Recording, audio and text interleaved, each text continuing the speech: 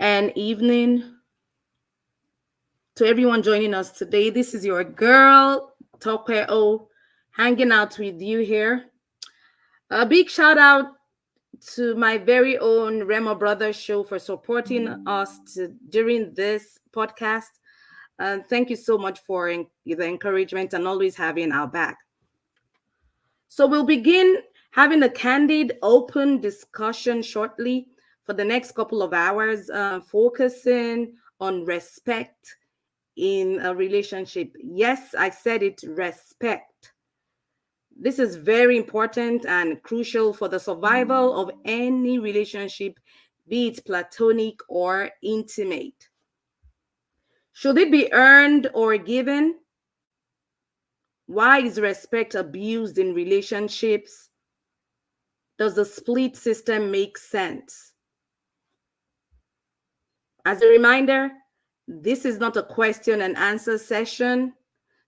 Simply briefly address your submission. Our discussion is strictly for adults and is not an outlet to bash or disrespect any gender or individual. Have an open mind, be respectful, and let's enjoy the ride. Adama, welcome. Yeah, Tope, I just want to say sorry to our viewers. Sorry we're running late. There was a kind of a miscommunication. We apologize. Let me start by saying greetings to everyone wherever you're watching us from. And I hope you guys are looking forward to today's segment with me and Tope. And we just want you guys to come in, enjoy the show, keep an open mind. We are talking about issues that affect us here in the diaspora and the African community as a whole. So before we start this show, we have a few rules. And one of those rules are some of the, this is going to be an adult show. So if you have kids watching, this might not be, some of the language we may use may not be appropriate for them. So we'll ask that this is not a kids friendly show. We just want to reiterate that and make sure that the parents watching are aware that this is an adult only conversation. And for our viewers who who will want to join us, this is a no camera segment um, show where you can come share your opinion, your ideas. We're here to learn from each other. And please, whatever your opinions of view may be, please be respectful. You don't have to like what Adama says or what Tope says, but all I ask for you is to be respectful. At the end of the day, the goal is for us to learn from one another, keep an open mind, do not be judgmental, leave people where they are, be nice, and let's start the show. Okay, are you ready? Let's go. All right. Tope, we have show here. I would like to have show please highlight the topic so people can know what we're talking about. Show, do you mind coming in so you can join us in the stage? Thank you.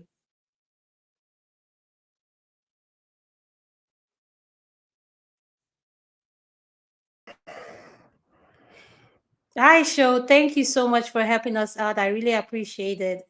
No problem at all. I wasn't even prepared to join. I wasn't expecting to see anything. Had a long day. Oh, Okay. sorry. Good evening. Tope. Good evening, Adama. I have an idea of what the topic is about. Mhm. There's a video that I think would launch the conversation. Would you like me to play the video or? Given what we've gone through, Tope, if you approve, I approve. Do you, Tope? Absolutely. All right, let's go. Okay. Those again say nay.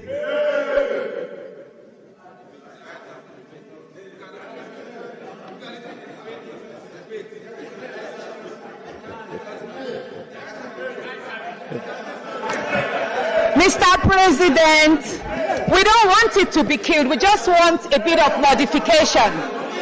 We don't want the bill killed, but it should be slight modifications. It's a necessary bill.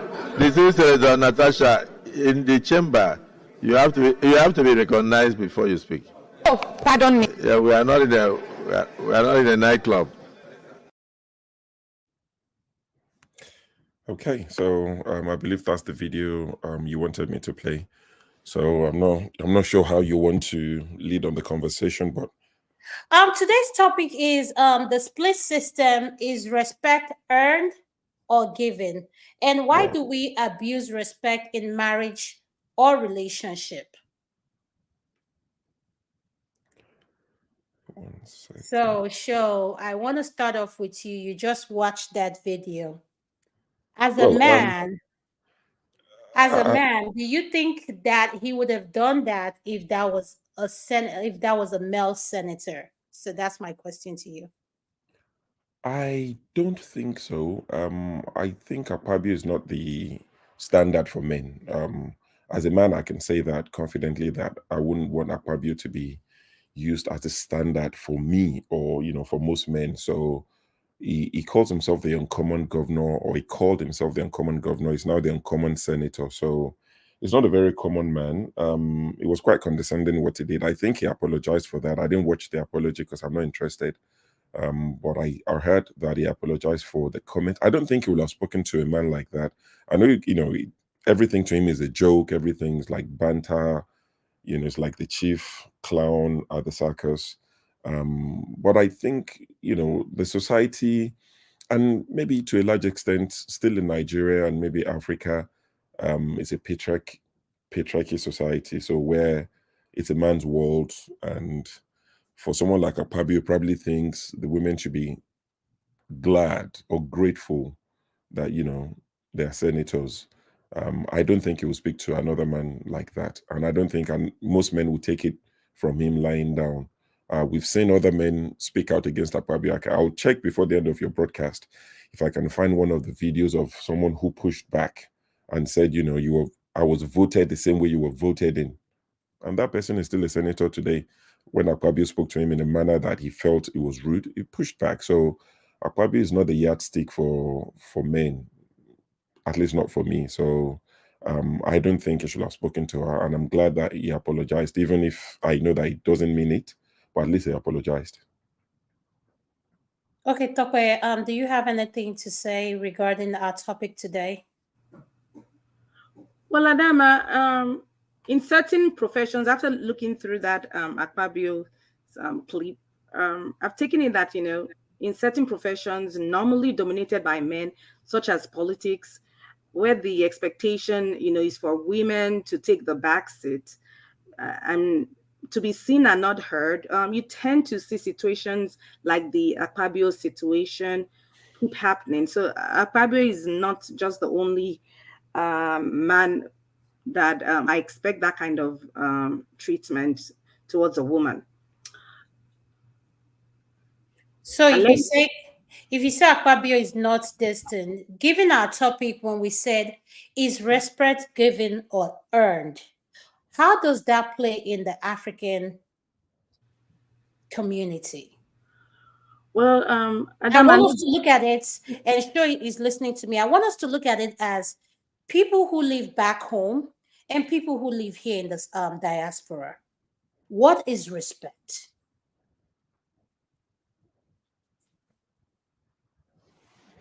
Are you asking me? No, Topper wants to. I want her to answer. Then I'll go to you next. so Adama, let's be frank, and I always want to zero in my thought process towards the Nigerian setting, which is my background. Respect is demanded and given to men. It's just it's just an expectation, because men usually use their financial capability as power, and have an edge, to control women who may solely financially be dependent on them.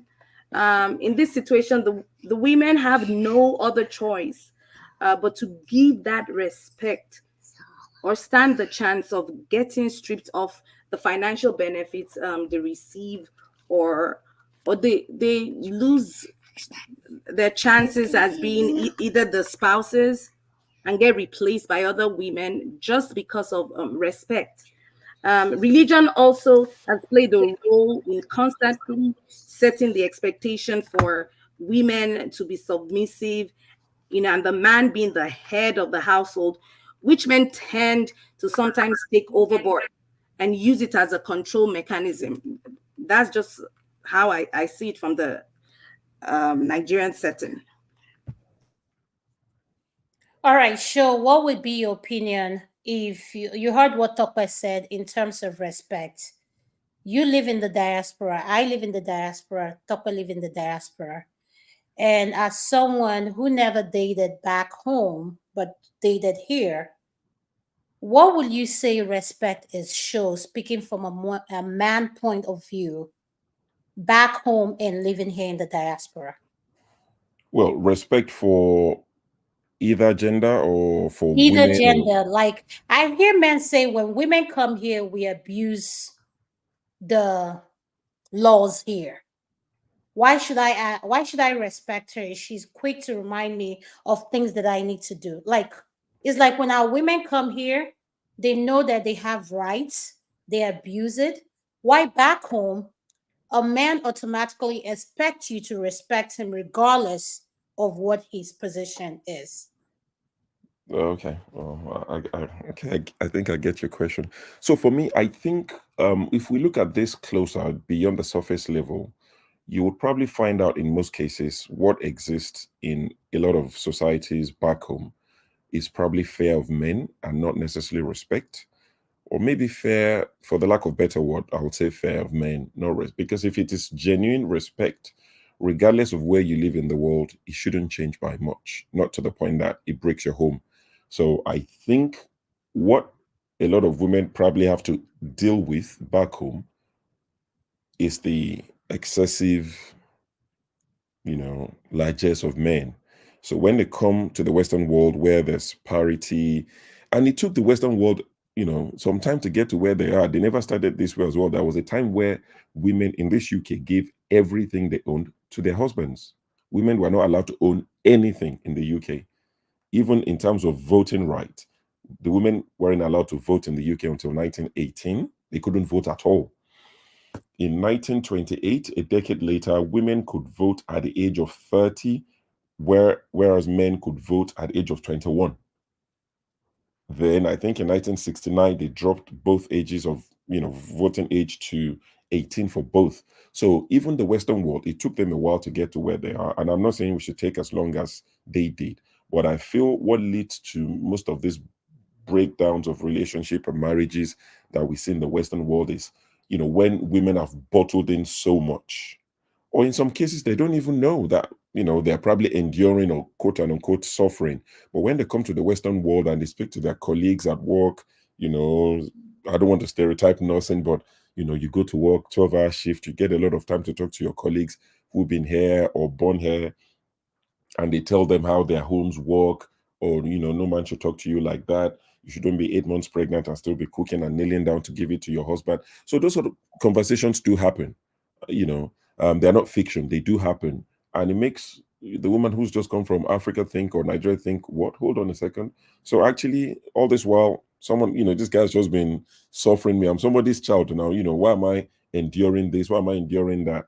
So I think it's not respect per se what is obtainable in Nigeria in most settings. I'm not saying in all cases, but in most settings, I don't think it's respect, because if it is respect, genuine respect born out of love for one another, I don't think they will come to the UK and everything will just disintegrate because the woman has, her eyes have been open. And guys as well, like I said in your first, I think your first podcast you did, where when I joined, I think guys as well, when you come to the West and you start doing the 50-50 split, I make money, you make money. In some cases, you probably think she makes more money than you. She's a nurse, she does longer hours, she makes more money. And you're saying it's 50-50 split, something you never did in Nigeria. In Nigeria, it was like 90-10, where the man was dropping 90% of the money for the upkeep of the family. So he got to decide and dictate everything that happened. But now you're doing 50-50. All of a sudden, everything changes. The woman is now thinking, if I'm dropping 50% off the upkeep of the house, how come you're going to be dictating to me? We both go to work. We both do 9 to 5. In fact, I do 12 hours. So don't expect me to come back and cook for you. If you get back before me, you do the cooking. So these are some of the things. I think if we look deeper, we'll see some underlying issues.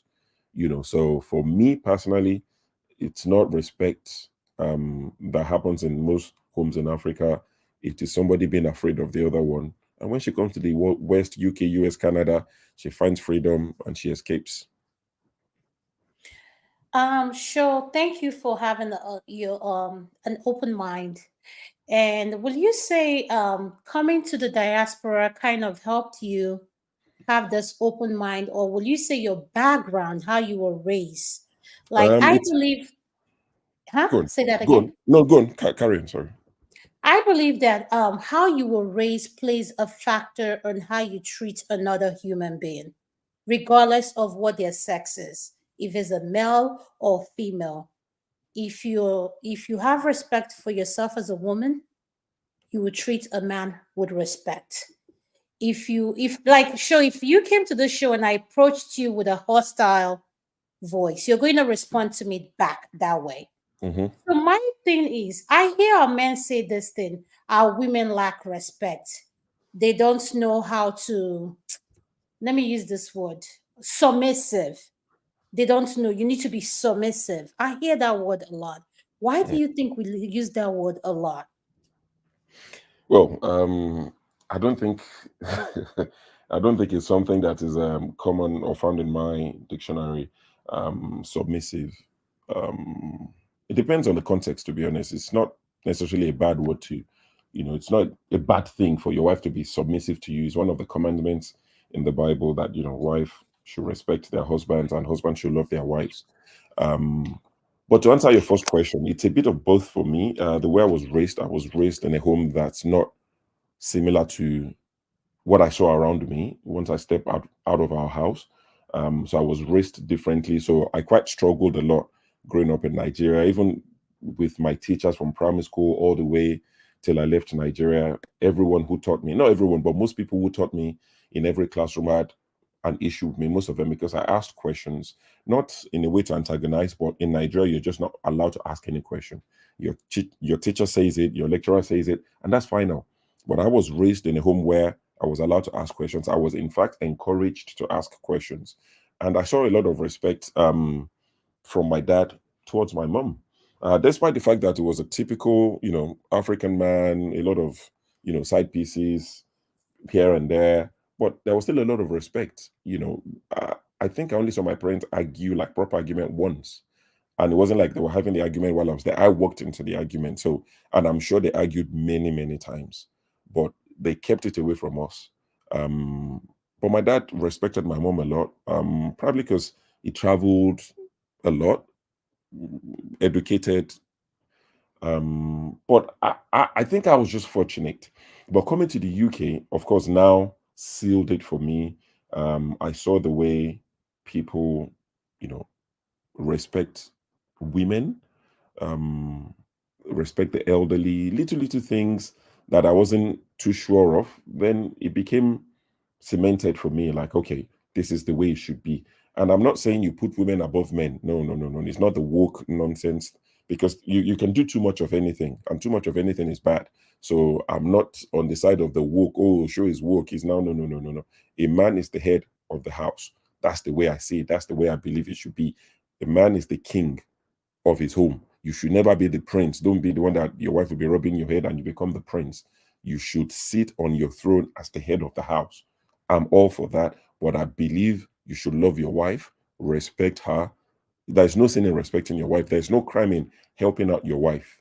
You understand? So for me, growing up in Nigeria, I saw part of it in my immediate house, and coming to the UK, I've only just continued, from what I saw my parents do.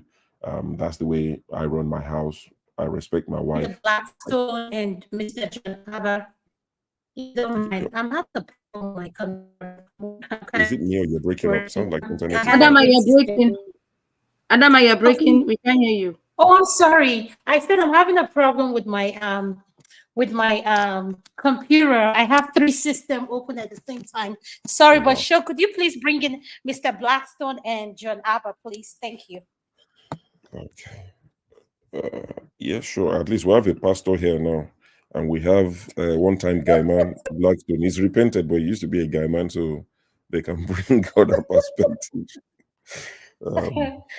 Um, Mr. Blackstone, welcome to the show. Mr. Jonaba, welcome to the Thank you show. so much. Welcome, Mr. Blackstone and Thank Pastor you. John Abba in the building of Texas. Thank you, ma'am. Good to have Thank you. you. Good to be with you guys. Thank you. We are talking about today's topic is respect earned or given, the split system. Why do we abuse respect in a marriage or relationship? So I will start with Mr. Blackstone. The Blackstone, could you please unmute your nest? Thank you. Thank you so much for having me. And yeah, there are many reasons why there's lack of respect in a relationship or in marriage or in a split system. And this actually depends on individuals, like what show has been explaining. All right. First and foremost is the upbringing and character, right? But no matter how you were brought up, there's always a room for a change because they say change is constant. And when we bring these issues into diaspora, we see that most people that were actually respectful or respect their have respect their partners in relationship or in marriage. Some of them, when they come to live in Nigeria, come into diaspora, they have a change of mind. They begin to change because they are influenced by the society. And this is applicable to both male and female, right? Like in society, in Western world, we know that women has a more advantage than men when it comes to the area of marriage, actually, where they are married couples, legally married, even sometimes not even legally, when they are living together, right? When there's an issue, you can see the woman calling the police and so on and so forth. So that also bring in the idea that I have an upper hand in this house, in this home, right? And so whatever the other person does, it's like, why are you doing this? I don't like this. Or that at least it keeps that respect for each other, right? It keeps that respect to some people. But there are also very good people who respect their spouse, who respect their marriage, who value their marriage. So the first thing I ought to say that what value do you attach to your partner? That's the first question. So if the value you have for your partner is diminishing, the respect for your partner will also be diminishing, right? And there are things that happens between partners, between couples, that actually result to this type of attitude whereby the respect is no more there.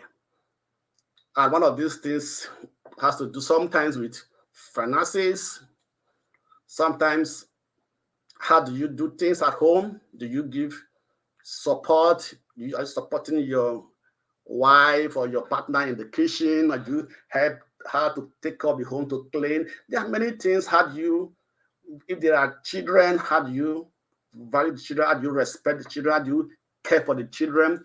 What do you contribute, right? So there are many things that actually lead to this respect, whereby if a man or a woman want to have respect, there are things that lead to that respect. And when there's no respect, there are so many things, right? So in some area, I would say that in Nigeria, I guess that issue of respect is not actually there, right? Because if you say a woman is respecting a man, what is that man doing for the woman, right? And if a man is not respecting a woman, why is he not respecting the woman? It could be finances, to add the value. What value does he have for women? How does he see women? How does he value a woman? I understand every woman said, I will ever respect a woman because I have a mother. If I cannot respect any woman, that means I cannot respect my mother, no matter what it is, right?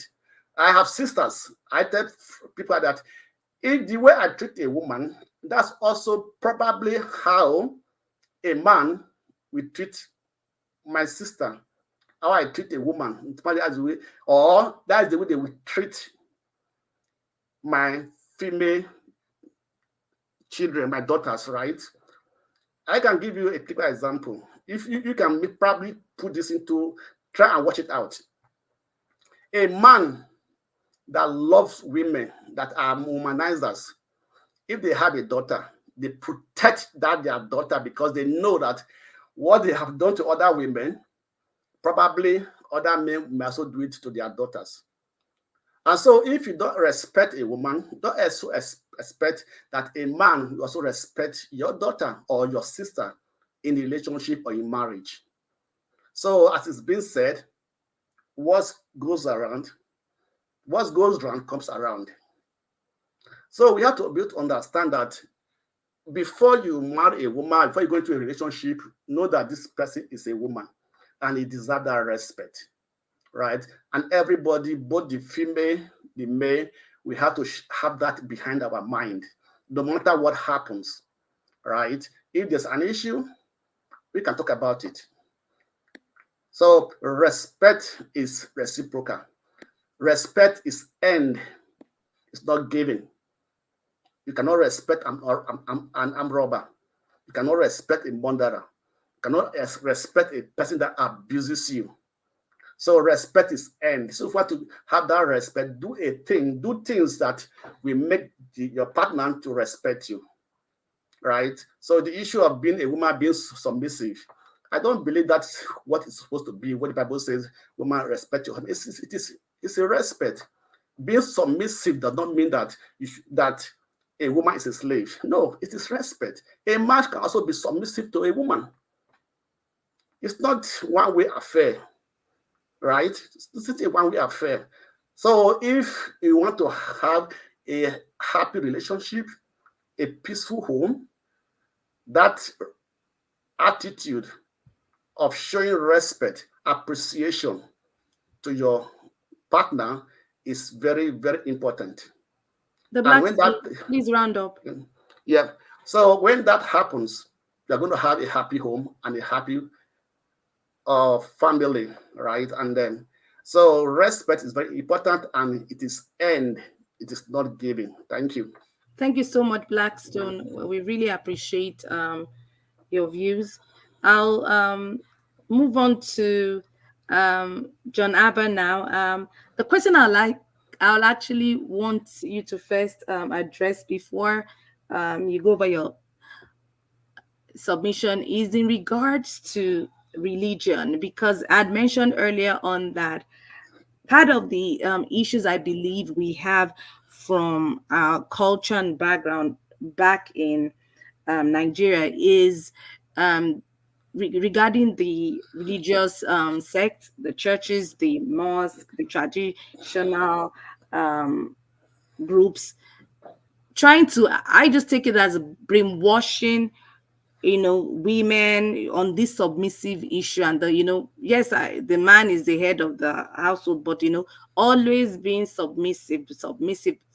And as I mentioned earlier on, this can tend to make men take this overboard. Janaba? Thank you. I heard you. All right. Um, you are talking from religious perspective, I guess. And then you say, if it is like a brain washed, the way women are conditioned. My question, and I don't want to use question to answer your question, but this is where I want to phrase it. Uh, are you going to disrespect somebody that gives you everything, including his life? And what else can somebody give to you Are, more than giving you his life? are you referring to Jesus? I'm starting from somehow like that, but Ye- just in general. Don't Because don't that's the bother. only Don't person I put believe. Jesus there.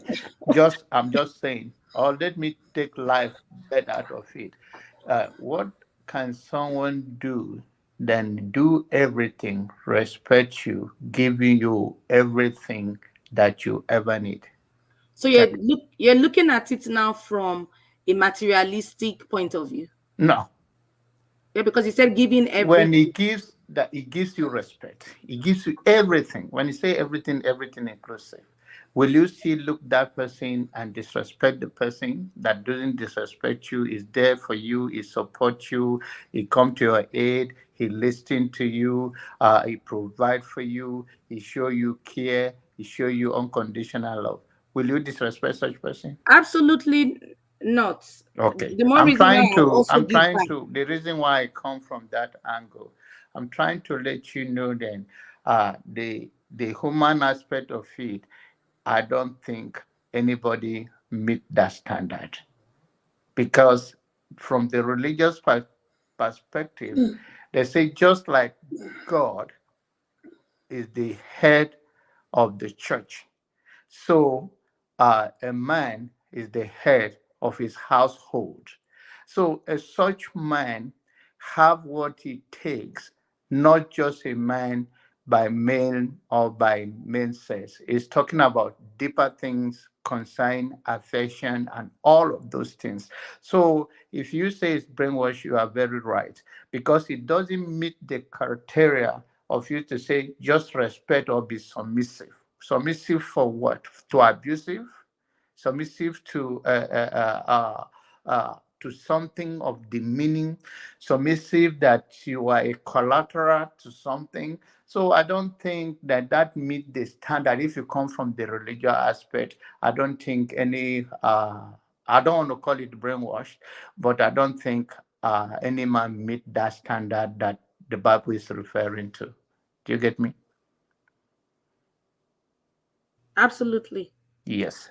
So that is how I'm not gonna say it like you said, like it's a brainwash, but I'm trying to say that I have not seen anybody that meet that standard that the Bible is trying to say. Say just like Jesus is the head of the church, or you can say Jesus, or you can say God. So also a man is the head of the household and all of that. And but then the reason why you don't want to put that all of those in the same category. This person, if you want to go a religious way, he died for you. He never abuses you. And if the little from a human perspective, and if you see a man or a woman that is always there for their spouse, you will see that doesn't mean they won't have their own issues, but you see that both of them have respect for themselves and they have both interests to protect. And once you have interest to protect for good, you work, you will make sure there is respect and you come to table to talk about issues. And respect to me, it can be given, it can also be earned. Giving is that it's a give and take. It can be earned when you behave well. You automatically earn it. So, can I ask you something, Mr. Janaba? I liked how you explained both the religion part of it and the other aspect of it. So, let's take our culture. What is respect to you? Culture from where I was brought up. uh, one thing, I was brought up in Brunei State in the north, from barrack to barracks, but mainly in the north. Um, uh, as a Idoma guy, uh, respect uh, the way in honest is that uh, you will go towards what they will say in Nigeria or in English to be submissive. That a woman, if you are talking about it from woman to man, let's put it in the context. in a relationship of whether it's a marriage or friend, or really or people stay together as a friend or have a relationship, I think it's my tradition and where I brought up is not different from what we have been saying. It's just like, I don't know how to put it, but it's just like it's not the way I want to in this civilized world and what we have seen. I don't want to relate it to what is called in the culture. Okay. I Yeah. respect that opinion because you know why I asked that question? Yes, ma'am. When you see let me use this platform for an example. When you see men come together, be it politics, social issue, they tend to make it like when you don't agree with something, let me use myself for example, I say, and for the fact I'm the person say that Dama is the one saying it. How dare Dama talk to me like that? That's the way they perceive it. And I start to ask myself, okay, is it that my tone is out of place, or for the fact that I'm a female, I shouldn't have that opinion? That is where I'm getting confused because I want someone to explain to me why is it that when a woman expresses herself, she's been labeled as, oh, she has no respect. She has an opinion for everything. When a woman is an achiever, oh, you can't tell her what to do. She's in this position, forget it. This one is not going to listen to you. And I start to ask myself, you don't even know me. So how do you get to form those opinions about me? I come on this platform. Thank you to Dr. Rudolph Electricity who brought me in. And I've been on the comment section for a while and I've observed all the panelists that come in here. And one thing I have noticed when women come and start something, I'm looking at me and Tokwe segment for an example. We lack the support of our men. And I start to ask myself, what kind of men are we dealing with? Do you understand where I'm going with Mr. John Abba, Yes, I'm listening to you, Blackstone, and ma'am. Show? So that's the question I want us to. Like, Oh, why is it okay. that we Okay. see our women who have opinion or have something to say about what is going on in our environment, we start Okay. looking at them that, oh, she's saying too much. Thank you, All sir. right. Okay, I can will I have say a word something? now that Okay. you put it in this context. That's why, because we are trying to be careful, people around the world is listening and all of that. Now, when you, a woman, I don't want to use you as an example for it, but let's say women in general. And the best that I know, I have a very strong woman. So, uh, my wife, if you know me, she's very outspoken. I'm not very outspoken in person. If you meet me on one, I don't look at people's eyes. So, but she is not. And for some reasons, you guys have watched me for the past few years on Dr. Rudolph show. You will not think about that of me. But people think she's more dominant figure, and I learned in life that when you want to get things done, women get it done. When you want to talk about it, men talk about it. And also, we take it to our various upbringing. People are brought up in different way. For instance, I choose to let my children uh, know that in life and in marriages you can have misunderstanding, even though they have not seen me and my wife have any argument in their presence. But we have family talk, and I told them it's okay. The reason why I say that to them is this: it's because I don't want them to get married tomorrow, whether my son or my daughter, and they think that everything is just like that, that they will not be disrespected or they will not have issue, or they can say, And sometimes you don't mean to disrespect somebody, but the person can just say, "Why are you disrespecting me?" So the tone in our society where women feel that when they have a strong opinion or have a say, whether in politics or in the public, that they are being disrespectful, is a cultural thing that even the white people are still struggling with. So it's not just limited to Africa, but then African things we are backward in everything. So it make our case worse. Thank you for saying that. So it's something that people have to watch, and women have to come to their own defense often. I have seen in Nigeria where women run for office, and even the fellow women have no courage to support her. So if women will continue to rise up in our society, just like we see in every other advanced world, we will have a better result. So women to have a work to work within themselves, because if they have a strong say, even though they do their most of their thing, even some strong women, they don't have to be in public. We have one of the influenced a pastor in Dallas Metropolis. It's called Oak Cliff Church. You can Google it. Yeah, I know the Yeah. church you're talking about. Okay. And his wife, first wife, passed away. He just got married not too long ago. But if you look at close to them and know what happened, after the wife died and he got married to the new one, whatever the other wife was doing that kept him, whatever he causes him to resign his position, he tell you that women are very powerful because that woman was able to, whatever that secret, deal with it for many years. But when she died, he could not hold it than to resign.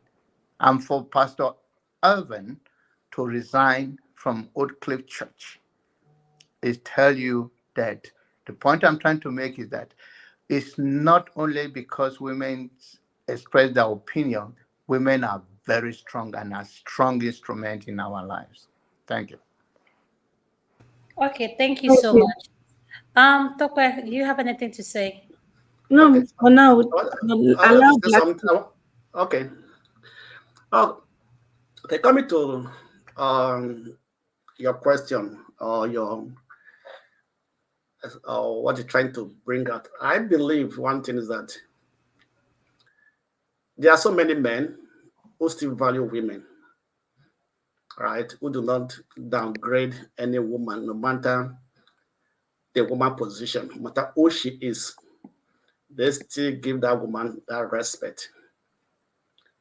Also, there are men who doesn't have no value for women, and mostly for those women who are not in a position maybe of value or maybe of a position, maybe has money and things like that. And this thing cut across board. Both women does the same, and also men does the same. Literally, women are very strong people, right? If you have a strong woman, I can bet you are already successful 50, 60%, because she's Thank going you, to support. Blackstone, for saying that. Thank you, sir.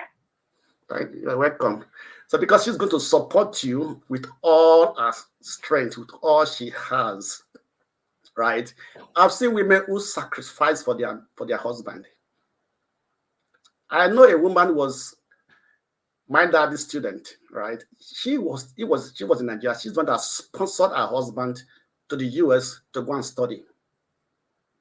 That's the one. She was in Nigeria, right? So if men can have that value and realize that women are powerful people, and also if women can also realize that they are also powerful people, I think that no man will be able to downgrade any woman, right? Like what you made reference to, Adam, is that men just speak, they don't know who you are, and they don't know anything about you, but they try to downgrade you. to not value you, right? I have most of my friends are females, right? I do advise them that be a woman of independence. Do something for yourself. And once you are succeeding, every man will respect you because they believe that you are not coming to depend on them or fully depend on them for you to survive. So every woman will value a man that is successful. Likewise, a man will value every woman that is successful. So we have to understand this, that there are things in our life, there are things that we portray that give us that respect, that value, that thing that there's a thing that we see in you that made it to value you, that made it to respect you, that made it to bow for you, right? We say in Africa because also there are so many women there who are in control of things in Nigeria. Maybe they're not in the forefront, or you are not hearing, you don't hear about them and things like that. But there are so many powerful women in Nigeria who control things, even in Nigerian politics, in Nigerian business world, corporate and everything. They are there, right? So when let every man realize that a woman is a powerful tool made by God to support a woman. Sorry, to support a man. And no man has a right to downgrade or look down at any woman because of tradition or whatsoever they might believe. But I believe that a woman that knows her value will work hard to keep that value and shine, that every man will know that she is a woman of virtue. Thank you. Thank you so much, Mr. Blackstone. The only hit back I have about that is I have noticed the more women are accomplished, the more a lot of men feel that they're now wife material. But at the same time, men who are married to them and know who they are, hold on to them. They value women like that. Like when I say women that are accomplished, I'm talking about over six figures. Their career are going well for them. They know what they are. They have kids. They're doing well. And like just like you and Mr. John Abba said, I've had the pleasure and the opportunity to have a conversation with Mr. John Aber, and I know his views on some things and his stance on a lot of things, and I quite respect it. And I'm of the opinion that no matter how successful a woman is, you're still going to be under a man. Forget this thing when you see women say, I don't need a man, or I don't, oh, trust me, they need a man. Trust me, they need a man. God did not create us for us to be alone. God created us for us to have companionship, for us to the older you get, you want someone you want to come back home to enjoy what you've worked hard for. I always tell people, if you start a relationship, your marriage based on, oh, my children this, my children that, trust me, those children are going to grow old. They're going to grow older, start their own future, and leave you.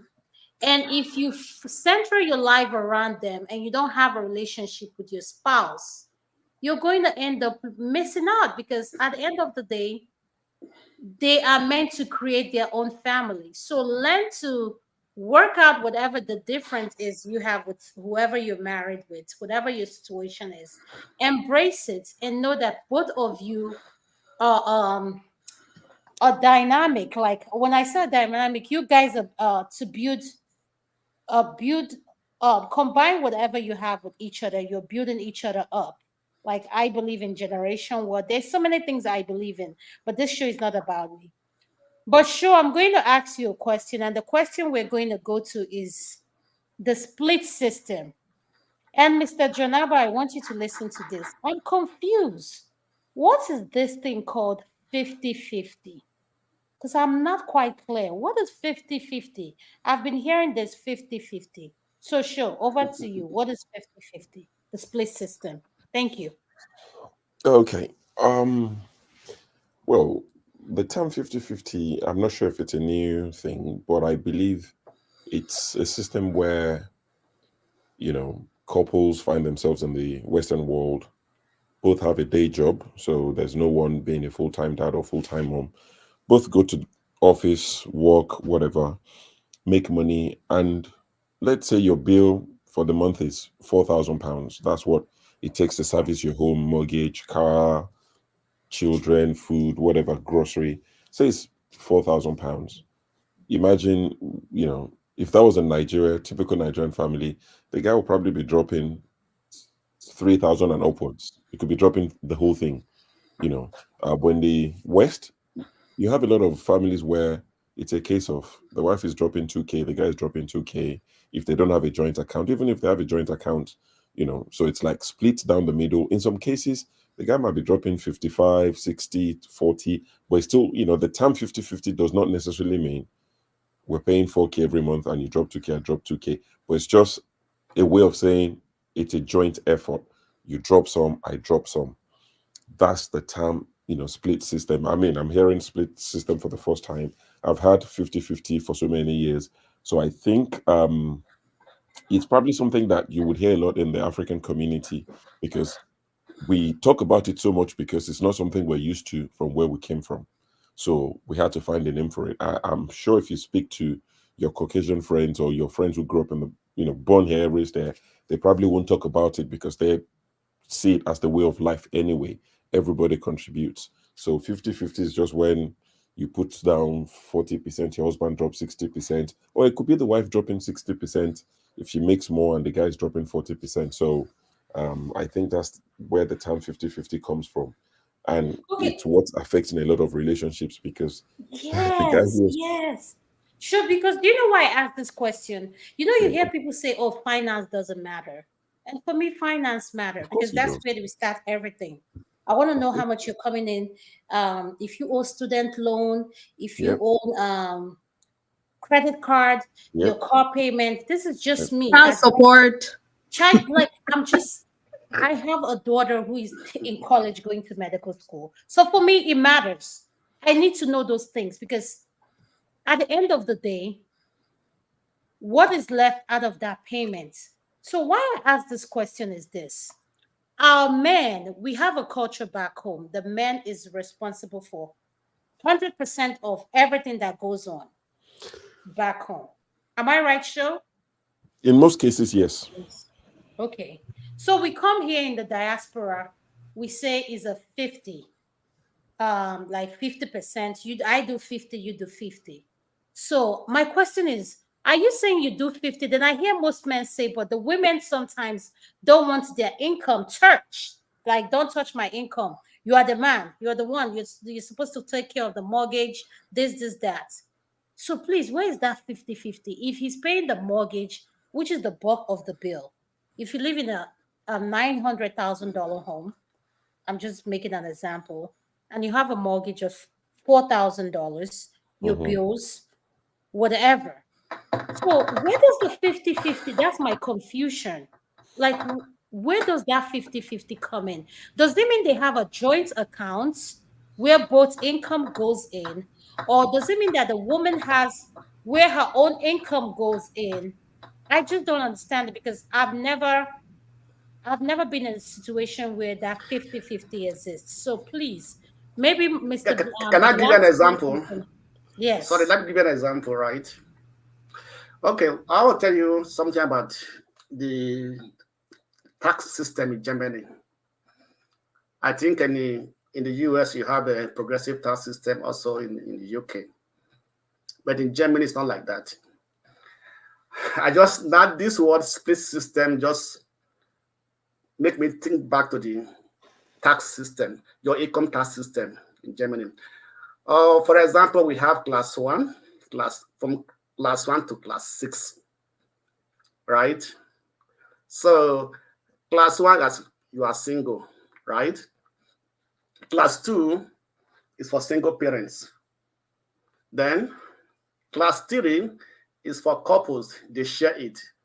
If you have class 3, either the man has class 3, the woman will have class 5, right? Then we have class 4, which also for married couples, it'll be 4 and 4, right? So then class 6 is if you are doing a second job. So how do they do it, right? If, for example, I receive higher than my wife, right? We sit down together to decide what tax class we are going to have. If I'm going to have class 3, then she has class 5. Indirectly, she's paying more tax to the government than I'm paying. Okay? So class 5, they pay more income tax than class 3.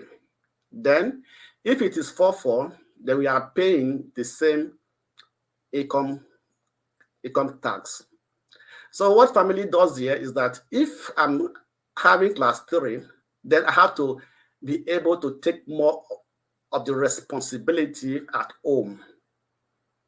If maybe you have a mortgage, probably will be paying the mortgage, and the woman maybe be maybe taking care of the maintenance, the other little things at home and things like that, right? So that's how it goes here in Germany, right? With the tax class system. They already split it in between everybody, couples, married couples, and singles, and people who are also single mother. If you're a single mother, you hardly pay any tax if you are using tax class 2. So in that case, so what do you expect the people to do, the married couple? I think if I'm taking more home from my income and my wife is taking less, that means that I have to take more of the responsibility at home than the woman. That means that we have 3 and 5, right? So if you have 4-4, that means that depending on the individual, probably we have to share everything 50-50, right? Also depending on the income. If I receive more, I also take more income home than the woman who received less, right? So that comes now bringing the discussion of how do we split the responsibility at home, right? So I think that normally, if you're having a progressive tax whereby everybody have a percentage, same percentage of tax deduction, no matter how much you receive. So I don't see any reason why a man will say, let's share or let's split our income. For me, I will not do it, definitely, because I believe it is my responsibility to take care of the home, right? And also, a wise woman will also contribute in her own way. I don't need to ask my wife, what is your salary? How much do you receive, right? If probably she receives more than I do receive, she has to use her own wisdom, all right, to say, this is how to contribute to the family, right? It doesn't have to be a thing that you have to sit down and discuss, or you have to reach an agreement, you have to have a joint account. It's a 50-50, right? We know how much we are receiving. Both of us should know how much we are receiving. And also we have to say, okay, this is my responsibility as a man. I don't need to tell the woman that I have to pay the rent, or I have to pay the mortgage, or I have to service the car. It should be a responsibility of a man. That's how we are brought up in Africa. That's how we grew up, right? So if we should not come to abroad, to diaspora, and begin to pick what we are learning from them, right? Like in Germany, right? You can see husband and wife, they go out to go and for a dinner. The man will pay for his son, the woman will pay for his son. They go home, their husband and wife, they still go to the same home. That is their culture. That's how they are brought up. But we have to go to say that when in Africa, we invite a woman out, it's your responsibility to take care of everything, to pay everything. So why must we now come to leave Nigeria, come to developed countries, be in diaspora, and begin to bring laws that we are not used to, right? So there should be a better understanding. Should be able to think out things, and the man should be more responsible in taking care of the family than the woman, right? And a wise woman, a responsible woman, should also care, do her own part, even if the man even has more than enough. because your contribution to the house will also hand you respect, right? You don't need to fight over money. And I think most of the things why we fight over money is that we want to have mansions in Nigeria, want to have this, want to send money to our family. We are still carrying the excess luggage of our family relations with us. At the end of the day, the money we are supposed to spend or to use within the immediate family, we are not sharing it with other people who are not with us. And that also results to these differences in come to issue of finance in the family. Definitely, I know women are more caring for their parents, for their family and everything back home and everything, for their mothers as well as well, more than the men. They came up for that. So when the woman is not having that what she need to send, or maybe before she got married, she used to do more for the family back home. Now she's married. Also, pressure come from back home. You were doing this for us before. We are no more doing it. Is it because you are married? Is this your husband? So on and so forth. So there are many things that result to this issue of split income, the split system that is happening. So we have to, and then that's also result to a lot of misunderstanding, quarrel, and things in the long run within the family. But I believe that a man should be able to care at least 60%, 70% for the immediate family. And the woman should use her wisdom to contribute to the finances that within the home, that the man should not carry 100% this burden. That's my take on it. Thank you so much, the Blackstone. I want to first, before bringing in Mazi, thank you so much for joining.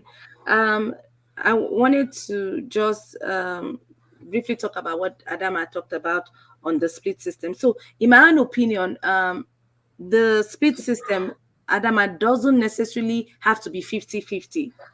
I sincerely just believe that in a split system, um, within couples, you share responsibilities, not necessarily equally, depending on how financially capable each partner is, and based on the schedule of each person's job. So you won't expect a woman who is working 12 hours shift to come home and still, do all the cooking, the chores, and all that, and she has a husband who's just doing like an 8 hours shift, to do less.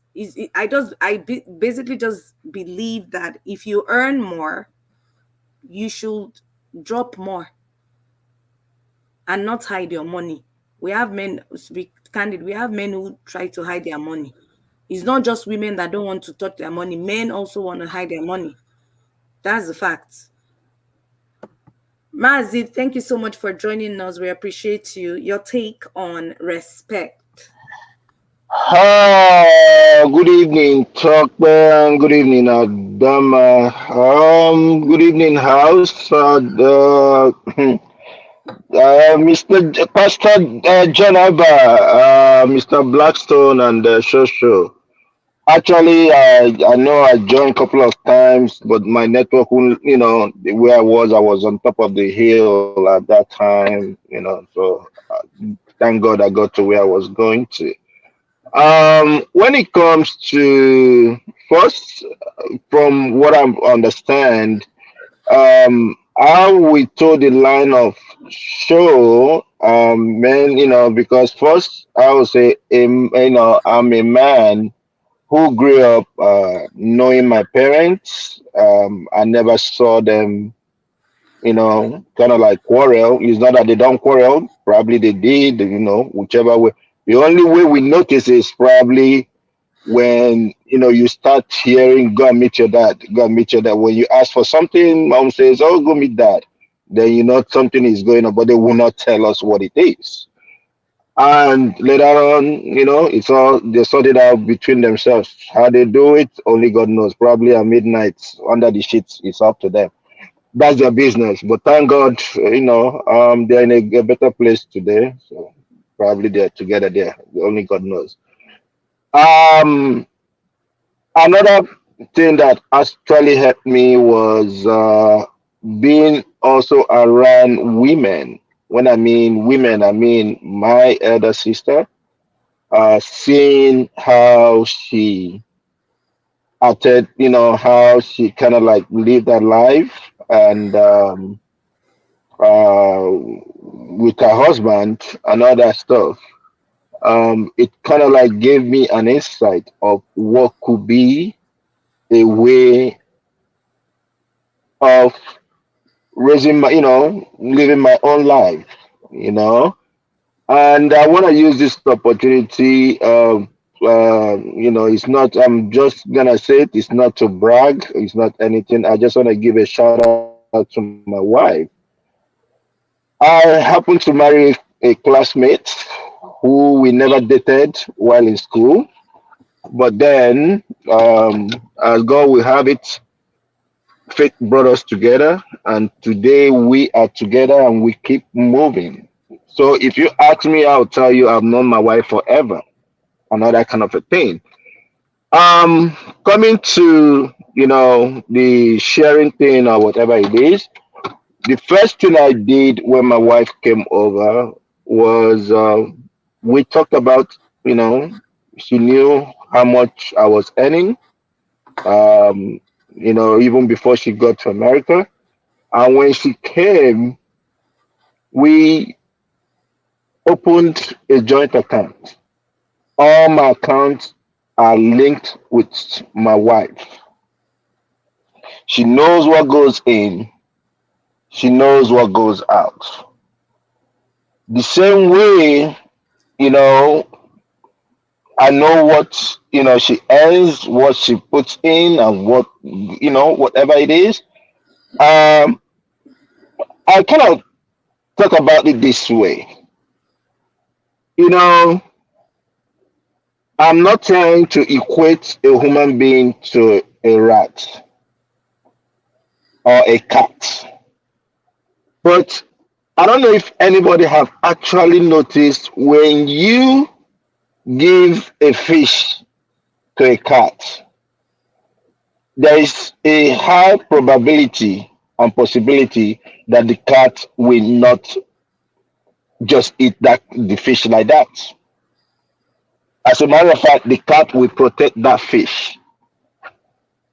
You know, so in essence, what does it mean? When we discussed the fact that my wife became the financial director of the house. You know, my own thing is once the check goes in, it goes in. She's even the one that tells me, "Oh, your check came in," or "Your check didn't come in," or whatever it is. She she knows all that, and it's been so helpful. I'm not gonna say let everybody be the same. No, no, we all are different people. But what I would say is this: if you're a man and you love yourself, then you'll be able to give love to another person. But when you don't love yourself, how can you give what you don't have? If you don't love yourself, there's no way you will love the woman in the house or the woman you are living with. You know, um, and I always say this: I love my wife to death. When Janaba says, "Oh, you cannot equate the love Jesus had for the church, to marital whatever it is," I disagree with him. I can sacrifice my life for my wife. That's how much I love her. I'm not saying I'm perfect. I'm not perfect too. If I see behind, the big one, I go look, but God go forgive me. Anyhow. The only thing I won't do is to approach the person or do now. I won't, but look, oh, I go look. That one, na my eye, na me get them. So that's just the thing about it. And at the same time, um, Blackstone, when you talk about taxes, Yeah, the taxes here is either single. The important thing is how are you paying your taxes? Are you paying your taxes as a single, or are you paying your taxes as a married person? And it all boils down to at the end of the year when you start when the taxes are filed. If you paid as single and you now file as married, you get more money. It means that they took a lot of money from your paycheck, and then when you are filing jointly, you guys will make a lot of money from that. They'll give back a lot of money, and then you know. So in a nutshell, that's just what I can say for now. And women are strong, women are lovely. Whoever that tells you that the women are this, that, then that person is deceiving themselves. And when it comes to respect, all these things they talk about respect. Respect is earned. When you respect your wife will respect you. But when you don't respect your wife, how do you expect her to respect you? You Thank know, you, and Mazi. when we talk about that respect, in what essence is it the way she's communicating with you? Then if she's communicating with you, probably there's something wrong. Either you are not doing well in the other room, you try to improve yourself. You listen, eh? You improve yourself in the other room, eh? Or you are akagom, the what do you call it? The stingy type. You you Ebola. check yourself. You can be the only one that can assess yourself and know what it is that you're doing. Your wife is not, your wife doesn't like. Try to make amends, because at the end of the day, the way you treat your wife when you guys are young, it will be the way you receive care when you are old. That's what somebody have always told me, and an elderly man, and I believe him. Because when you guys are old, at that time, if you are not treating her well, especially when it is that you are way, way, way older than her, when it gets to that time when you are flapped, sorry, sorry, sorry, sorry, if it's a sorry the Kuba, I don't know what to say. Whatever she does, it is what she does, another. And be open, be the one, at least have conversations with your wife. Talk. There is nothing wrong in talking, in communication. Whatever it is, you guys can iron it out. Take that ego. I'm a man. Whatever I do, you command. You are not a commando. If you're a commando, go and join the military. And you can as well ask to be sent to Sambisa, to go and fight the Boko Haram. Then I will know that you're a human being, or you're a man that you claim to be. Other than that, if you want, you're the type that bangs on your wife or shouts on your wife or touches your wife, then you're a coward. You're not man enough. That's all I can say for now. Thank you.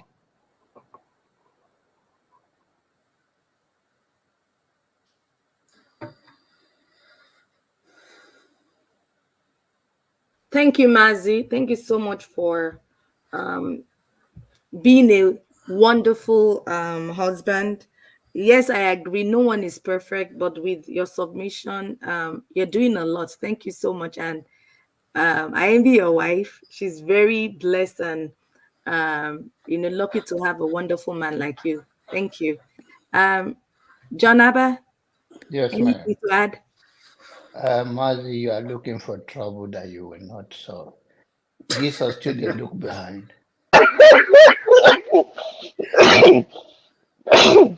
I Mazi, say please, you are. before you speak, Uncle Janaba, before you speak, can I say this? I just want to give a shout out to Mazi's Prince wife. Thank you for loving him unconditionally. And this is what I say true love does is this. If you've experienced it, you know what it is. And I always tell people go for what works for you and your home. Don't listen to people will come online and they'll be making all those things that don't exist. At the end of the day, if you are, excuse my language, if you're a sucker for love, be a sucker for love. You know what you have, cherish it, hold on to it, and The sky is your limit. So I just want to say a shout out to her. Thank you so much for sharing your personal experience. We do appreciate it. Over to you, Mr. Jonava. Ask him that since you know how to look for trouble, you're not going to stay on this leg. Jesus too, they look behind and see how big it is. When I say that the love of God is different in all way, and after you finish it, you say they look behind and all that. You must be please stay on your lane. Oh, you are looking for trouble, and anybody supposed to love you. Yeah, Jonathan, it's good to tell the truth now. Now God creator Eh, now. but that is why Jesus don't pass you then now. And Telling I you know, all I is not agree. equal. I Then agree. you see, you I agree. agree. That's why I ask for forgiveness all the every And day I anybody pray. can love you, a loving person. Anybody can love you because you are a special child. Everybody will love you. You are a Oh, good, thank you. Thank you so much. I really you are a good appreciate. Democrat in California.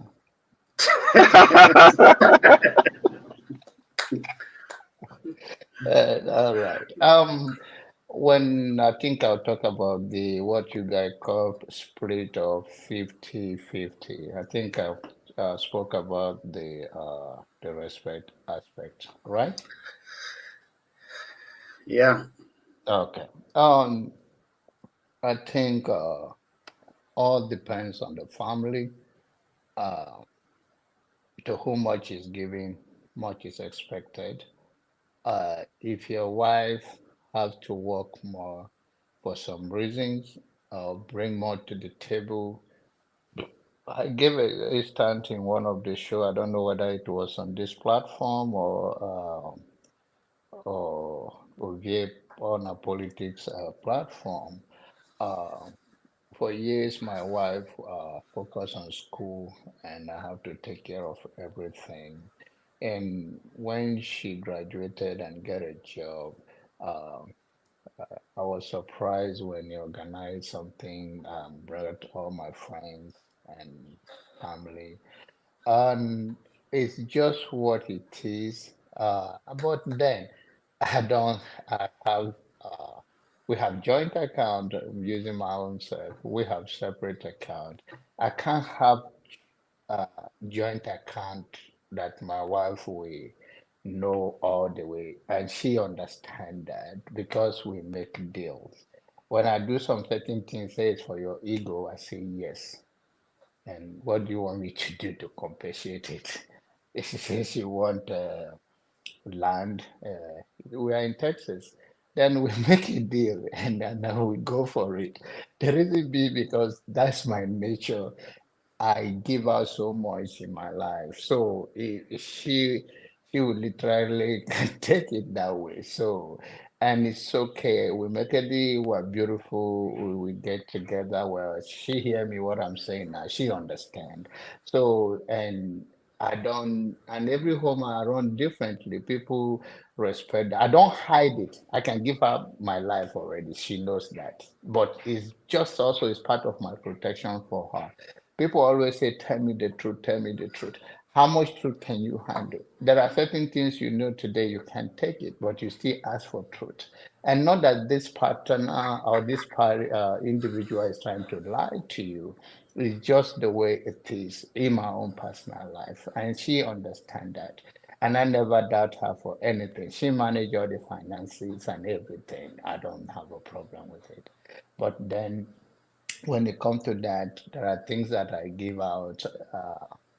She already told me that she don't want to be poor and she feared poverty than death. So literally, sometimes I pretend like I have some money, leave money in my trouser so that when she's washing it, she can get maybe $100. If not, she'll think I'm broke like a hell, like I've sold myself outside already. So this kind of person that she like that kind of a thing. So I can hurt her thinking that that is being transparent, but she understands it completely and she can access the account. It's just because I don't that is the way I live my life. I run business. My business is a lot of risk and all that. So but that is it about that. But when it comes in general, I think the more you do, the better it goes for you. I think like show. and married priest, they'll have a lot of relationship in bedroom than some of us because they are good in what they do, and women love that. And I think we all compensate in one way or the other. I think they can even go to Wonderland with their head more than people like me because they do all the good stuff. They out of 10, maybe they are 9 or 10 over 10. So every home are different. I'm just kidding. You understand? I do my own thing. Every home is different, and the most important thing, don't hide anything from your spouse because I get in trouble with that, right? And because of the way my wife her mindset, I already know, and I know I have a time, but she already sensed it before I could approach her because I was doing something with her. Is she understand? But I've told her for years, I want to do this, I want to do this. She don't want to compromise, and I started it without telling her. But of course, uh, I have planned to tell her, but then when she know before I told her anything in the house that she does or she don't worry when the kids are to do this, she say, go to your father.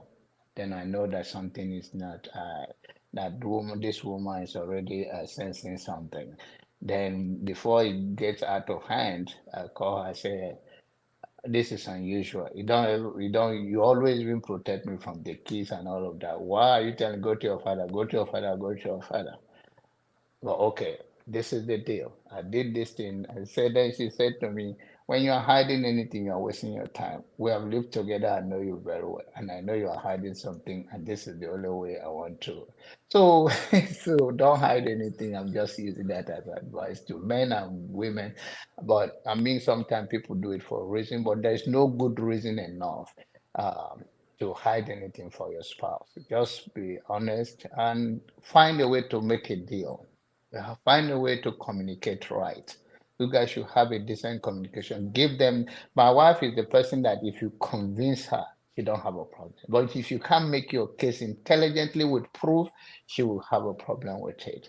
So I think every women that are out there, they are like that. Most women and men hide money too, and women also do. I don't think some women once they love you, they don't. They even if they do it for the best interest of the home. Depends on how they study their spouse. So that's where I can state for now. But the 50-50 of the new generation is what it is for them. But I think everybody home is different, the structure, the upbringing, and all that we baggages that we brought to marriage. Some come with debt, some come with other issue from the family. So all of those things, for you to avoid all that, I think you should communicate it before even getting into marriage. This is what I hope for school loan. You cannot be a medical doctor and you went to school and pile up all that, especially those that went to school here, and you can come with that baggage and you don't discuss it with your spouse. And then your spouse, if you have any other family problem back home, because some people left home with a lot of expectation that they have to fight, work so hard here to meet up. I'll tell the young family, calm down, calm down. Those problems were there before you were born. They will always be there. Don't destroy your own because of that. You should reach out and help as much as you can, but then you plan your life, and you, especially those that life are in America, there are many people who their children, everybody is here. You cannot compare to somebody that their husband or their wife is back home, or they have some immigration issue here and there. I've seen a family that they live here, one get deported, and all of those things. So every family structure is different, but in anything, let people communicate. Let people communicate. They will have the best once they are open and they share their common goal with each other. Because you can be married and have a different goal, different ambition, different in so many ways. But through communication, you guys can work things out. Thank you. Thank you so much, Mr. Jonaber. Is there anybody that wants to contribute? Because I want to shift the table. I'm about to shake the table before I shift it. I just Blackstone. Uh, um, okay. Um, Actually, like Janaba said, every home is different and everybody is different.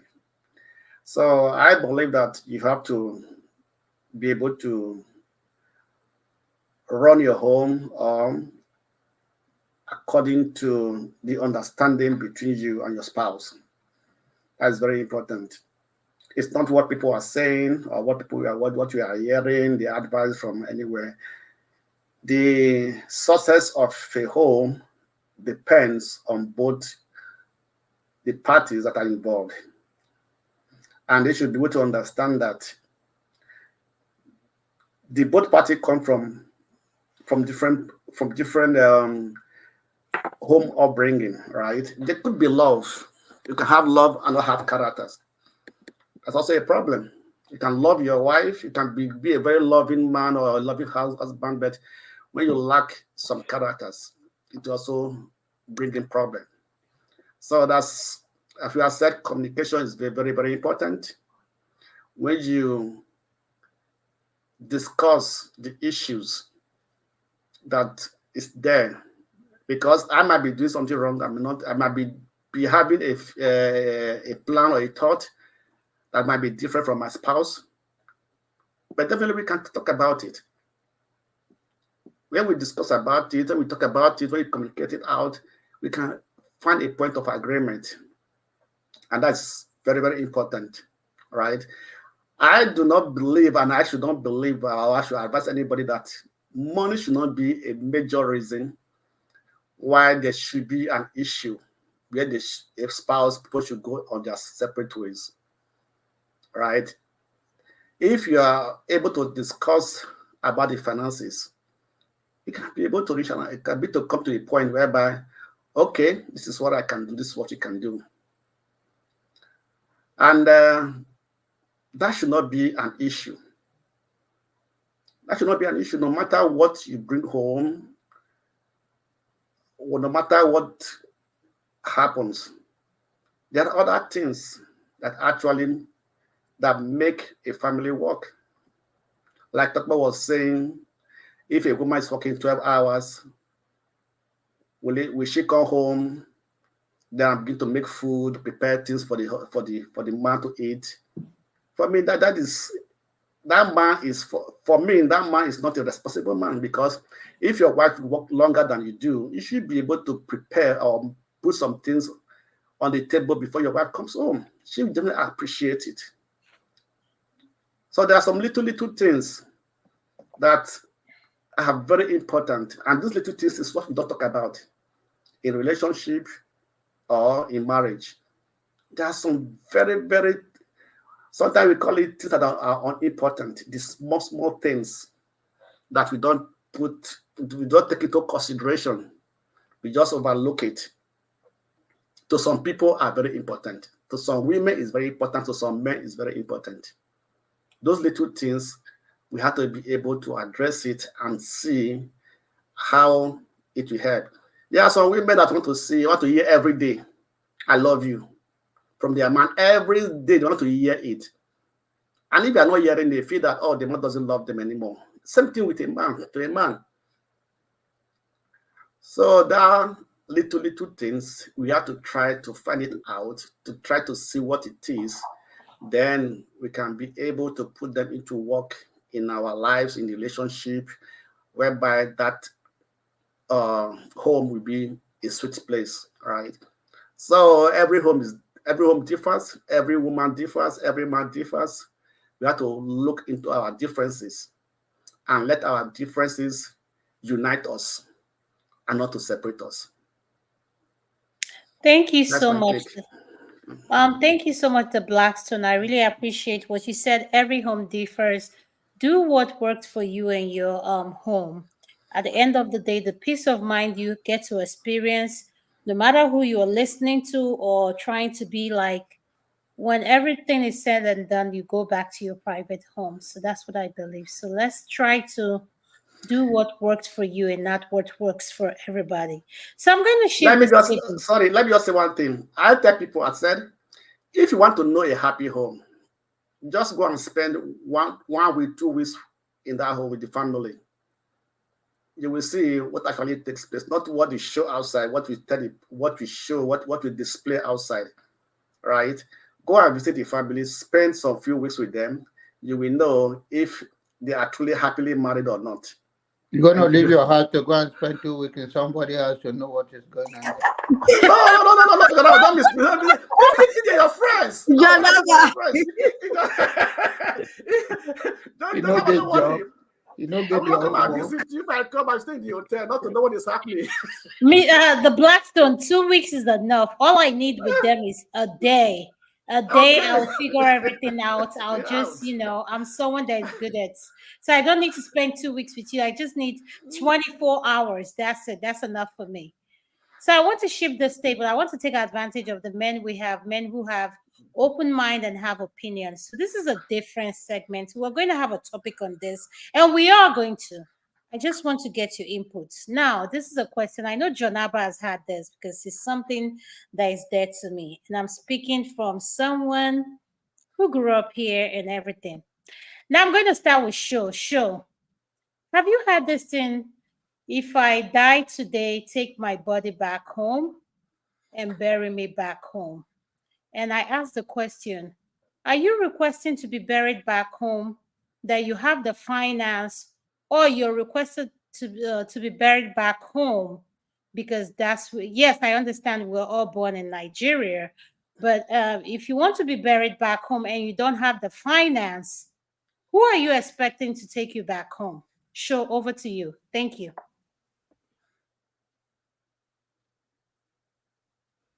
Show, are you there? In the other room.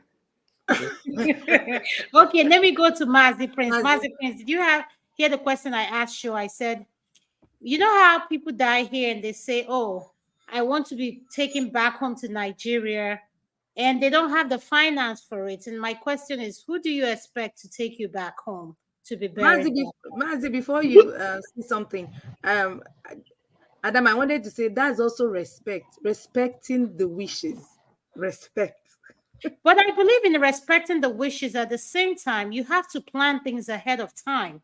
It's called having your household together. If you want to wish for something, it's just like me saying that now.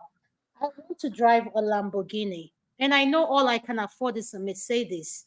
We need to quit expecting things or having these things like about, how do I put it? Like, we trying to create things that don't exist. I believe my dad said, "Onye ti ono ye ti ako," meaning that if you are expecting something, you should have the fund for it. Who are you expecting to fund the thing? A lot of our people do not believe on life insurance. A lot of people who do not, they believe on Igbo, all this association that exists, which I have no problem with it. I belong to a few. But the question I'm asking is, in order for you to have your finances together, if you die here as in United States and you do not have the finances, who do you expect to take your body home? Mazi, Mazi Prince. Ju- Thank you. Just give me 2 minutes and I will get back to you on that. Just 2 minutes. Okay, no problem. While I'm waiting Janaba, on Mazi Prince, Janaba, can you take over? Uncle Janaba, can you take over? Thank you, sir.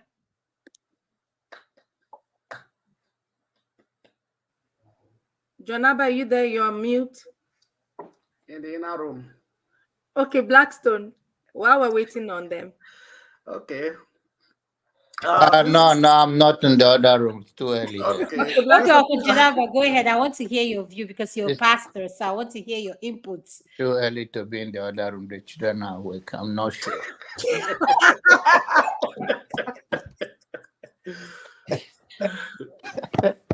All right. I know, like we said again, it goes back to individual, but now your question is crafted in the way that is interesting. Not that the will of the person you are not willing to honor it, but then you are saying that you do not make a proper arrangement for that will to be honored in terms of finance. And that is the problem. And sometimes people say that it's the same amount that you're going to spend to bury someone here is the same amount to send the person home. And that's not completely true. It depends on the locations. Like for instance, if your body arrives in Lagos and you are not in the West Zone, they have to transport it and all of that to the middle belt, some part of the east, and all of the even north. So I think to avoid uh, this problem in our community, people should make a proper arrangement before they die. It's not only okay for you to put it in your will, but then people also consider the other side of it is that they want to go to their father's or their husband grave graveside to pray, to drop flowers, to do so many things. Um, Also differ. Some people, the way we are, you visit your village from here than the people that live even within Nigeria. One depends on your commitment to your community, or you have parents there that you go and visit often, or something take you there that is unique to you. So everybody case again is different.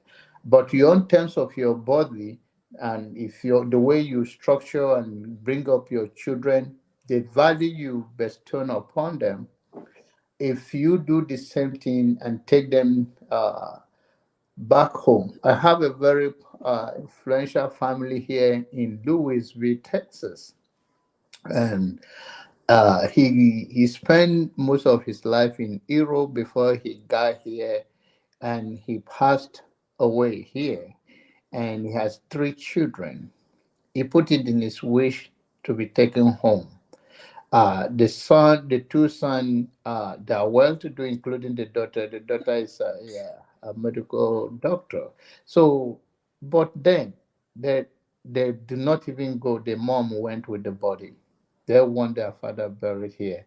And the people back home was telling them, if you don't bring your father home, and this and that, the tradition and all of that.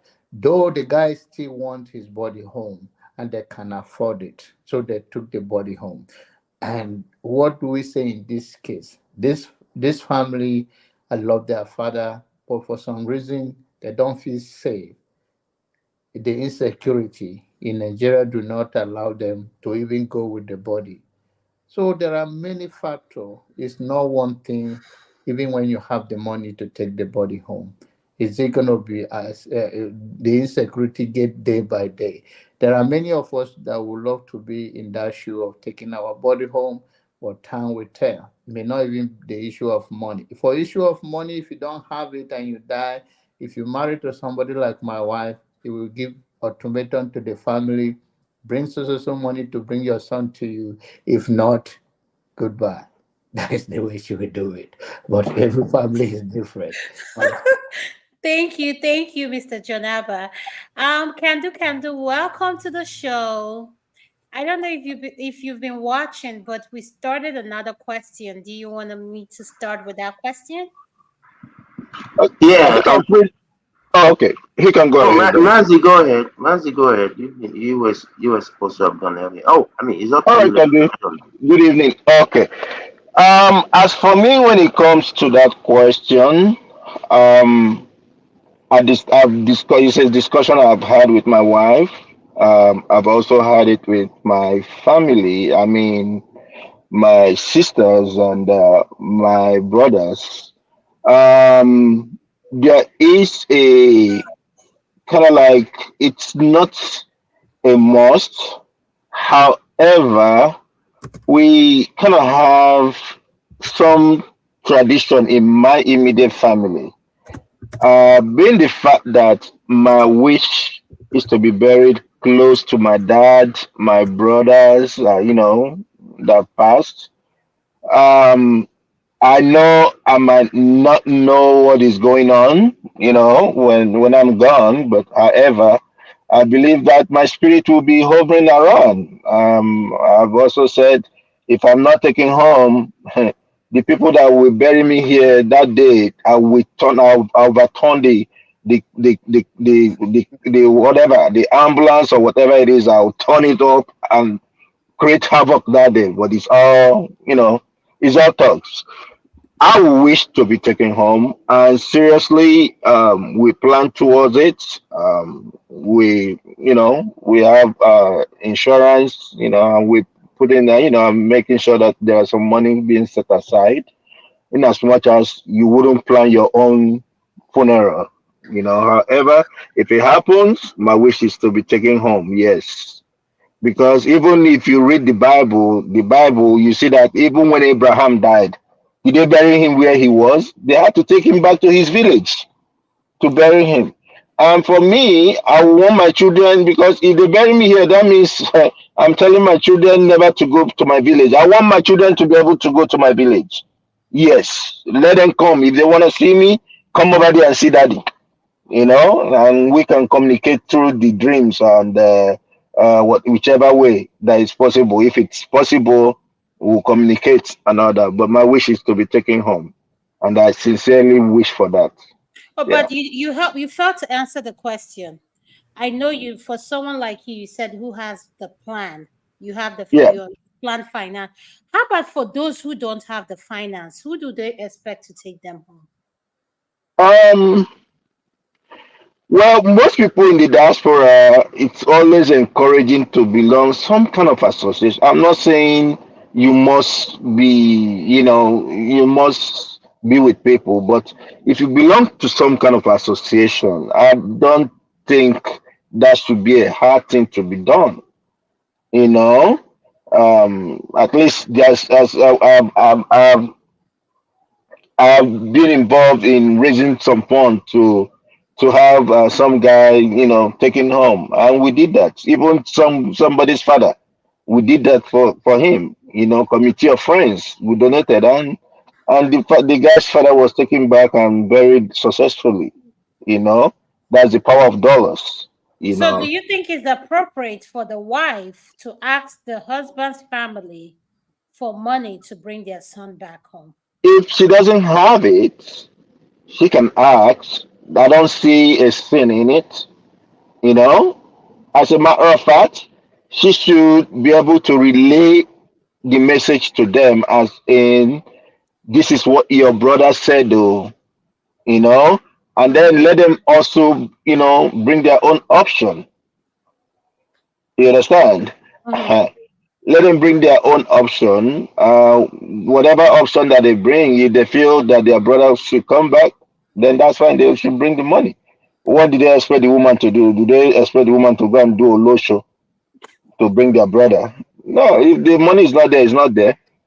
You know. So You yeah, know, they will do. you had situation where they said, "Oh, he's the first son. He shouldn't be buried in the outside." And We then they come should out bring with money. money. They should bring money. Yeah, it's a person. Yeah. If he didn't keep money, if he didn't there, he didn't there. You know? Yes. Period. If I he didn't agree. there, he didn't there. Yeah. Yeah, And I he doesn't agree. belong to any association. He wasn't doing anything for other people. Yeah, then they'll look for little money and bury him here. But though, when you compare the amount spent to be buried here and I'm taken taking home, the body back home. it's cheaper. It's cheaper. Taking It's back, cheaper. taking back. Yes, My because opinion, my opinion from the science point, yeah. the body doesn't know where you're buried. This is just a disclosure. When you're dead, you Hmm. don't know where you're buried. You don't. But forget the spirit I'm hovers just saying around for though. me in particular, and I say this to say this. If we start realizing that we human, when you die, what should for me what matters is my relationship with God. What is my relation? Where I'm buried shouldn't matter to me, because wherever my kids are, I don't see my kids going to Nigeria and looking for mommy or looking for daddy to put. I'm just being realistic, because we Mazi Prince, you know this thing in Igbo culture we call omenala, and we Hmm. say the elders. I don't see my kid. I'm just being realistic, and Yeah. I'm someone that came from a family that my father always say, "Do what makes you comfortable." If your kids are okay with it, I don't have an input. If you're happy with it, that is what I'll support. So the That's point, true. yeah. So That's the point true. I'm making is we put this thing about, oh, bury me here. Then I see the Muslim people, like when like you see people that went to hijab, you see what is going on, and where Mecca is giving the Hmm. hot water. How many people that died? They Yeah. bury immediately. So what do you say to people? Do you understand what I'm saying?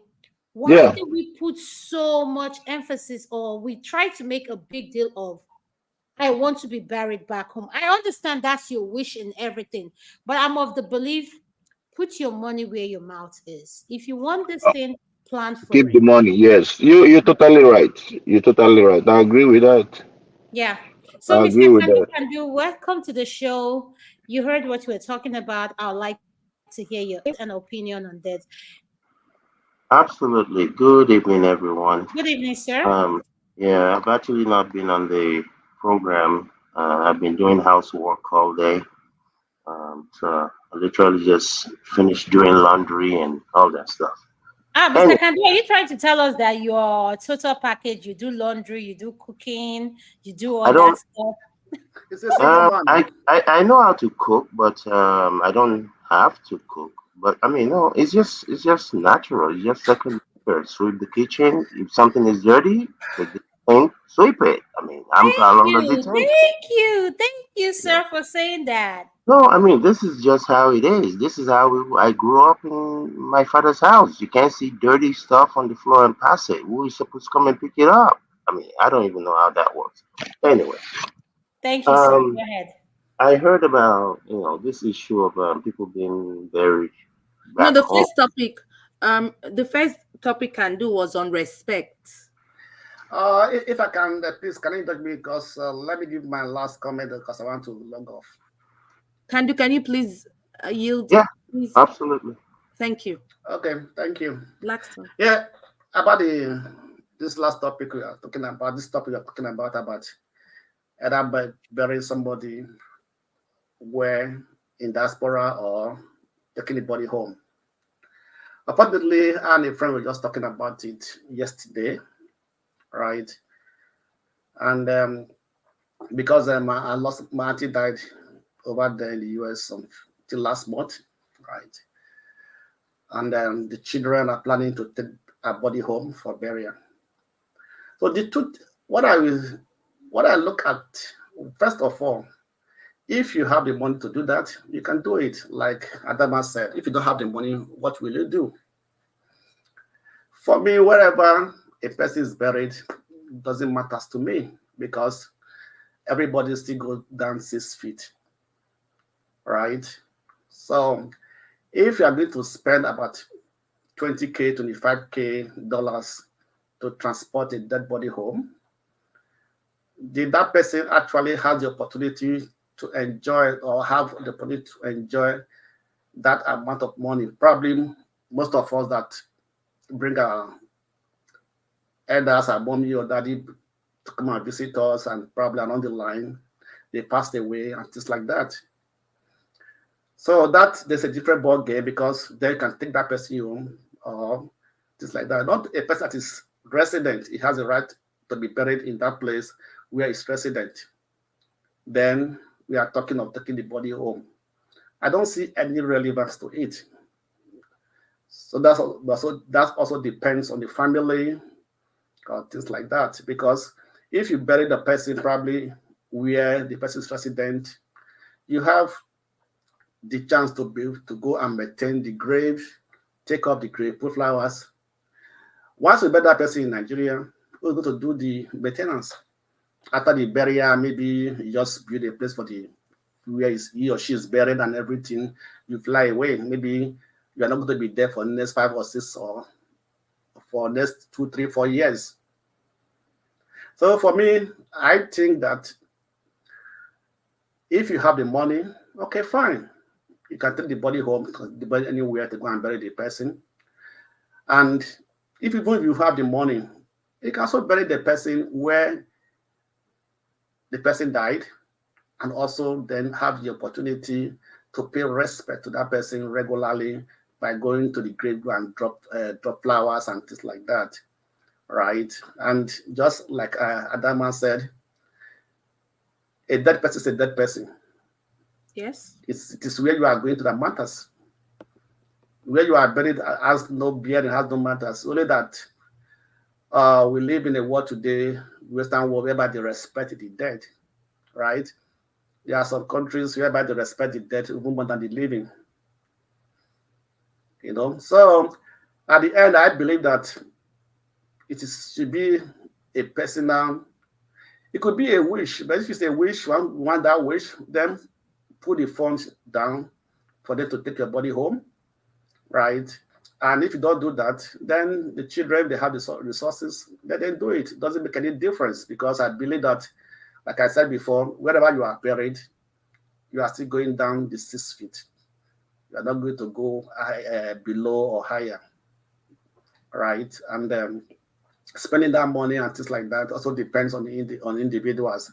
When my mommy visited my sister in the US, she was sick. I told them, please just try send her back home because if she died over there, I'm not More going to. expensive.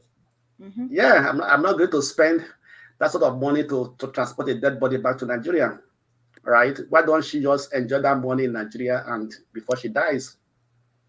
So that's just my take on that. Thank you so much. So I want to wish everybody a good day over there. Yeah, it's already morning. So I hope to see you next time and have a wonderful evening. Thank you so much, Thank Dr. you for allowing me to be a part of the discussion. Thank you, Blackstone. All right, Blackstone, I'll be looking John forward Abba. to bring you. I'm going to work on bringing you a lady. I think you actually you need some love. Okay, bring He already has. He already has love. He already has so much love from here. yeah, Okay. so much But love. yeah, Yeah, of course. you can also, can you be like Mazi, just seen from eye until you die?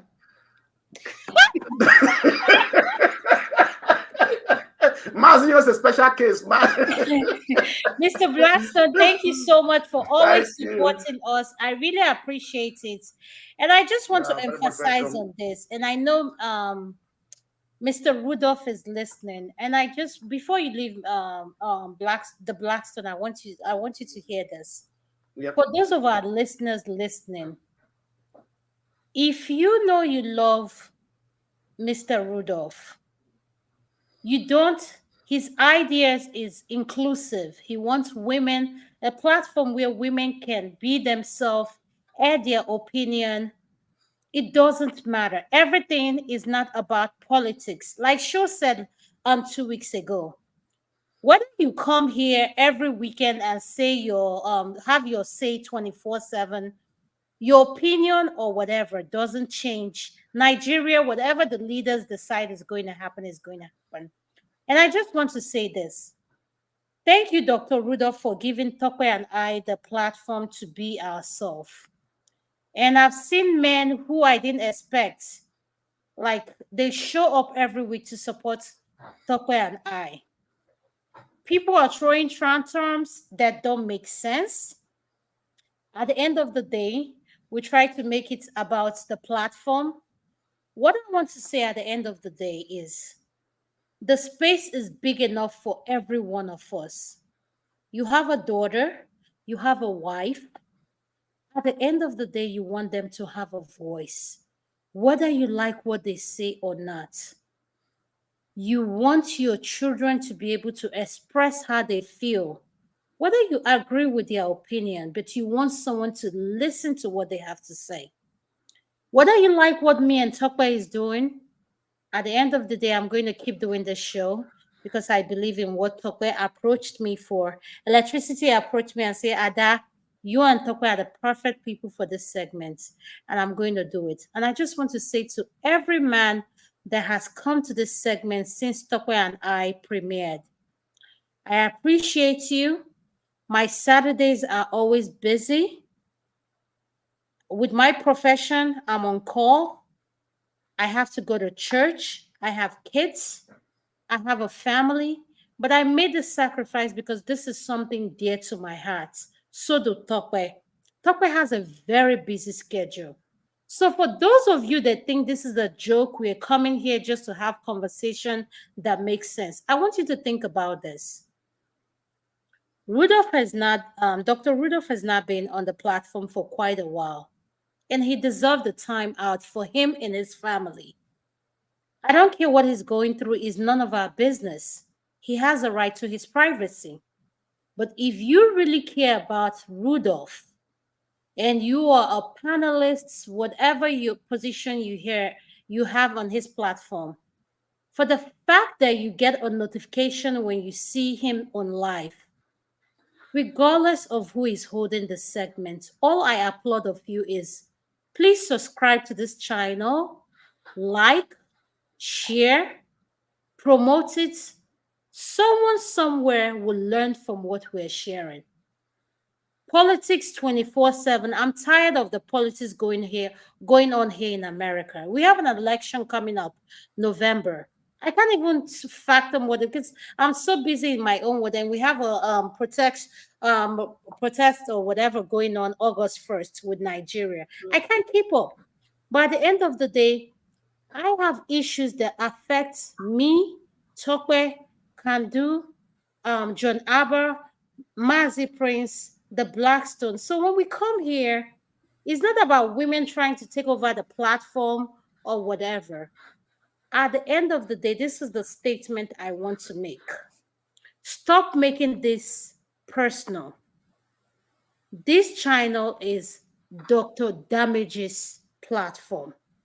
If you don't like what is being said on this platform, YouTube is a big hub. It's owned by Google. Go and create your own platform and invite Adama and Tokwe who will honor you. I have a show that I go every Sunday and it's called One Man Went to Mow the Doopsy Show. I'm going to be there tomorrow. So for those of you that don't know me, I am somebody that support anything that women are doing, regardless of what your ethnicity, your background, Or where you're platform. from. I believe in women supporting women. Tokwe, over to you. Well said, Adama. Need I say more? Well said.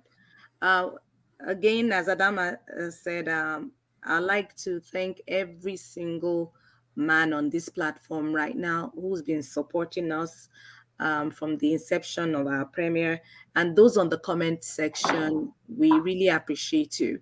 Blackstone, thank you so much for joining us. I know it's early morning in Germany. We appreciate you. Before I hand over to Kandu for his submission, I just wanted to touch on this. Where will you want to be buried? Question Adama raised. Personally, I believe if you have a family, a spouse, or children, or grandchildren, and you're living abroad, and you're someone like me who, yes, I agree, you all said once a person dies that they really don't know, where they're buried. But if you're that person that really would want or will wish after you're gone, you want your kids, your descendants to always remember you, Father's Day, Mother's Day, birthdays, why will you, and you're living abroad, why will you even think about sending your body home to Nigeria? Mazi Prince, I'm not I'm not trying to take away from what you said, but I'm just being realistic right now.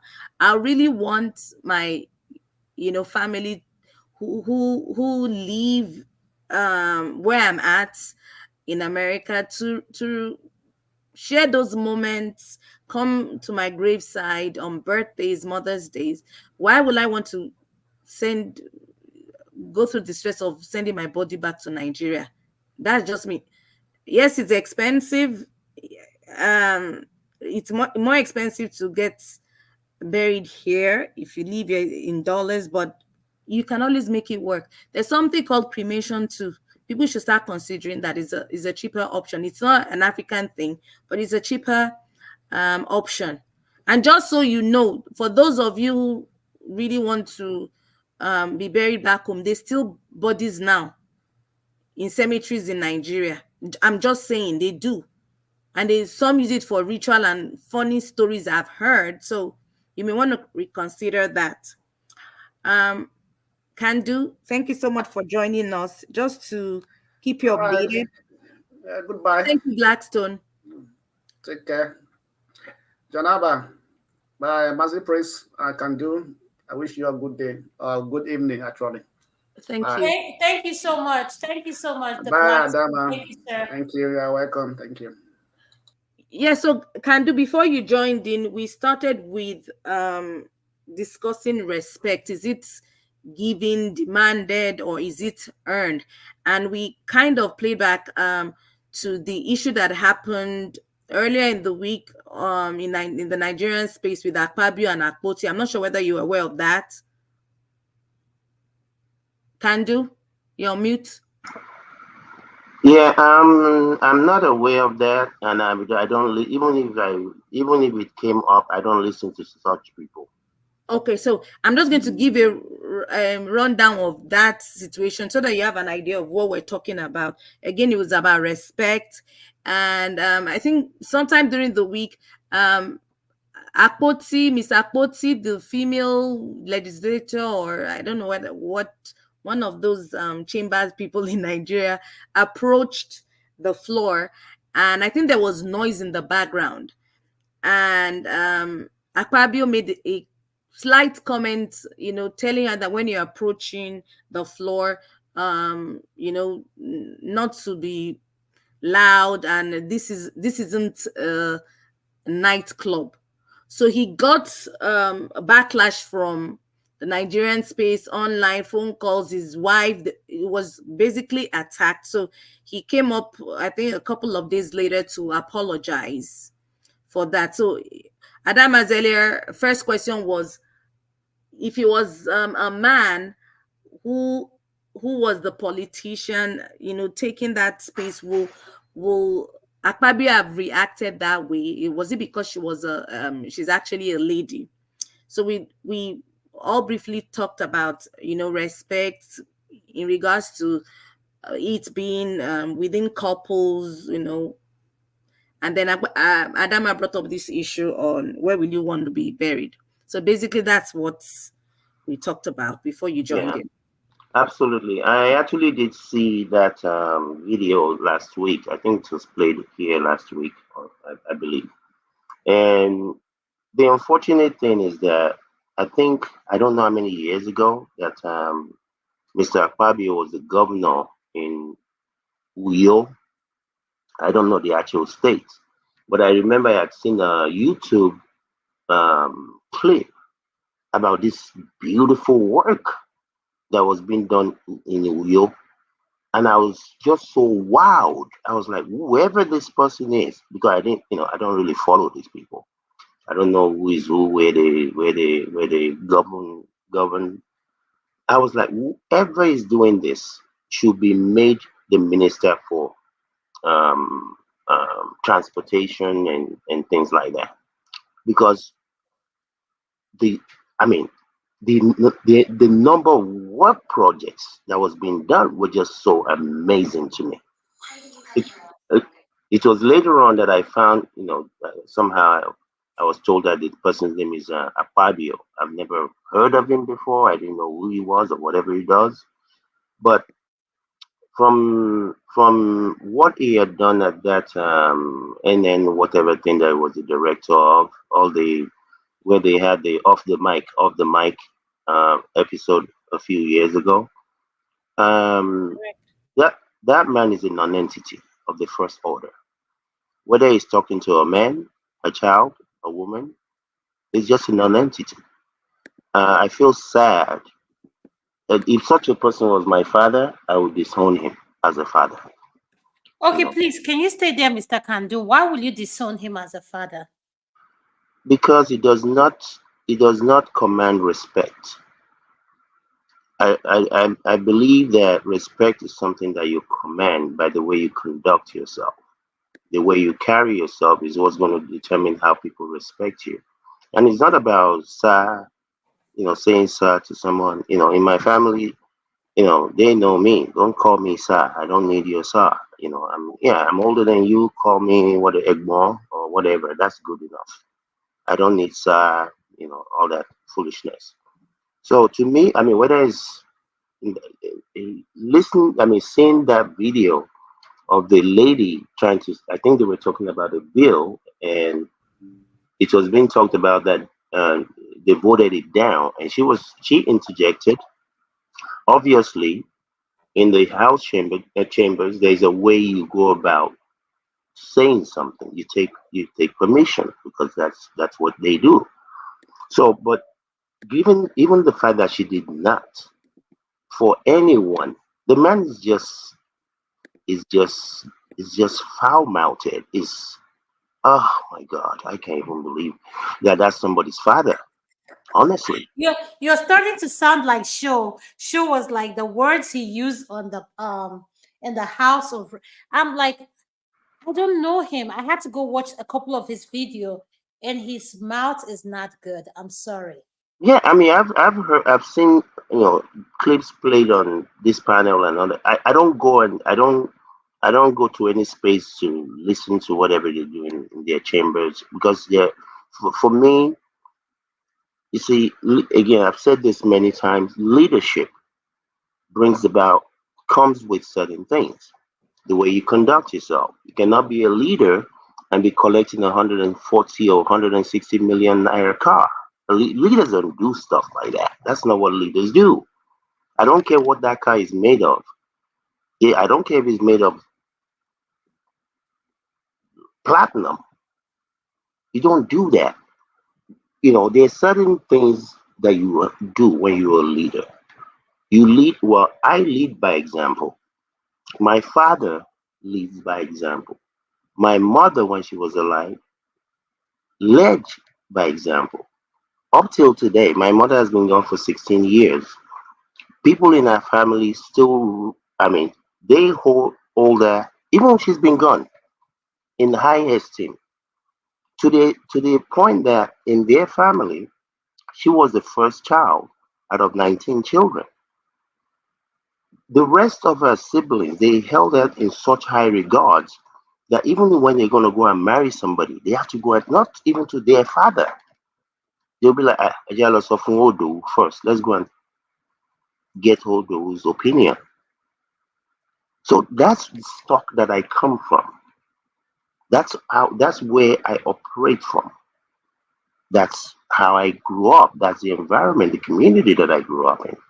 So I can't see people because of what you're gonna die. Drive that 140 million naira car. Have 22 houses in Maitama, Abuja. Have two castles in wherever, in Belgium. To what end? So I don't see these people as leaders because the way they conduct themselves is not does not speak leadership. So that's that one. But on the front of burial, it actually happened to us 16 years ago when one of my sisters was living in Canada, and our mom passed away when she was in Canada, and all the family members, because of again her position in the family, she cannot die. What do you mean she cannot die? She's dead. Oh, they Ah, were telling you she cannot die? yeah, they were telling us, our children, and our dad was there as well in Canada when that happened. So they were like, no, we're not going to believe she's dead unless we see the body. What? Oh, yeah, because she can't die. It's my mom. Oh, no, she can't die. She's not allowed to die. So, in any event, the interesting thing was that not one of them sent 1 naira to take the body home. I mean, we did because she didn't have a will or anything that stated where she would like to be buried and all that. But we took her home and buried her in Nigeria because we all just agreed as a family that let's just take her home. And it's been 16 years. I've been to Nigeria maybe 6 or 8 times. I've never gone to that cemetery where she's buried because my mother is not there. If I want to have a conversation with my mother, I can do it on a bus, I can do it on a plane, I can do it in my room, I can do it when I'm in my garden.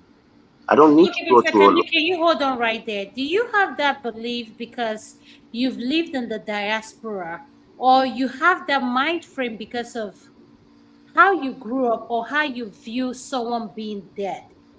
Like when you lose a loved one. I just want to make it clear for our viewers who are watching both back home and here in the diaspora. I just want to understand, how did your view come about? Like you know you can be in contact with your mom wherever you are. Yeah, absolutely. I mean, my dad's mother died. What year is this? 41 years ago, and she's actually buried in the family compound in Lagos, right by the gate. Once you come in, look to the right. That's where she's buried. But I don't believe it's because of coming to America. I grew up in a Christian home. I also had a number of Muslim family members, so I understand to a degree even the Muslim side of all of this stuff. Um, but I'm not a sentimental person, you know. I just don't do sentiments. I don't even celebrate my birthday. It's just another day as far as I'm concerned. That's just me.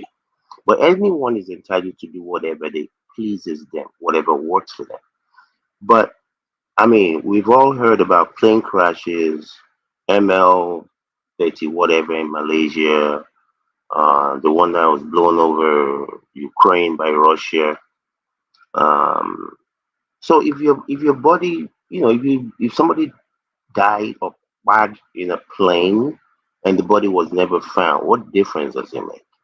It's I just a don't body. know. That's the question I asked. You know, my family people they think I'm crazy. I said if when I die, freeze up the body, feed it to lions in the zoo. It's meat. Don't let it go to waste. Feed it to let something or somebody benefit from it. It's just a body. As far as I know, your spirit is gone. I don't know if they have Yoruba heaven, Igbo heaven, Edo heaven, Edo No, hell. no, no, no, no, no, no. I don't think anything like that have. I think we created those things because of our belief. Because science, I'm coming from the science background. Once you're dead, the body does not know anything that happens.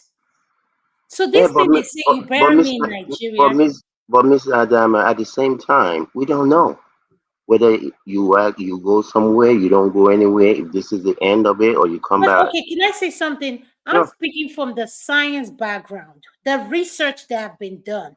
Your body doesn't know. The point I'm trying to make is I'm not saying we have all this belief. I'm not countering that, and I respect your belief. All I'm saying from the science research and everything that has been done, once you die, that body doesn't know where you're buried.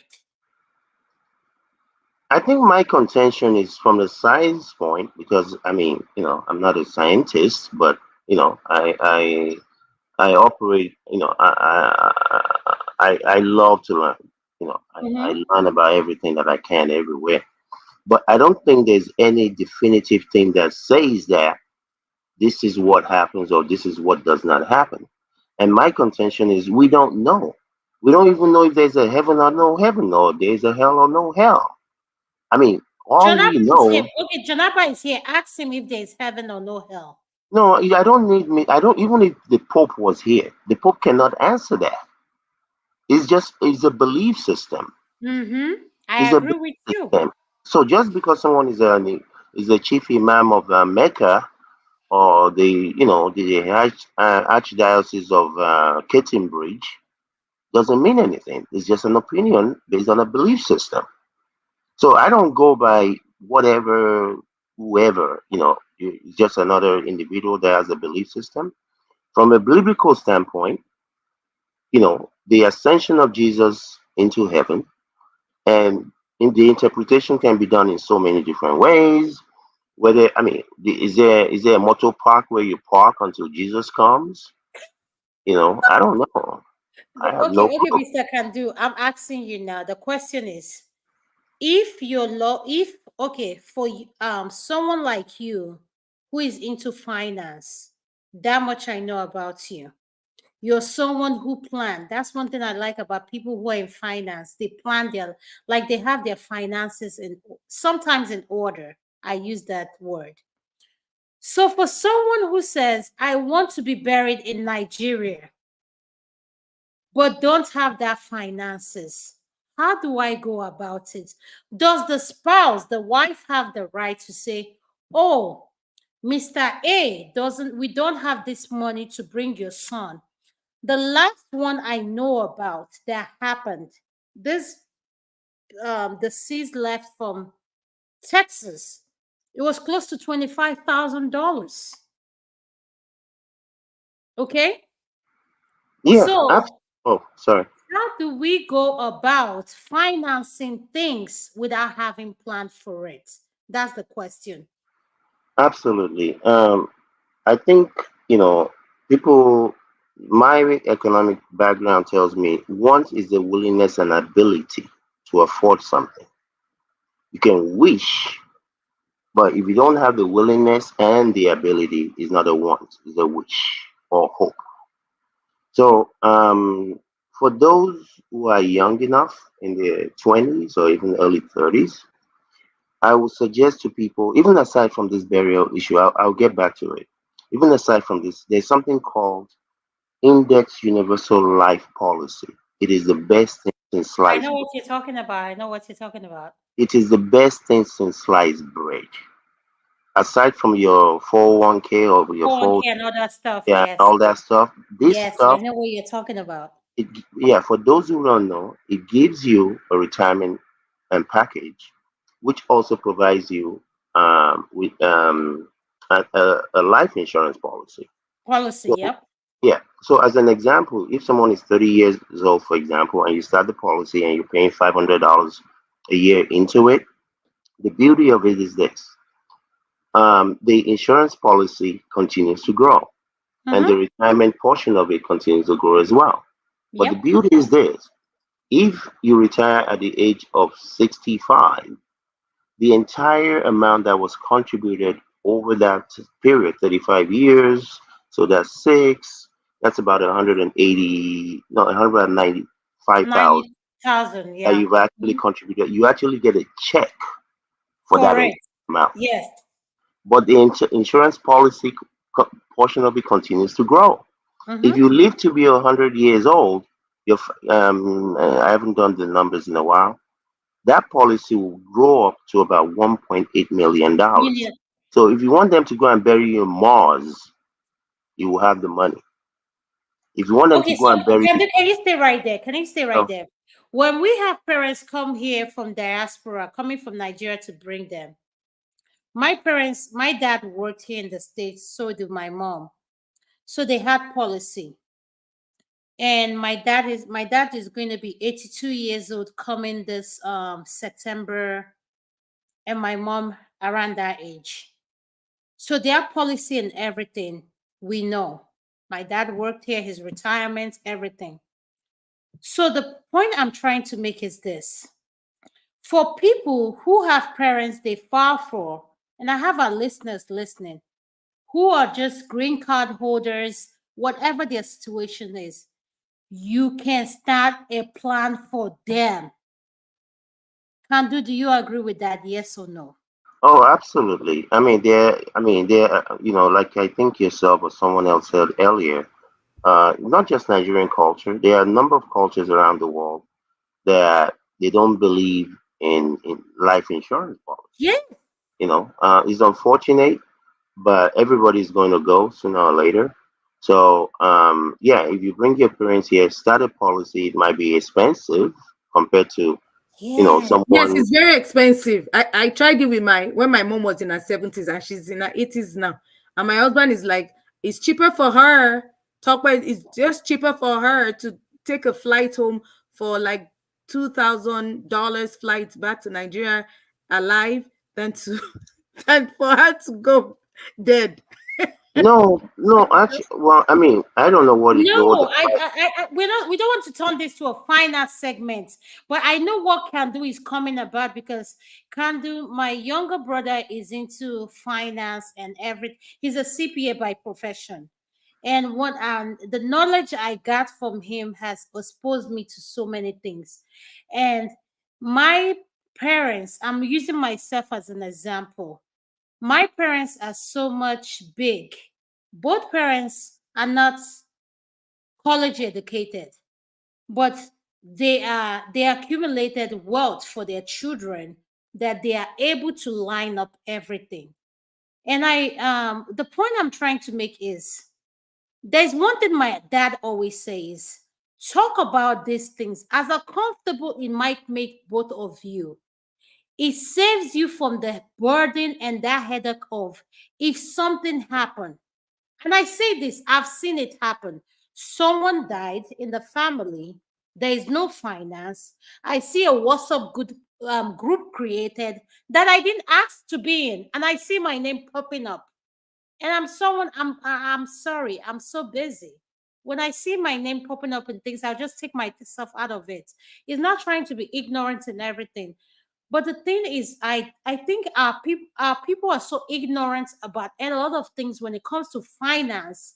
We don't like talking about it at in the sense of I'm not. It has nothing to do with ego.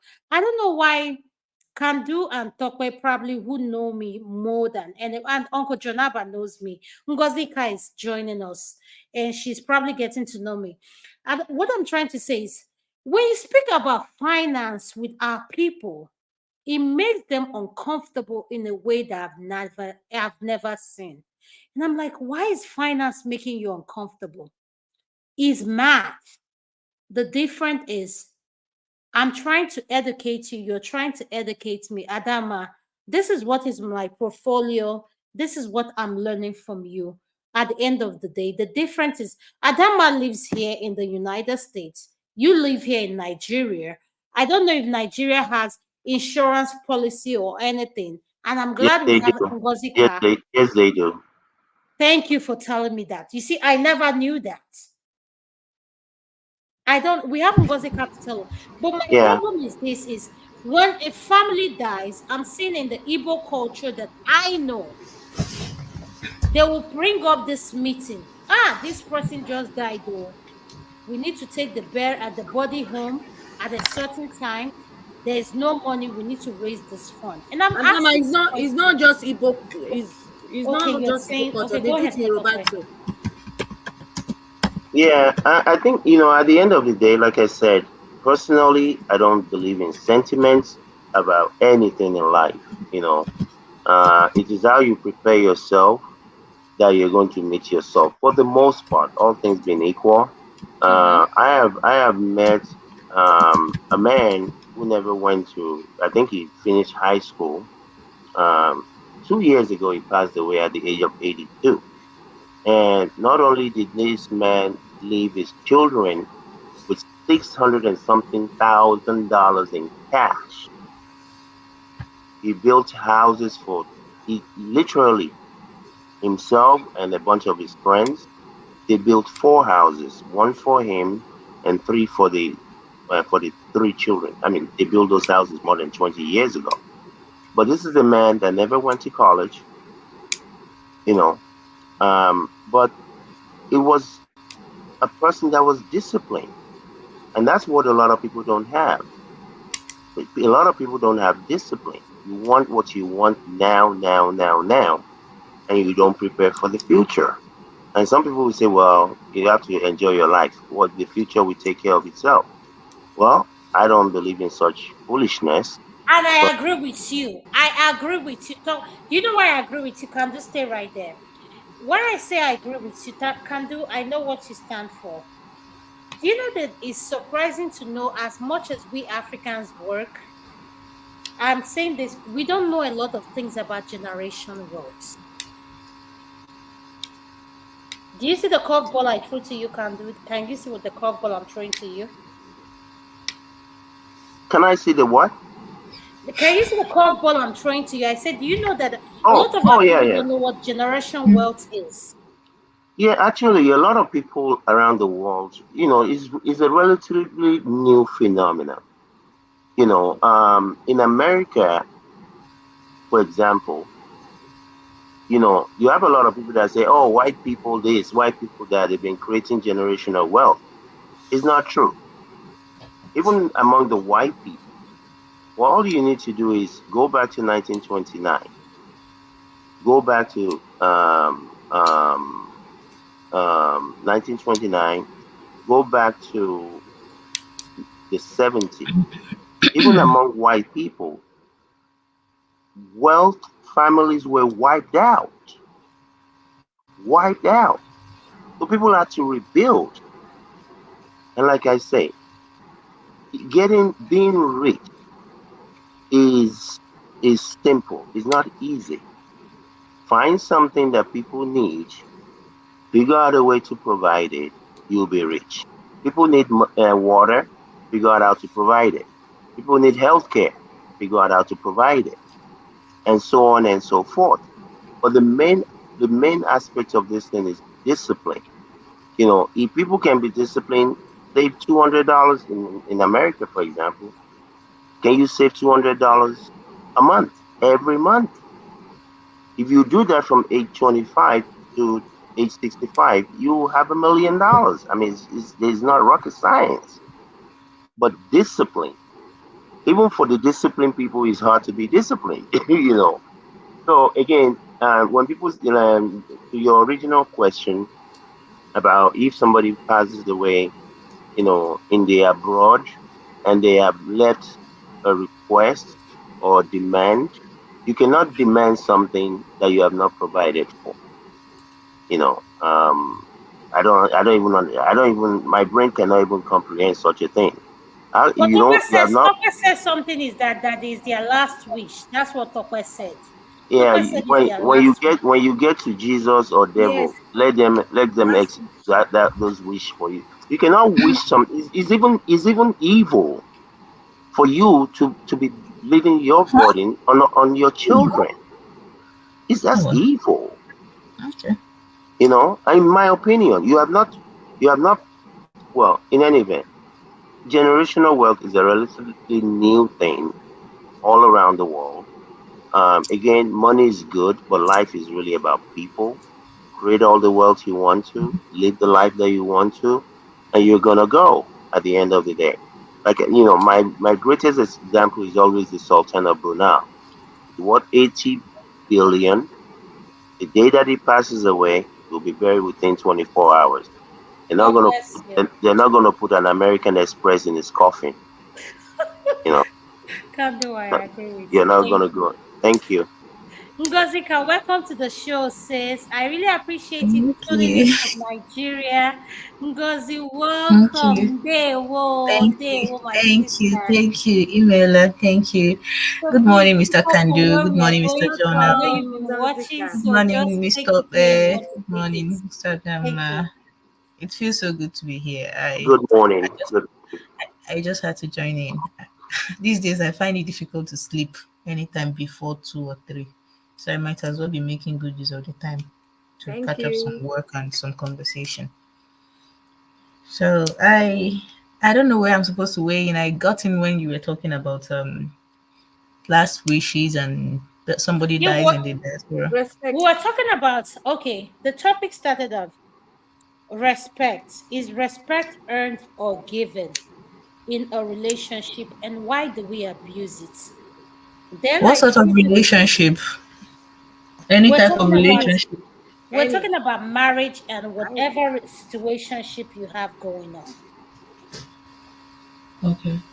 So Then the second um question I threw a wrench in is when our people die here in the diaspora, they say, "Oh, I want to be buried back home," but they don't okay. have the fund for it. Who do you expect to fund your burial, taking you back home when you don't have the fund for it? Okay. So that's the what So we're discussing. Thank you, uh, sis. Go ahead. Okay, from the first one, I think that was why I asked what relationship dynamics we were talking about. And I'm going to say, as a general rule of thumb, I do not think respect should be given. I think it should be earned. And this might, in trying to explain what I mean, it might seem as though I was contradicting myself, because I would try to point out how you earn respect. And so let's use, I like using examples a lot. I am my father's daughter. He's my father. The normal setting is, of course, he's my father. I defer to him. I think most at times what we call respect is deference. You defer to someone, and we often assume it is respect. But when it comes down to it, there are certain things you would not do or say if you respected someone, and that is where I draw the line. So bringing it down to a romantic relationship, a marriage setting, I think it's even more crucial that both parties earn their respect. If you if you if you if you if you want your partner to, say, what example do I use, for instance? If you want your partner, sometimes I struggle because the Nigerian notion of respect is you being subservient. Is subservience. That's what most Nigerians define as Okay, please, respect. while you're speaking to our viewers, could you explain what you mean by subservient, like in the You don't Nigerian talk background? Can you back when put they're poking their hands in their fingers into your eyes. You just stand there like moo. You are not proactive. You're more reactive. Even the reactiveness, they give you the measure of reaction you're going to display. You're just there. Anything goes. You don't poke. You don't argue. You don't do anything. You don't stand up for yourself. You don't ask questions. You don't challenge ideas. You do not have a backbone. That is basically what most people here consider respect. Once you know how to speak up for yourself, once you know how to question ideas, policies, or all those things, once you know how to once you're assertive, let me just use a general language. Once you're assertive, you're not respectful. But I beg to differ. I believe that respect is not you keeping quiet when the other person is talking. No, that is not respect. I could keep quiet when you're talking, and in my mind, I'll be cursing you out. That is not me respecting you. That is not me respecting you. Respect would be me letting you finish speaking, hearing, actually listening to you. And then when you are done, I have my say. That is what I consider respect. And in a marriage setting, I think that is how both parties can earn each other's respect. Not one person trying to lord over the other, or one person trying to use tactics to get the other person to do their bidding. When two people are in a marriage and they always seek each other's input in whatever concerns them, actually listen to each other with an open mind without a bias. That's respect for me. It's not you saying, I don't want you to go here. And I say, it's all right, I won't go there. And I don't go. That's not respect for me. I might not go, but I might still be, in my mind, I'll be like, you deprived me of this. I'll hold a grudge. I'll be, I'll be angry with you. I'll try to get back at you. No, that's not respect for me. That's not. That's not how I view it. So yeah, definitely, it should be earned. If you don't deserve it, if you've not earned it, I'm not giving it. If you're going to yell at me every time, if you're going to try to put me down every time, if you're going to try to shush me whenever I try to have my say, there's no way you're getting my respect. Be you. And Ngozi, Ngozi, I had a question. We had also talked about the split system. I'm not sure whether you're familiar with that in a relationship.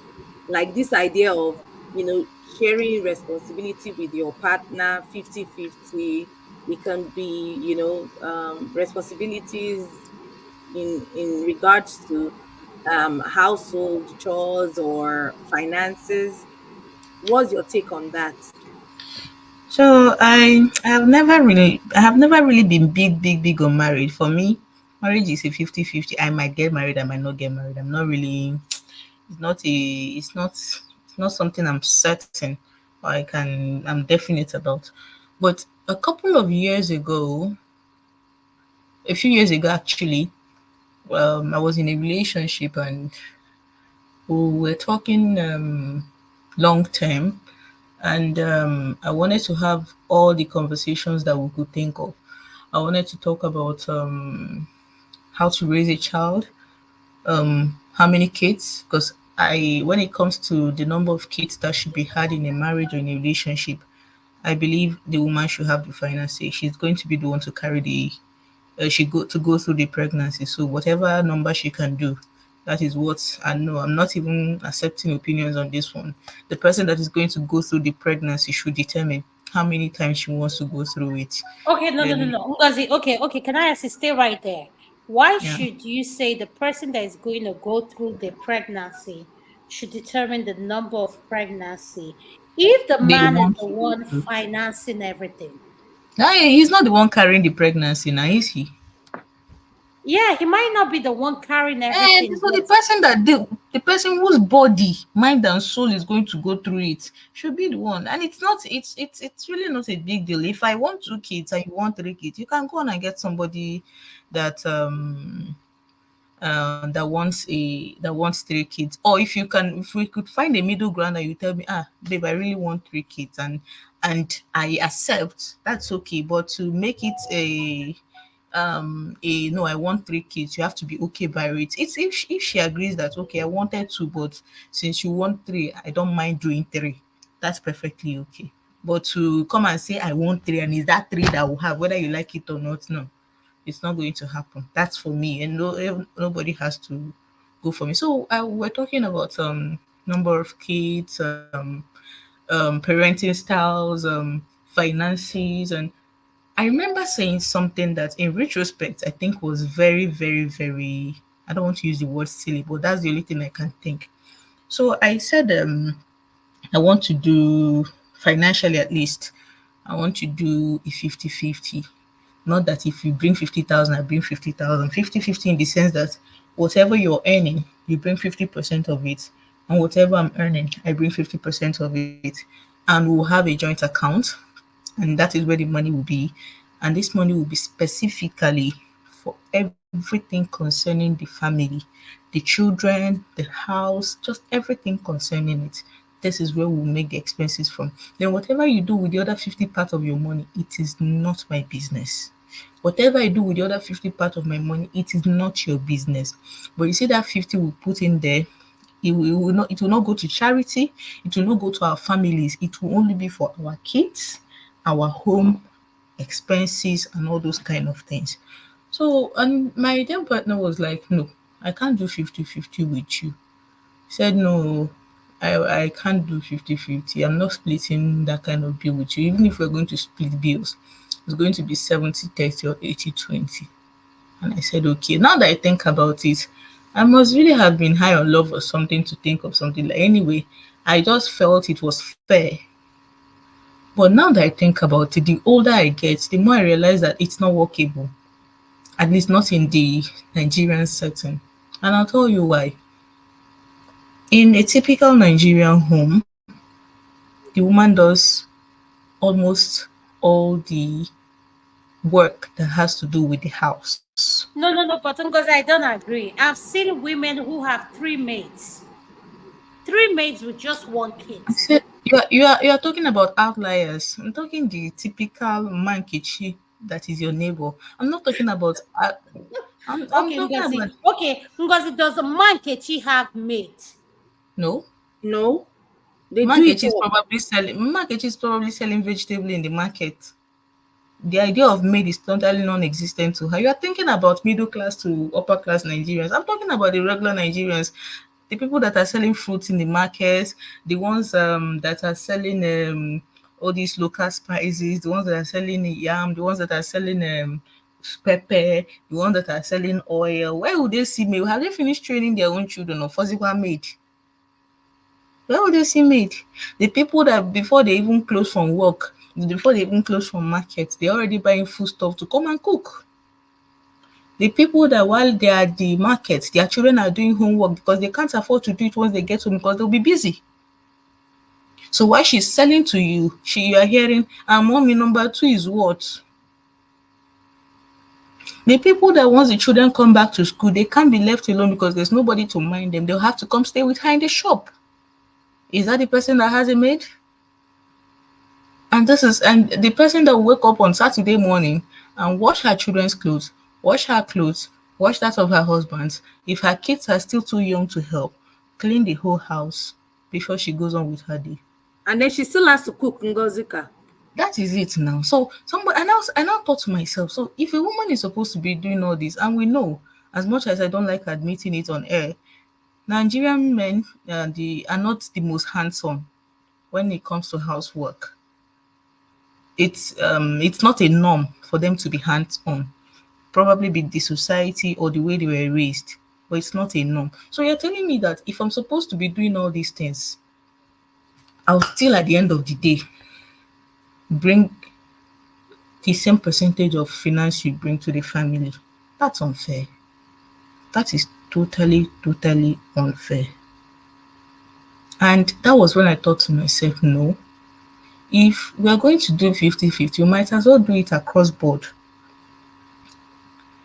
We split our finances 50-50. We split minding the kids. If you're going to be minding the kids this period, I might as well have my me time. When you're having your me time, I'm minding the kids. Um, if I'm doing the dishes, you're fetching water. If I'm cooking, if we can split days of cooking, or if cooking does not work for you, I can be doing the cooking, but you find another way to supplement. You can clean the house while I cook. I should not have to do everything by myself if we're splitting bills. And you find that it's not what is obtainable in most homes. It is not. I know, and I've heard of stories. I don't want to use personal stories here, but I know and I've heard of stories where a married couple will go to hustle for daily bread. Mind you, hustle for daily bread. Two of them will come back almost at the same time. The man will just put leg on top of center table and start watching football or something else. The same person who came home with almost at the same time will have to go to the kitchen, put something on fire, and start bathing the kids. While she's cooking, she's alternating between bathing the kids and preparing. Sometimes the kids might even sleep before dinner is ready. And the man is just sitting here, and she's just, oh, is the food ready? Babe, do now. I'm hungry. Person where you and I follow come house almost the same time. So I thought about this and I'm like, hell no. No, what was I thinking? So if it's going to be hands-on with the kids, if it's going to be hands-on with taking care of the house, oh, for sure, let's do 50-50. But if I'm going to be the one minding the kids almost 80 to 90% of the time, taking care of the house myself, then hell no, I'm not doing 50-50 with you. No way in hell. No, I'm not doing that. So that is just my opinion on that. And for people who die abroad and want to have a last wish to be buried home, personally, I have maybe I'm speaking from a place of loss and pain, and Ngozi, Ngozi, Ngozi. what did I do? Oh, Jesus Christ. What did I do there? I say, baby, Go I ahead, just, you know, go you know, ahead. you know, I I like to know. put Go ahead, go disclaimers. ahead, go ahead, go I ahead. like to put disclaimers. So maybe what I'm going to say now, it's going to come from a place of pain and loss. Please But go ahead. Please. somebody that has lost both parents, if my parents' last wish were to be given a certain type of burial, but they did not leave money, if I can find the money, fine, I'll give it to them. If I can't find money, then they'll have to take whatever I can do. They will understand. I do not think it's as rigid as we make it sound that if you wanted to be flown back to Nigeria, why didn't you save up for it? They are dead. And if we were to go by science, like Mr. Dama, you were saying earlier, if we were to go by science, they don't feel anything, they don't know anything, they don't know if you did Yep. it or not. But Yep. if we're Yes. supposed to flip to the other side a bit, because I simply believe that science does not have all the answers. And since science does not have all the answers, there are gray And I areas. agree with So you. if we are And I about agree to, with you, which is if what we are can supposed do. if we just try to dip our toe into those gray areas and imagine, suppose, or assume that they have a way of knowing, I think it would be highly um entitled of them to expect what you don't have and really really insist on it. But I know they wouldn't. If you, of course, they know you don't have, so they will take whatever you give them. It's not a big deal. If you have it, do it. If you don't have it, leave it. It's not a do or die affair. Except for people that kill themselves, for people that are terminally ill. Most people don't know they are dying. So it's not as if the person, maybe the person probably think they have more time.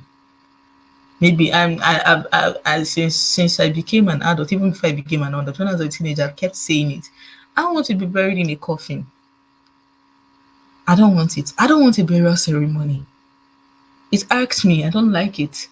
I go to funeral and I see people partying, eating, and I'm like, I'm disgusted. It was a couple of years ago that I actually started going to funeral and sitting down. Before you hardly catch me at any funeral. I was like, especially when young people, that I was really disgusted. You it's at a funeral. What are you saying? Somebody died. You should just bury the person and keep it moving. Come, let the dead mourn. Let the people they left behind mourn the person. Or if you're one of those people, go and mourn the person. What are you eating and celebrating for? So me that have certain requirements. There was even a time I wanted to be cremated when I was really into those kind of very funny things. I was fantasizing about it. Imagine being alive and fantasizing about your death. I imagined I even told a couple of I told some people, I told them, if I was to die right now, nobody should bury me. Oh. Just burn me up, put my ash. I know of course the idea of an urn is was from a movie, but just carry my ash, do whatever you want to do. If you want me present with you, if you want my spirit, quote and unquote, with you, you can put my ash. Then I outgrew that phase.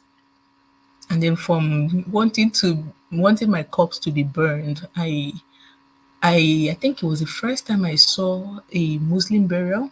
I mean live, not on TV or anything. Because the first time as an adult, I saw a Muslim burial. I was fascinated by the simplicity of it all. I'm like, this is how it should end. I mean, this is how it should end. Okay, so if Quietly, you're saying that now, solemnly. so what would you say? What would Ngazika, what would you say we as Christian? I heard all your opinion, what you said, but I want you to be realistic. Let's keep it the balance here. What do you think our women back home? Because we need to be realistic. Like I told you, I know of somebody who has just one child. She has three mates, drivers, everything. And I just don't want, like you and Toko corrected me. That's not Miss Snaker at the market. But we need to be aware of that. Our culture has created this thing where men, when they come back from work, they expect their food to be served, things to be the way they are. So, can you speak from that perspective where women are kind of lacking? That's where I want the balance to be. So you're saying that a woman that is, the problem I have. Let me just say the problem I have with Nigerian men is that they want a traditional modern wife. I'm like, pick a struggle. You can't have both. You can't have no pick a struggle. You have to pick a struggle, and that is being the biggest bane of their existence. They can't seem to pick a struggle. Today they want a working class woman that is also a traditional wife. It won't work. If you want to have your food by 5 p.m. unfailingly every time you get home from work, then make sure you Mhm. make the conditions in your home such that your wife has no excuse not to have that food ready. It is as simple as that. If she has to go out with you, and I'm still stressing this because I can't think of any woman that does not have something doing. I can't. Even the ones that are so called stay at home. I can't. So if you're telling me that if she's going to you expect a woman that is not that is hustling the way you're hustling, maybe you think your own hustle is the proper hustle, that own is just passing time. Because that is the vibe they give up. You how much you they earn. So as much as you're not earning, as long as you're not earning as much as I'm earning, that means you're just passing time. That one is not hustle. I reserve the right to be treated more kingly than I would treat you because I earn better than you. So you're telling me that if a woman has three maids, all the conditions are met, why shouldn't she have that food ready? That is going with your example. A woman that has all the Mm-hmm. help she can need in a house, Mm-hmm. and she doesn't need to stress and work herself to death. Why shouldn't you have the food ready? But that is between the couple. But I'll look at you if you eat me, I'll be like, why shouldn't you have the food ready? Mama, what are you doing?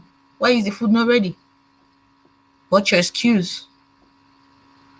Or if she has to go out for any reason to win bread, to hustle. No, that's it's really inhumane to have such expectations of her. Really inhumane. You want a traditional wife, make sure the conditions are there for a traditional wife. Don't go trying to fit a square peg into a round hole. That is where all this problem starts. So You what would want you, you okay, Ngozi, given that you're in the culture, what will you advise our women to work on? Because let me be honest with you, I'm sick and tired of hearing what our men need to do. We as women, I always say this: everybody wants to marry e-money. Everybody wants to marry Whoever does not want to e-money. marry money, me, I don't want to marry money. No, but I'm just being realistic. Everybody wants to marry e-money. These men, they are affluent. So I'm saying that men who are educated but have not hit that threshold, who is going to marry them? They are the We ones don't have. getting married every Saturday now. Oh, Ngozi, let's no, Ngozi, sis. Listen, let me tell you the thing. Let's be realistic. I am saying one thing I need to emphasize on this program. Cut your coat according to your size. If you know you can afford a Hyundai is a car. It's not in the same level as Mercedes. Stop looking at Mercedes. Look at what you can afford. Stop. I think one of our biggest problem is we compare ourselves with people. We're not realistic with our comparison. Like we're not. Stop trying to act like people who are in the diaspora. You're still in the Nigeria sector. And wherever your environment is, I don't care if you're living in Banana Island, you all go through the same airport, which is Molitala Mohammed Airport. You don't have a special airport created for your husband, including Davido and all of them. So I want people to be realistic. When we say, oh, e-money, these people, let's be realistic. The point I'm asking you here is, Ngozi, what do our women need to work on to meet our men where they are back in the where you are? They're listening. I don't let me be sure I understand your question. You're Mhm. asking what more can women do to make it work?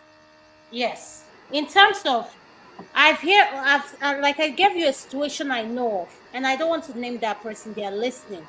This is someone who is fortunate, one child with three everything, three maids, drivers, and everything.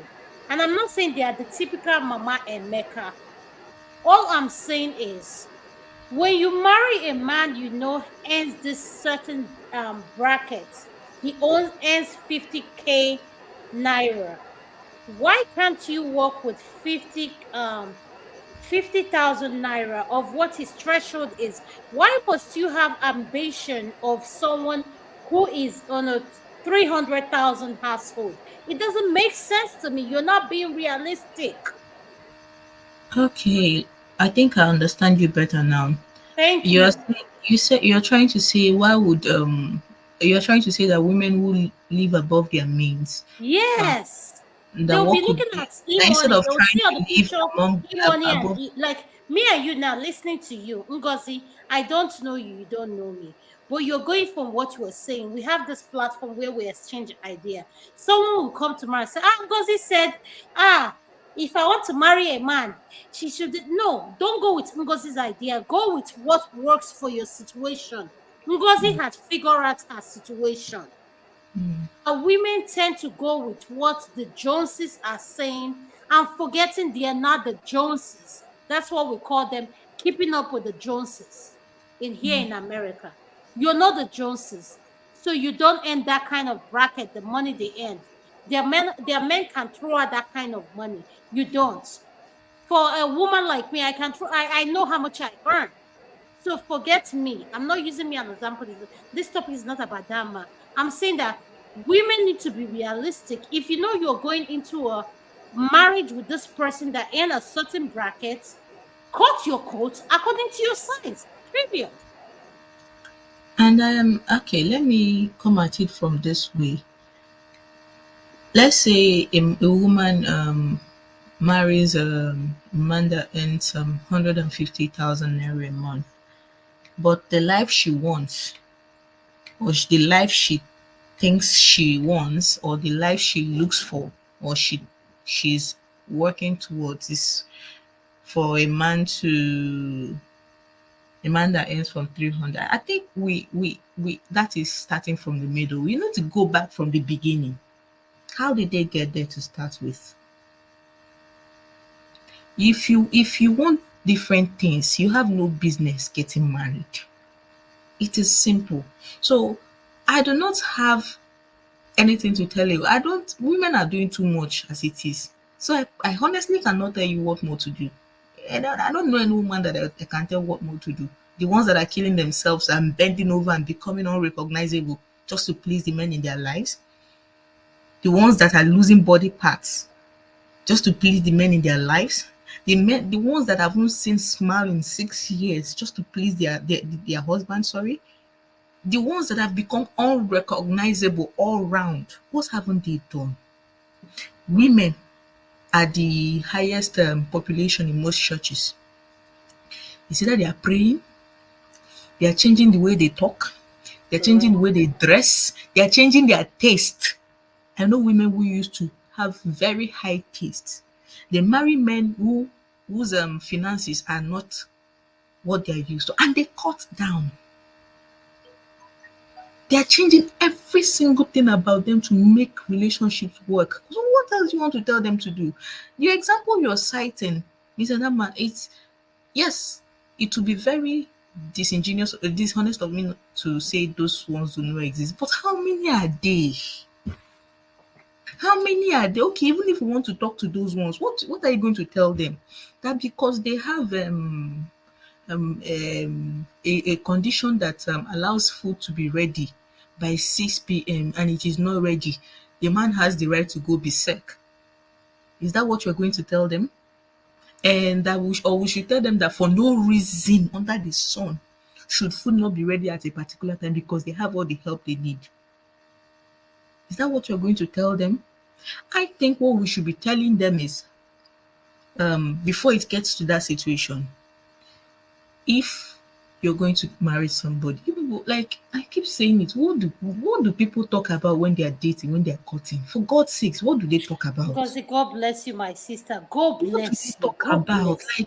Like it's I was asking somebody one time, I was having to mediate between the issues they were having. I was asking them, when you were dating, what did you talk about? My dear, what they're talking about is nyash. They're like, What are I you saw talking your about? nyash. You people do not talk about finances. And I know you might not believe this, but the way money is causing problem in marriages. Chineke me.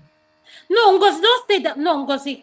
Kandu and I was having, I've had, listen, let me kind of promote Kandu. Kandu is someone that he wants every man that he knows to be financial stable and have a means. If you have a regular income, have a supplement income. The first time I came to the platform, I never knew Kandu. Kandu happens, me and Kandu shares the same zip code where my daughter goes to schooling. My daughter is going to medical school. And I'm telling you, I'm just saying this so for people to know this. can do, and I said to him, I said, I need to meet you. I saw an investment that I wanted to invest in. And when Kandu gave me his background, I know the option I got. And I'm throwing him on the bus. He's going to be mad at me.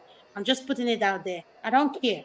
At the end of the day, I just want to be transparent. And he said, Adama, contact me. I said, Kandu, I cannot wait to meet with you. Because they say one thing, knowledge is power. I am a woman that grew up from a home where finance matter. And you said that thing. Nigerians don't talk about finance. All It's they talk annoying. about is nash and breasts. I am tired of that. Nash and breast is not going to pay your bill. Let's be realistic. We have an economy where tomato costs how much? Where Mr. Righteous Man, a man that lives through what things are happening, he will tell you, he said, he showed it today. I said he was showing a piece of corn. I said, how can he be showing a piece of corn for 250? Because do you know how much I pay for corn? Corn is nothing here where I am. Oh, he Why? bought it 250,000. A piece of corn here is 400,000, You. 400 naira, 300 Thank naira, you. But the 500 naira. realistic thing is, we have women in our society, Nigeria to be precise, who are living in a society that I don't know. They created a bubble that doesn't exist.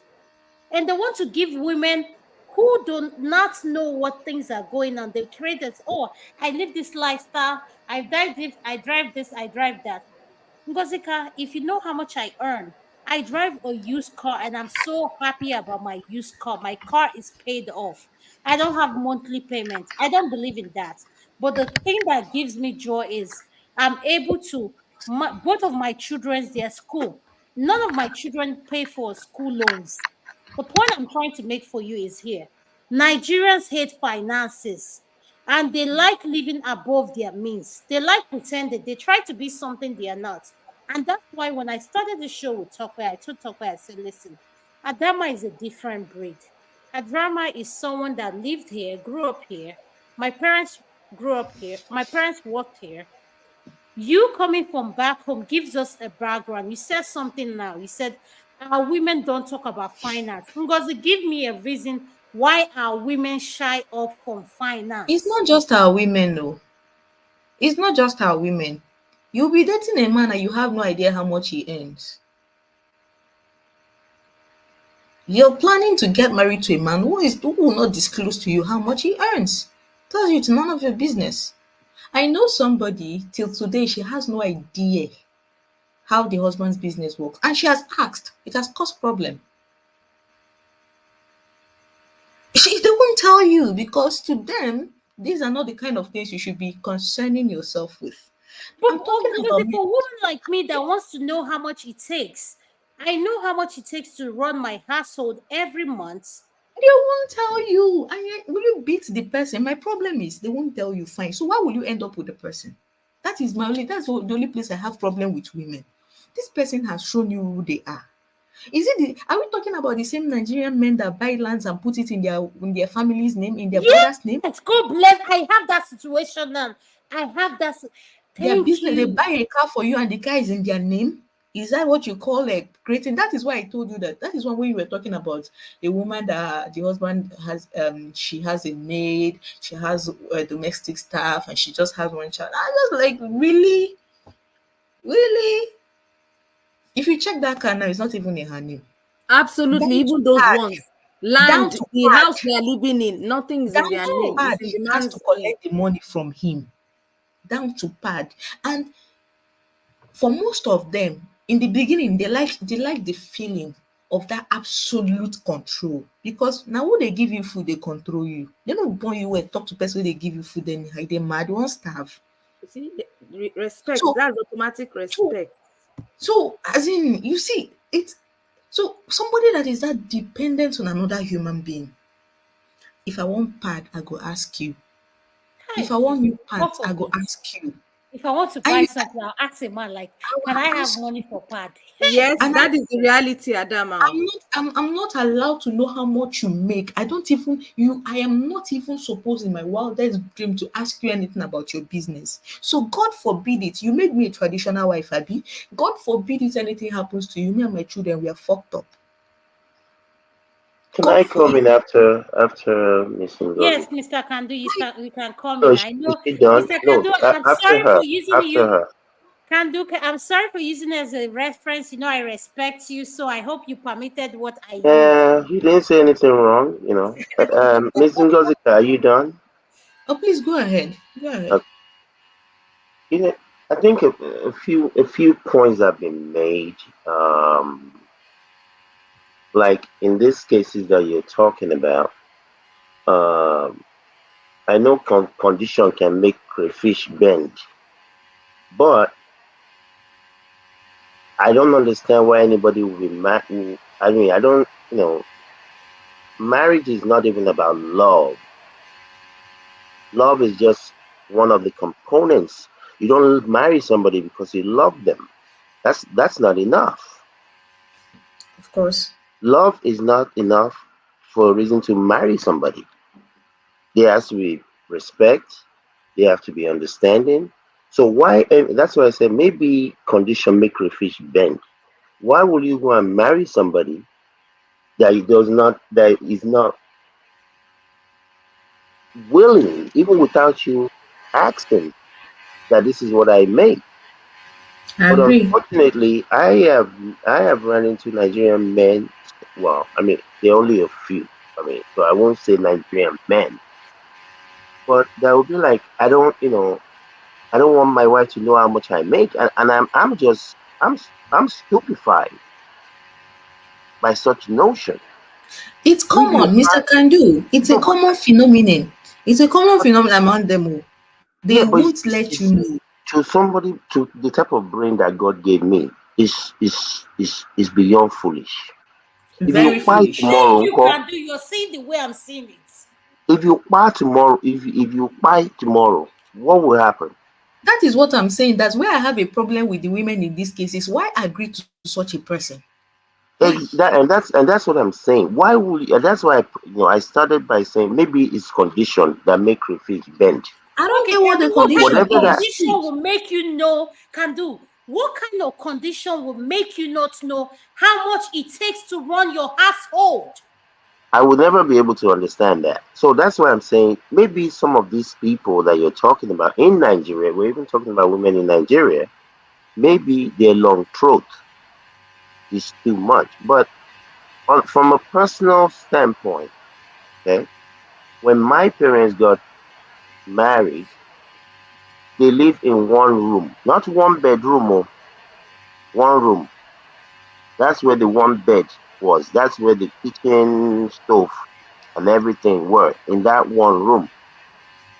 They didn't. Well, my father didn't come from no money, zero. Maybe his was minus zero self. But my mom came from family that was doing very well. But they did not. My her father did not support the relationship because my mother, she's Muslim. My father is Christian. So, but the point is this: these two people got together, started working. Aside from their jobs, they got into contracting, supplying cement, gravel. I'm talking about when cement was 7 naira a bag of cement, and they worked their way up. But my mom worked for the Ministry of External Affairs. My dad is a banker. All through my that life till whenever I came to America, they've always had maids, drivers. But my parents always told us, these people are not here for you. They're here to serve us, not you, children. You're not better than any of these people. So those were the lessons. But I will say this: my mom, he was doing her own business on the side. My dad, he was doing his own business aside from their regular jobs. My father, I don't believe, I've never seen my father pass the kitchen door. Pass. I didn't say go inside. Pass. You know. So, but the house help that they had will cook for the house, but they cannot cook for my father. Can I My ask father why? does. My, Can I ask why they didn't cook for your dad? Is it that your dad prefer your mom's cooking particularly, or he yeah. knew who cooked? Well, I think it's just something that they have developed when they didn't have a pot to piss in, Hmm. and they liked her cooking. So Hmm. he will Makes not sense. eat Makes sense. anybody else's cooking, and I don't even think the man knows how to boil water. I don't know, you Wow. know. But the thing is, because I mean, he has children, he has Mm-hmm. family members. Even me, when I go to Nigeria, I have nieces and nephews. They won't let me do a thing just because they're my nieces and nephews. So, but the point I'm trying to make at the end of the day is, like, my mother is the only one that cooked for my father. He had a job, a full-time job, halfway up their job at the ministry. He had businesses that she was running. She didn't have to come home and cook for him at 5 o'clock. My father almost never got home till 9 or 10 anyway. And I don't believe she had to cook every day. There's deep freezer, there's freezer, all that, whatever. So, but I don't understand. I don't believe in anybody being a slave to anyone. Anybody that knows me, they'll tell you. Even if I have a wife that wants to cook every day, I wouldn't want you to cook every day. It's Yep. not that serious. Me Yes. myself, What can do pushback in our parents' generation? Someone like my dad, he couldn't do all those microwave situation. Oh. He was fresh every day, and But you're how saying can you say your dad? My dad is 80 something, can operate a microwave. So can't you teach your dad how to operate your no. microwave? What are I'm you saying saying? my dad is even no more right now, but I'm saying back in the day, he was used to eating fresh food every day. So when my mom travels on holidays and I'm the one at home with him, I just carry whatever I put a day before in the freezer and just warm it in the microwave then, and just tell him it was fresh. well, you guys are lucky. I mean, when I'm talking about, there was no microwave.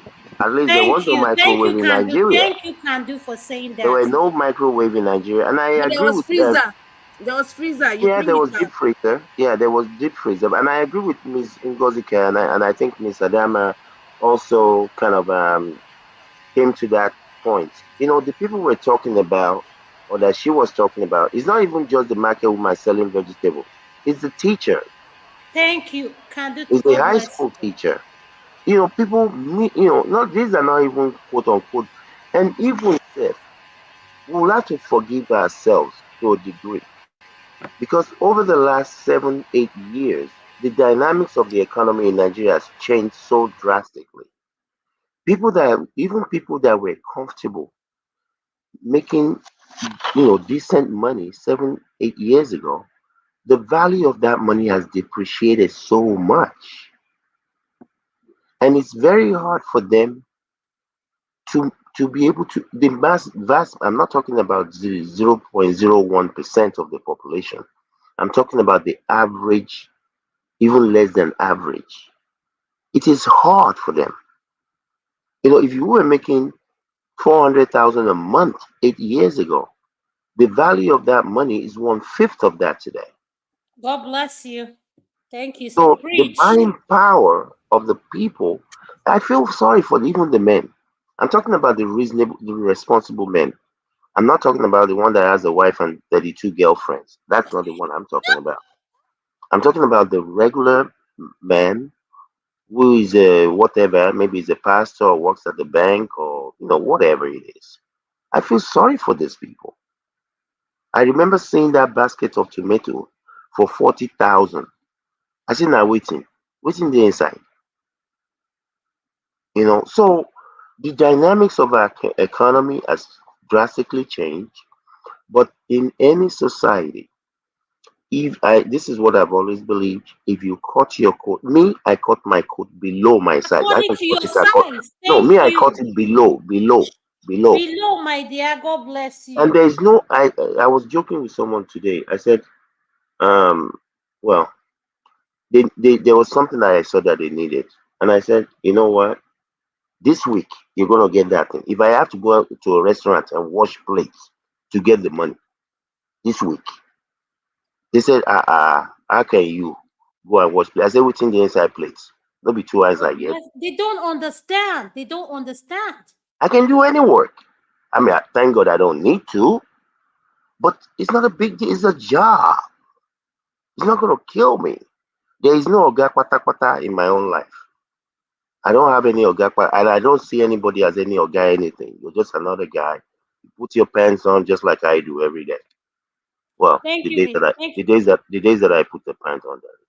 Never Thank you, mind. Mr. Kandu Kandu. I appreciate your inputs, and I this subject is getting more deeper and deeper. And my sister, shout out to Ngozi Kakol, come joining us all the way from Nigeria. I really appreciate her inputs. She sees things the way I see it. I've been saying this: cut your coat according to your size. Stop keeping up with who is not keeping up with you.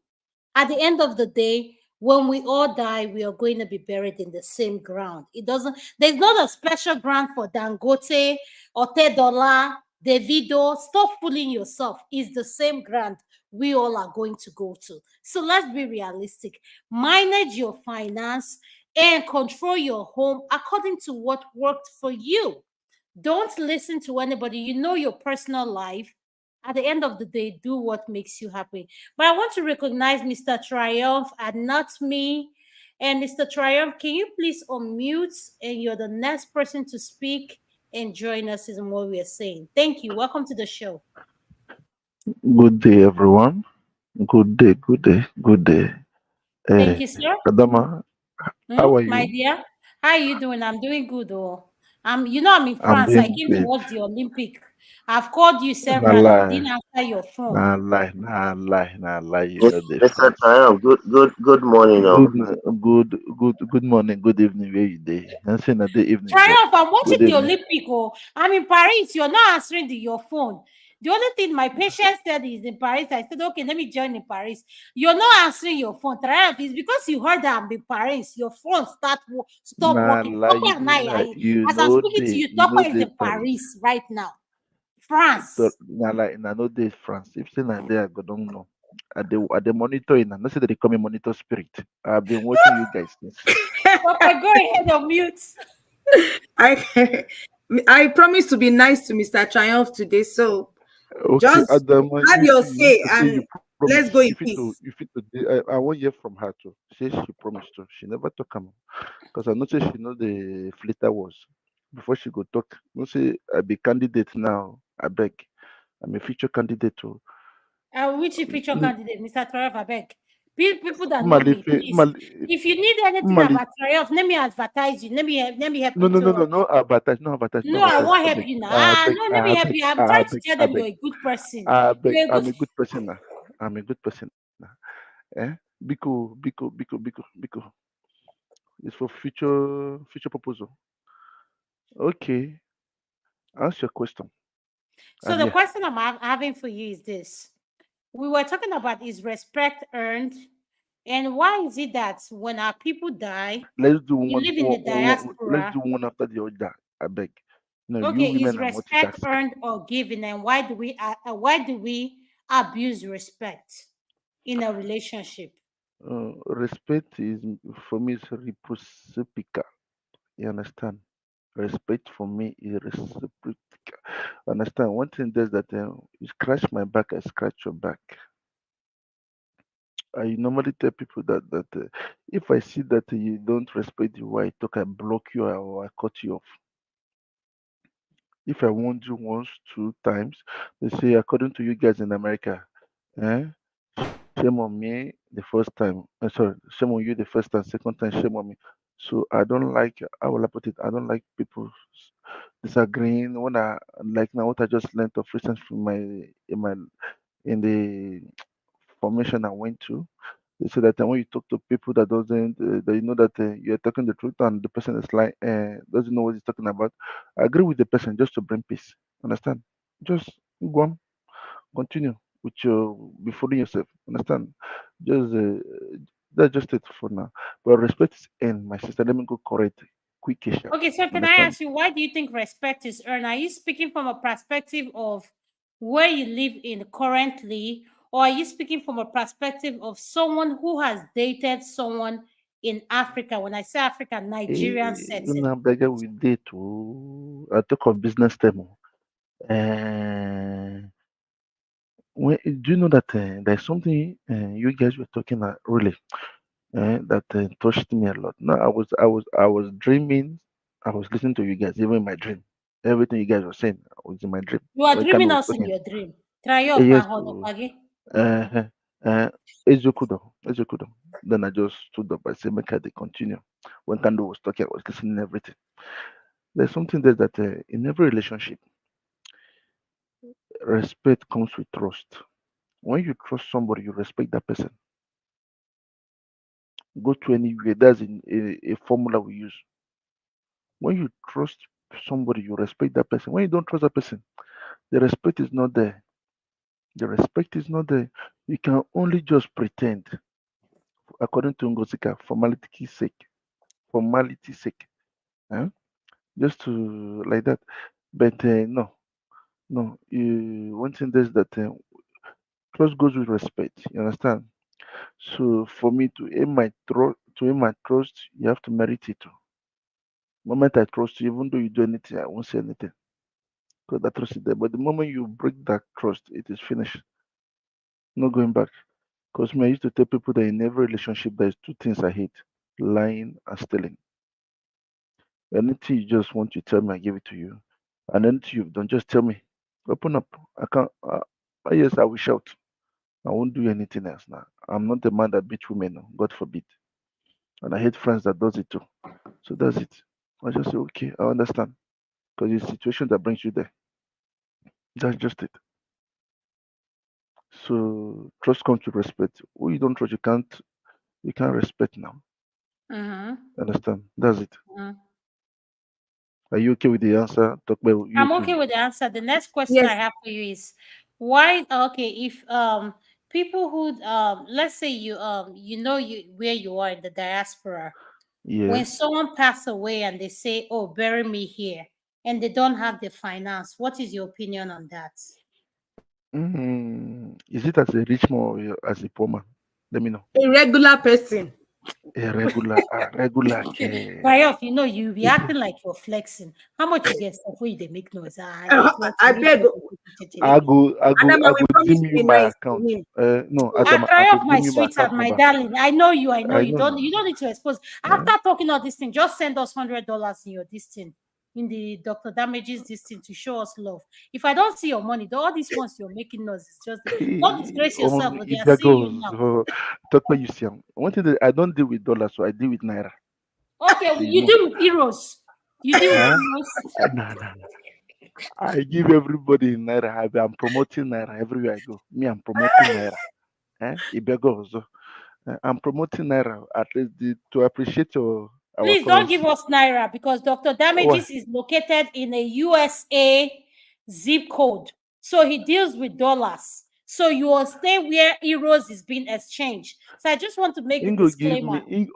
okay name number bank here. I have a Apoku. bank here. My number bank here. My number bank No. here. Ihe anyị na-ekwu a na-emeke You sense. send the So number bank, kwuokwa make ihe ị I do that. na-ekwu. You send me the bank statement. That's it, finish. Okay. Others they do now. It will not be the different now. I promote no, naira but everywhere I I go now. trust you. And you know, if you don't give it all, you meet me at the comment section. Try off, you know I me. know now. No problem. No problem. No problem, Adina. No what's your problem. take on where to be buried and being realistic? Okay. See, you know that everybody know that I have children. I say my children decide where I will be buried. But to make things Beautiful. easier here in Europe, eh, we pay the insurance for that. Insurance will take care of it, so they don't have to stress. You understand? They don't have Insurance will interest. take care. If You have insurance if you are choosing to want to have your anywhere in the body world, taken anywhere in the home. world, yes, anywhere in the world, Madam Tokwe, anywhere, my insurance will take care of it, not my children or my spouse. My insurance take care of everything. Everything has been prepared now. I copy the rich. Kango Isuko. I copy the rich. Does it?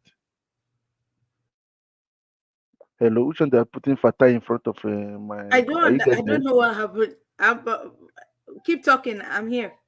Okay, and that's just it. But one thing there is that Just ignore everything. Just ignore it. Don't even look at the this thing. Just ignore the screen.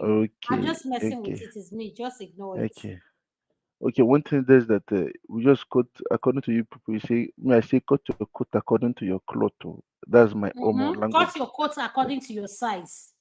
We because in the ITK, Try off, try off. Onuge buka, because I'm a monoge, so cut your coat according to your size. So try off. Leave your children out of it. Where do you want to be buried? If something hmm? was to happen to you today, try off. God forbid.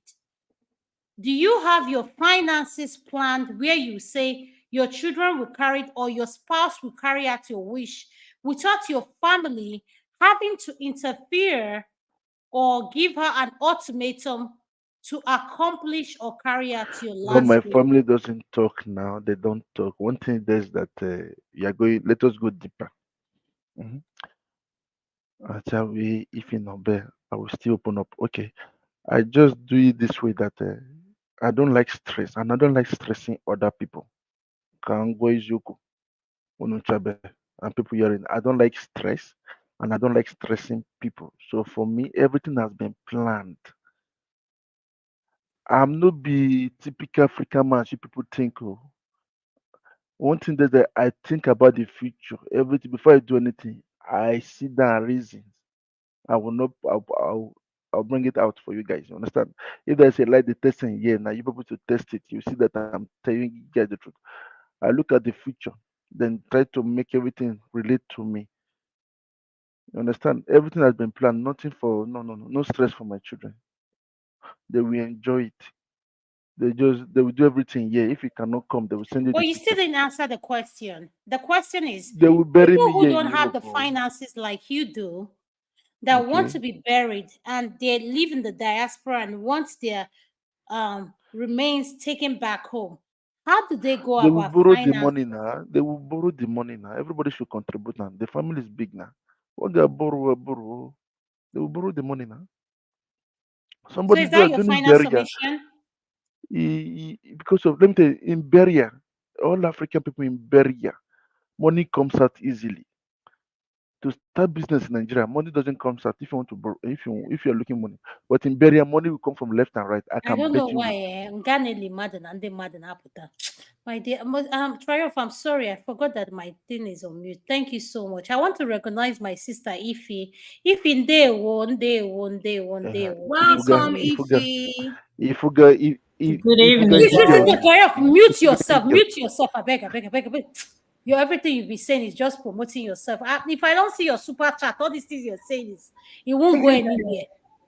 If Welcome, in there, oh Ify. my sister, can you? Hi. Welcome, Fatai. Good evening. Hi, Tope. Hi, Ify. Hi, Thanks for Ada. joining Good us. Hello, evening. Fatai. Ah, Hello, day one, day Yeah. one. Fatai, welcome and welcome, Ify. Ify, hello, you thank heard the you. topic we're discussing. I don't know where you want me to elaborate on that. Just tell After me you the is going to topic, be guys. Fatai. No, So, it'll be not me. It'll be not me. It was meant to be not me before Ify, but oh, not me that's true. again. I don't see Oh, not that's me. fine. Go You've gone. ahead. Oh, thank you. But if you let me hold on, can I hold? If you hold on, I want to make sure not me is a he or me. Not me. Can you please unmute? Can you hear Adama speaking? Not Not me. me. Not me. You're Can you mute. hear me? Or if he Okay. over to you. Thank you, Ify. Please, To be I'm honest sorry. with Not me you. is not there. So Ify, over to you. Hi, So guys. do you need me to elaborate on what we are talking about, or you know what Yeah. we are talking about? Yeah, Ada, tell me what you guys. Okay, we are talking about is respect earned or given, and the split system of 50-50. Wow. And Where you die, why is it that when you die, people the Ima, let me not speak Igbo, I'm sorry. Before they say now that I'm IPOP, you know me, I don't even know what IPOP mean. Let me just give that disclaimer. If he, please, if you're buried now, like something happened to either one of us, and I said, I say my last release, I want to be buried in Nigeria, and I don't have the finances. Why should I have the right to say where I'm buried without the finance to back up what I'm asking for? But the thing that not the main topic is respect earned or given, and why do we abuse respect in marriage and relationship? Over to you, my sis. I think it goes both ways. Honestly, I think it goes both ways. Um, you earn your respect. You can't be doing something wrong. You expect people to respect you, especially these Gen Z kids. Those days are gone when, elders are saying something. You say because it's elder, you respect the person. No, it's no longer this era. So if you earn respect, in my own opinion, I will give it to you. But you can't be acting like a fool and you expect me to respect you. No. In terms of 50-50, Okay, if you can't have the kpokpo. It doesn't have to be 50-50. If I tell my sister, this 50-50 thing is this. I tell people whatever works for you in your marriage, do it. But God this bless you. issue of 50-50, it has, broken a lot of marriages. But I keep saying any relationship or any marriage that is still standing because of financial benefits, number one, that is no longer marriage. And I've said it here, Okay, no. You see, I'm confused now. You say any relationship that is still standing on financial benefit. based Are on, you yeah. saying that if I meet you and I want to date you, let's take me for example, I'm going to use me, and I'm someone that you need to have your finances in order before you speak to me. So, does it mean that I'm a gold digger, or because I have my finances in order, I'm asking for too much? So this is my thing. Maybe I see money differently. Maybe I'm different when it comes to money. The only reason I will say this up top, the only reason I work so hard is that I don't want to be in a position to beg. That is me. Okay, but I see myself in that position, I don't want Yeah. anybody doing Oh, anything for me. yeah, Ada, Tope, I understand where you're coming from. But in a relationship where somebody will, the only thing that is you guys are talking, the only conversation is money. I've said it here so many times that I Yeah, have go friends. up. I'm okoroko. I've said it here so many times about my friends that the only thing holding both marriages is just the money they are making. So when the money is not there, like the other one told me, her husband will be angry just for no reason. You must bring your 100%. After all, I'm bringing my 100%. And she would be like, oh, my 100% is like my 80% is your 100% or something like that. Oh, well, before you came here, we talked about it that we will have joint account. Why? Why should money be the definition will define your marriage? Why should money define your relationship? In my own opinion. So, Okay. I mean, If you pause right there, I'm confused. Ngozika says something that you said now that is similar. Why do we shy away from discussing finance? Is it that we came from a culture where we frown about finance? If you know how much I earn and I want to know how much you earn, what is wrong with that? no, it's not a problem. Remember, you can bring our culture here because it's two different, culture. I Okay. understand where you're coming Growing from. up, my Yes. parents, they never had joint accounts. My father literally pays for everything. My mother will even ask my dad for gas money for the car she's driving to, the car they bought for her. She was still, but here is different. Two people working, paying bills. The lifestyle there is not the same thing with lifestyle here. Mm-hmm. I don't have no problem my husband knowing. In fact, I can give you the bank account. I don't have no problem. I don't have a problem with that either. But what I have a problem is that when somebody, I mean, it's just like you want to know how much I'm taking, giving to my family, what I'm doing with the money. That's where I have a problem. So Who why I do you have a problem with that? It's called being transparent. It's okay. called being in a relationship. When I went to make this money, remember I didn't tell you when I went to make it. But me and you are in a relationship together. Okay, so are you telling me that if I want to give somebody something, I must tell you? Ify, it's called being transparent. Okay, If I Miss want to Adama, marry, hold on, Mrs. Ify, P, can I sorry, just hold please on, can I just butt in here? I hate interrupting, please pardon okay, me. go ahead. Biko. If you want them they will Hotekwana. okay, go find So my sister. Give me. what this thing you said now in my earlier submission, I hinted at something like this. You see, I don't know why the realities of most people, and I will always say what I feel would work for me or Mm-hmm, what I would do. I always use myself as an example. And if I mm-hmm, have to give other examples, I will say of people I know. mm-hmm. And I will forever subscribe to the idea of a joint account, especially Of when two what? Say people that are again. I working. didn't hear you. I'll forever subscribe to the idea of a joint account, Okay. especially if the people in the marriage are both working people, if they're both working. Now, the dynamics of it is what they can thrash out between themselves. The reason I subscribe to the joint account is because of this thing my sister Ify just said. No dey chook eye for my own, I no go chook eye for your own. Once we've sorted out what we will use to run the house, whatever else remains for you, brother, if you want to go and use it and spray for stripper, that's your business.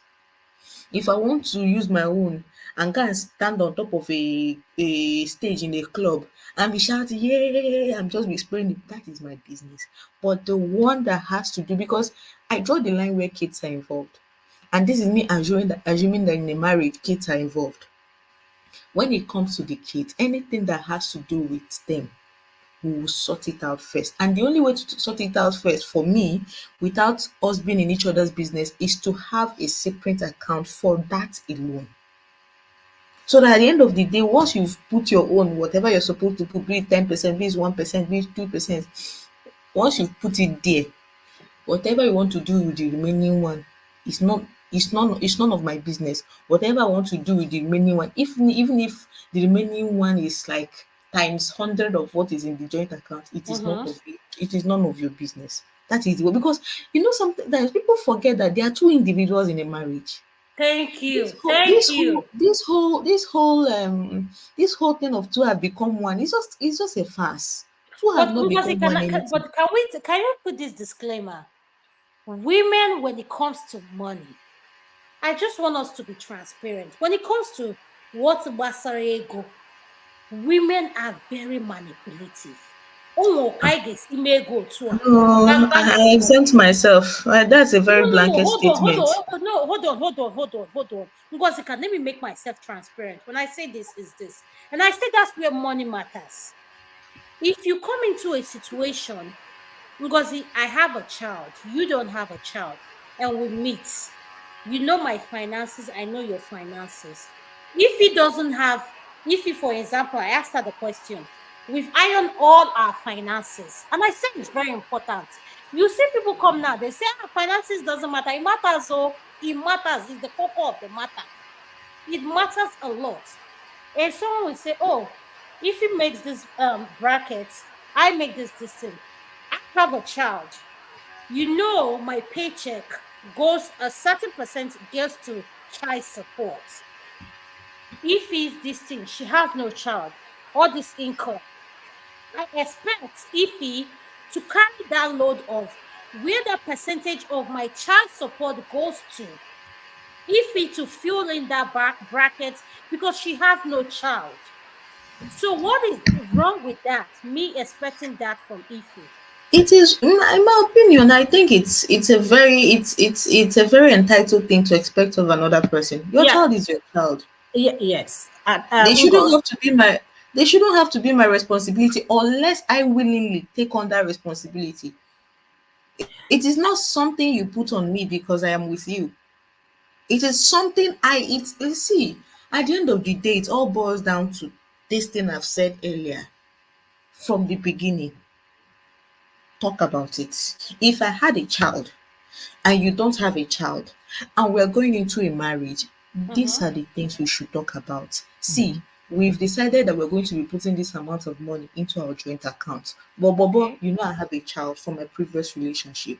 And so I might not be able to bring. So what are we going to do about it? If the person tells you I don't care, all I know is bring your own amount, then you No, might but have to tell Ngoziko, yourself the the question you're truth. not asking, if I need you to bring in more, because the more I need to bring in goes to my child support, and you love me, why should you back No, up? Love, Because I have love does more. not What is constitute love? What Ada, is love, yeah, Adama? love does not Why are consist. you I'm bringing trying love to in this? explain to you.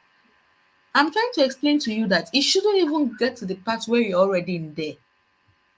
It should not get to that part. It should be from the beginning. This person, you tell this person, okay, I know we agreed to bring this certain amount. I will bring this amount, you bring this amount. This is my paycheck, this is your paycheck, this is what I'm going to bring. But I have this responsibility already. So because of this responsibility, I might not be able to bring this. So what are we going to do about it? And the person tells you, oh, I don't fucking care. Sorry, forgive my French. Oh, I don't care. All That's I know okay. is bring your own We did parts. that disclaimer. Uh-huh. So somebody that tells you that kind of thing, and you go ahead with your korokoro eye, Uh-huh. you go ahead with your korokoro eye and enter a relationship with the person and expect the person to fill in the gap of where your own stops. Ah, no, now that is you shooting yourself in the leg now.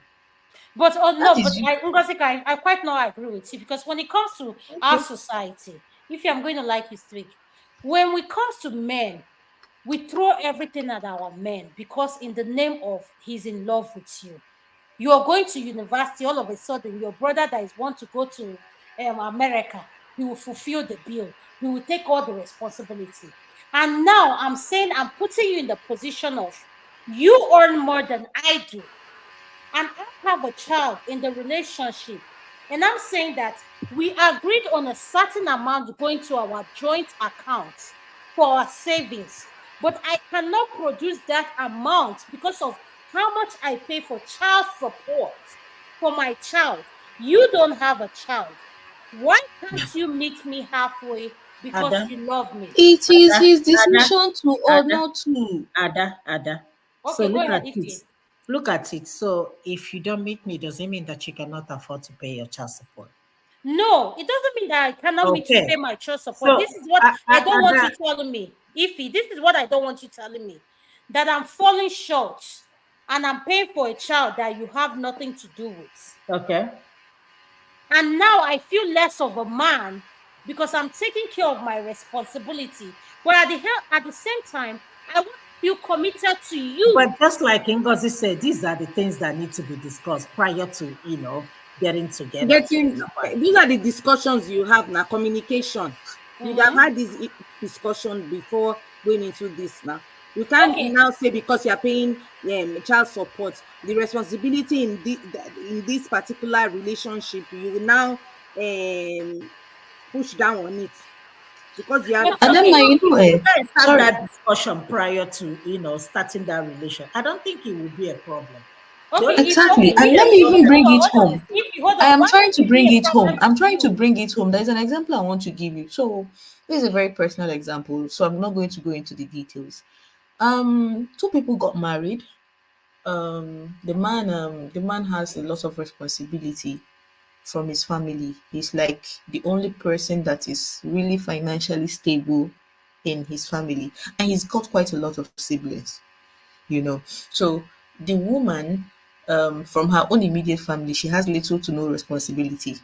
Whatever she chooses to do is out of the goodness of her own heart. Even the same can be said of the guy, but the guy has this savior mentality, or maybe it was the way they were brought up. He believes that because he is doing well, which I do not fault him for, that he has to carry every single member of his family along. He has been doing this before he met this lady. It has been working for him because business has been good. Now, economic crisis, business is not going on so well, and they're Mm-hmm. already married. And it is important that I point out that before they got married, this lady told you clearly that the kind of home she envisions, the kind of family she envisions, is that of a clear nuclear family. No, if you're no, hold on, Ngozika, when you say clear, I don't understand. Clear what? She No, wants asking. just No, you, Oyibo no her na, kids. Oyibo Merike. Uh-huh. She wants just you and her children in that house. All this thing we do about carrying your brother will come and stay with us, she does not want it. They No, can but come and she's not visit being her. No. realistic. You're not being. She No, is Ngozika, being I don't like realistic. that. No, Ngozika, please. you're not No, no, being no, no, no. realistic. Wait, wait. It is what she wants. You do not have to agree with it, and you do not want have to marry Mm-hmm. her. This is what she wants. She has every right to chase what she wants. She is a person. An individual, and she will remain an individual even in that marriage. So you Yes. trying to strip her of everything that makes her an individual will backfire. She tells you this is what you want. If it's not what you want, you go. There are more than 2 billion people on this earth. Chances that you'll find the person that wants exactly the same thing you want are very high. You do not have to end up with her. So she tells you all this, and you get into a marriage. Now your business is not she doesn't even put eye for you. She only put eye for you for your finance. Even though you want carry load. Oh yeah, that they carry load, they go now. But things are But not going Ngozika, this as is they my should. problem.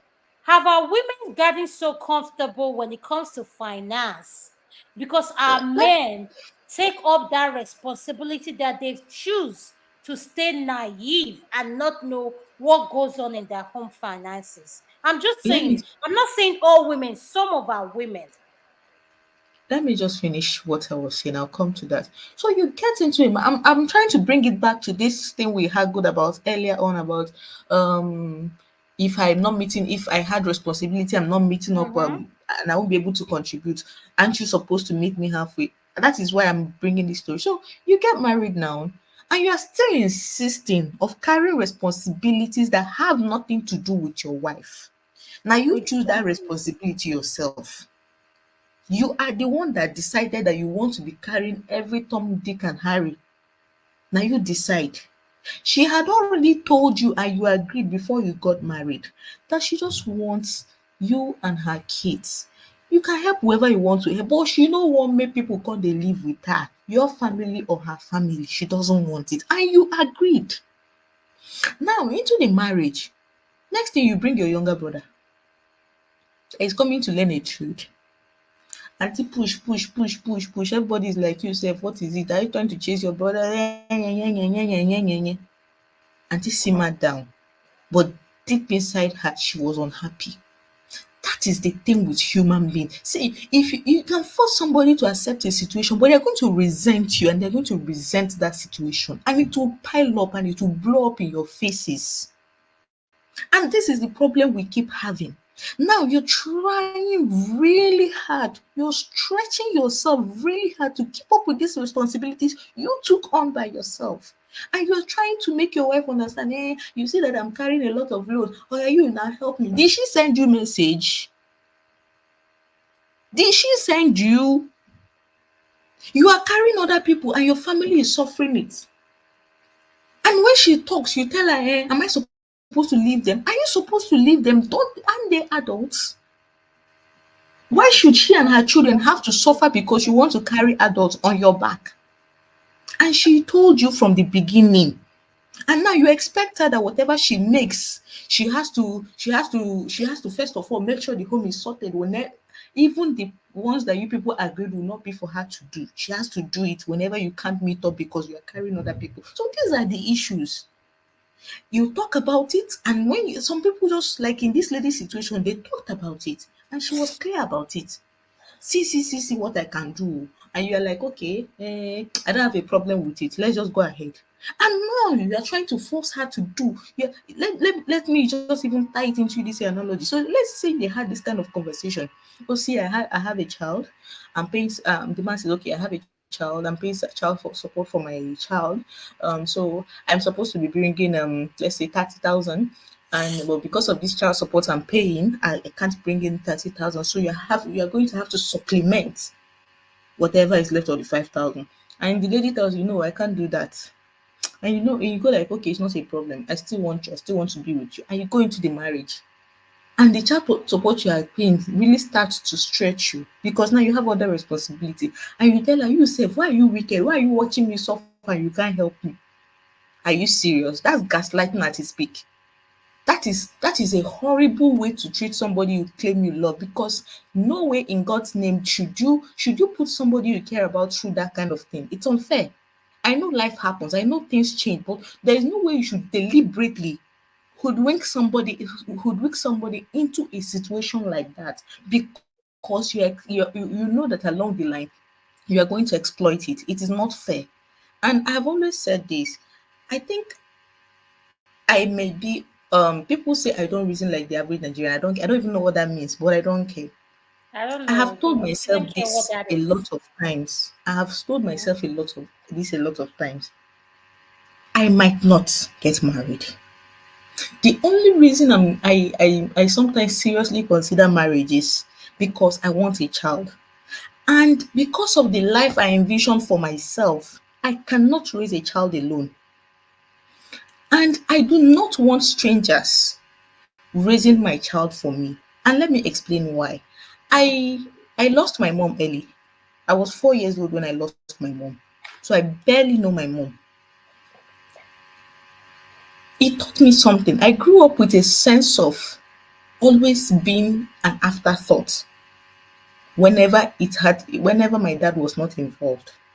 I do not ever want my child to be an afterthought, to be a second consideration.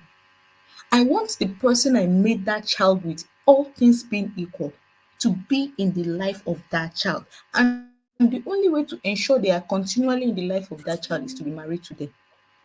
It might sound lofty, it might sound a tad bit unrealistic, but I want you at the end of the day to know, I want to be known that wherever I am, that there is somebody for whom my child is primary responsibility, not secondary responsibility. Not that I'm paying you to make my child a primary responsibility. Biologically, my child is your primary responsibility. I want the assurance of knowing that. So, are you trying to tell me now that having all this thing in mind, I'll wake up tomorrow and then somebody will tell me biological clock, biological this, biological that, and the only No, no, other no. option I give myself. No, you Wait, can't. I'm coming somewhere. The only other option I give myself is if I'm going to have to do it alone, I'm going to have to be comfortable enough to live life on my terms so that my child will be well taken care of. Hmm. Now that I cannot afford to do that, and I find somebody that is not the kind of hands-on partner I want, and I see this, there's something about character, it doesn't hide. And we're Mhm. having conversations about the home and parenting styles and Mhm. having a family and raising a child. And the person mentions this kind of thing. And I go into the marriage with them, knowing fully well that I want a hands-on parent for my child. And I deliberately go into a relationship with somebody that has told me in clear terms that all they think about children, what their only consideration with children is provision. Hmm. Don't you think I'm shooting myself in the foot? And tomorrow I'll come and tell You the person, are. I don't like You what you are. are doing. No, I don't like what you are doing. Why are you living? Is this child not your child? Why are you behaving like that? Is it only me that gave birth? But the person was clear in their mind. They say, all they have to, baby, how are you? Rub the child head and they go. And how much is the child this thing? They will pay and go.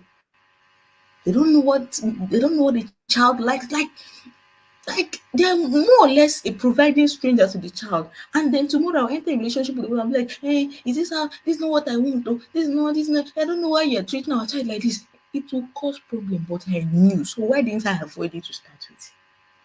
Why did I have to put myself and the child through all that? When I could have just jejely gone to look for other human beings that are full. Plenty. Human beings plenty for this world. But we just I don't know why we tell But ourselves that see, if it.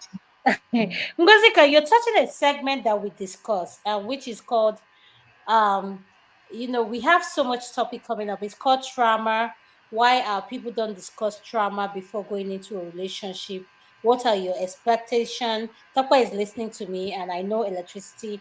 We've touched on those topics, and I don't. I think the truth of the matter is a topic I will say to you. Hold on, is filled Oh with well. so much So that you'll be so shocked. I think all I'm just trying to say is your percentage that you're bringing into that union as agreed should not have to fall. The responsibility should not have to fall on your partner because they are with you. No. One may maybe na one mother maybe na one more. Maybe now one more. Agreement is Thank you. agreement. Uh-huh. Agreement, if you know, if you can't read for settlement, you can't dey no be like that. Agreement is agreement.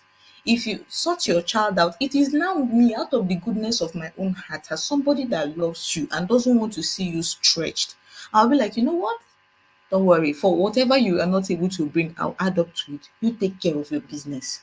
But coming to twist me and gaslight me into, no. It doesn't work like that. Somebody like me that I'm so aware now, we are going to burn before we even start. So that is just Thank you that. so much. I appreciate you, Ngozika. Your input and where it came from. Even when I gave you guys the pushback, you were able to answer and you stayed firm on your answer. I just want to finish with Ify before I go to if Not me what is and this Hold on, hold not on. me and Fatai. Ada, No, let me put this right quick before I leave. yeah, go ahead. Again, I'm still bringing my friend because her situation is so complicated, right? Uh-huh. Her husband he has 4 kids, 2 adult kids Uh-huh. that he didn't tell her about uh, before he married her, and two Uh-huh. and 2 other kids here.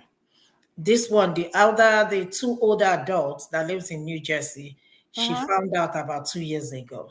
Okay, that's fine. Those ones are grown. These 2 girls, the younger one, I think the other one is 18 now, so they're no longer paying child support. Okay, That's Ify, before you go further, let me understand something. He got into a relationship when they met, he only disclosed two. yes. Okay, go ahead.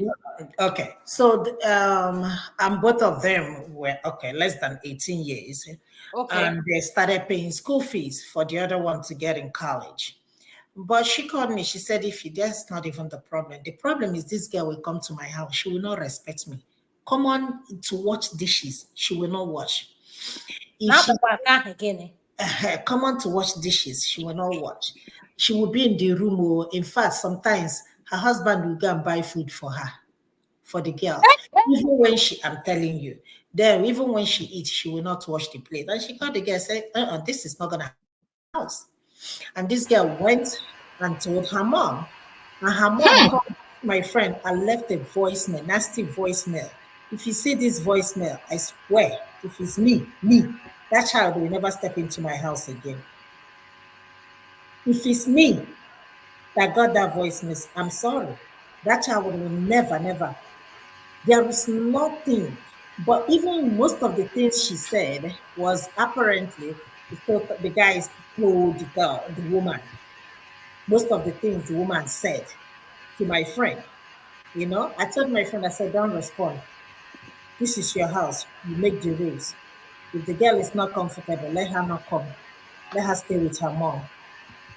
I said, you cannot be going to work every day and then paying child support and paying school fees from the money you are working, you're earning. I said, it's not going to happen. You need to sit down and have a conversation with the man you live with.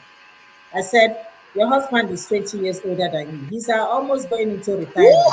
48, yeah, and he's 58, right? Sheesh. 58 and you're 58. How many more years is he going to work? Your oldest child is not even up to 7 years. So I said, you have to wisen up.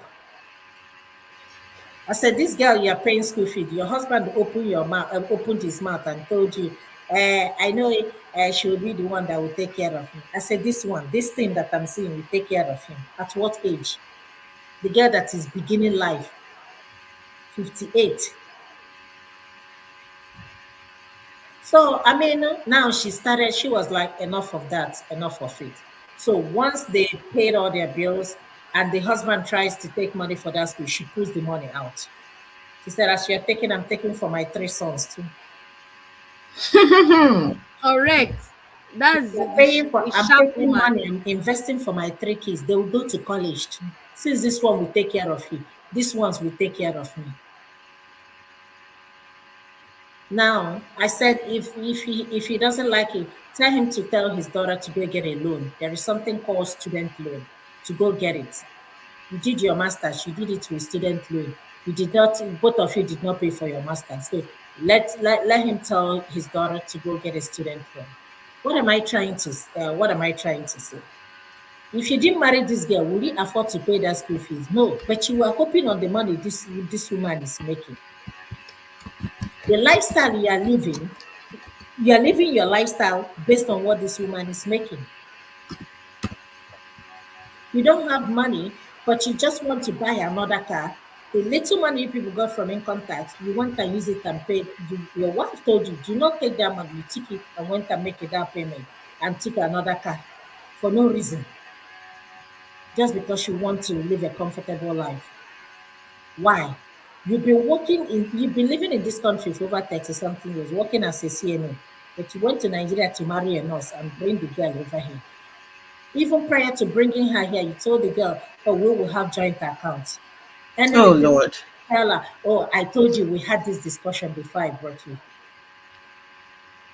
They So didn't discuss the dynamics of the joint account. Sorry, they didn't discuss the dynamics of the joint account. no, that's what my friend told me, that even when she was back home, that was when he started making it, ringing it as a bell.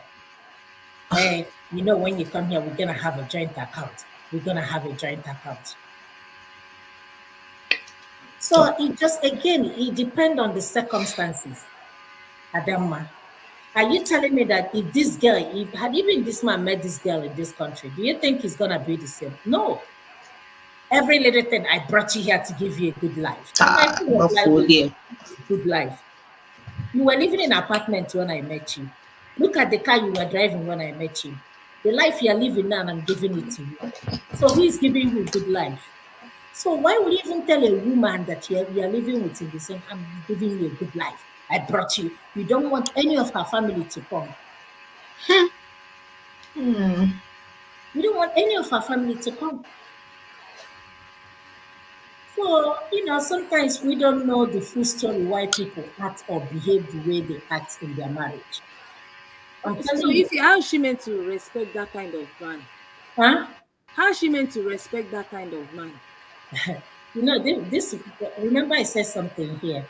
Um, there was a time we had an extensive conversation, and she told me, if for 1 year, no, no, nothing like uh, this, Sex. uh, Meko. This is not a POB platform now. Malan Day here. Something there is nothing like copulation. Yeah, Yeah, yeah. copulation. There is nothing like that. Everybody sleeping in a separate room. Ugh, yuck. This girl is just 38. She's young. And if you see her, you won't even know that, she has had three kids. Her body is Do you understand? So sometimes when people behave the way they act in the marriage, the only thing she keeps saying, even the other one, the only reason why I'm still in this marriage is because of this kid. If not, I would have gone. I would have gone. She does everything in the house. He said, I have a man in the house, but it's like I don't have one. Oh I will Lord. cut the grass. I will make arrangement. You will call me to ask me the day you will stay home with the kids. You will ask me where their clothes are. Ugh, Jesus. You will tell me the AC is not working. What are we gonna do? These are the questions the man you're supposed to be asking your husband. Madam Ifi, can I ask a question if I'm allowed? Yes, sir. Do you have an idea of how long these people knew themselves before they got married? I don't think okay. The truth of the matter, this is what I call marriage by comfort. You married me because I am a nurse. I married you because you're an American. But okay, okay, Ah, okay, okay. put the law. Okay, hold on. If you stay Put right the there, law. but this is what I don't like we're doing. The lady married this man because she wanted to come to the United States, whether we agree or not. It's And the no, man wanted to marry a nurse. no, but That's that's the fair. case. No, that's the case. Kenji, based on the question, I don't think they know each other that well. But the truth of the matter is that no matter whoever the man marry, let me tell you, it's still gonna be the same. Because Eh, this is Madam Ifi, you see, it is important. It's really, really important. Important. It It's is. very. Yeah, even if they had met in the United States or in Europe, wherever they live, before you get into a relationship with someone, even if you marry somebody for 30 years, you might not know every nook and corner of their life. But to be able to marry somebody, I would think that it's a process. Maybe a year and a half or 2 years of knowing each other. You go to family functions. At some point, that man is a useless man as far as I'm concerned Kenji, let me personally. tell you something. Remember that these people they live in two different countries, Yes. right? Onya, Want this to person factor lives in that in. Nigeria and this person lives here in No, US. I agree, and that was So why I posed the question the way that I did, because I have to think about all of the different dynamics that brought these two people together, and like No, Madam, Kandu, can I ask like you a question? Kandu, the pushback I have in your question is this. I blame the man, I blame the woman. And why I blame both of them is this. This is my question. She wanted to come to the United States. Forget what age he is and whatever lies he lied. Both of them were lying to each other. The attraction was not there. Let's be honest with that. Is ab- and that's what I'm trying to say. And we cannot put, I hate that when we put this blame on men alone. A lot of our women want to come to the United States without even knowing the background. Even if he has 10 children, they want to come to the United States. I totally agree with you. And Kenji, I know where you're coming from. But that's what I'm saying. Okay, look at what is happening in Nigeria now, right? With the way the country is going, and you see somebody that is, let's say in the medical field, a nurse, a doctor, a pharmacist, or anybody, and somebody from here travels all the way to Nigeria, you meet the person, you start loving the person before you know what is happening. Because if you are here, you send money back home, you think that's the way it is until you come over here. Then that's when you know how people make that money. The person might not absolutely, even be making that much, but the person is absolutely, struggling, to make you comfortable. And then when you come absolutely, here, you see that it's not the same thing. Oh. After paying all the absolutely, bills, nothing is left. But what I'm absolutely. trying to say is, I agree, and I'm not, like I said, that man in my book, that man is a useless man. No, nobody's entitled. You're not entitled to college You're not education. wasting time. You'll be But saying can do it. is not only And I the man support now. it. What It's of so the woman? useless. No, you Yeah, know why I'm laughing? can you I let me am. let me tell you let me tell you something. Let me shock you people. Another thing. Just went home for the girl's father's funeral, right? And she called me. She said we had a very big problem back home. I said, what happened? She said we went home for my father's funeral. We got about $5,000 back from IRS, And guess what? My husband took it. Under 2 weeks, he came to my village to ask me for money. Under 2 weeks. I said, wait a minute. 5,000 K under 2 weeks. Yes. Why? Oh, that he called security mobile police to do what? Jesus, I love you. For what?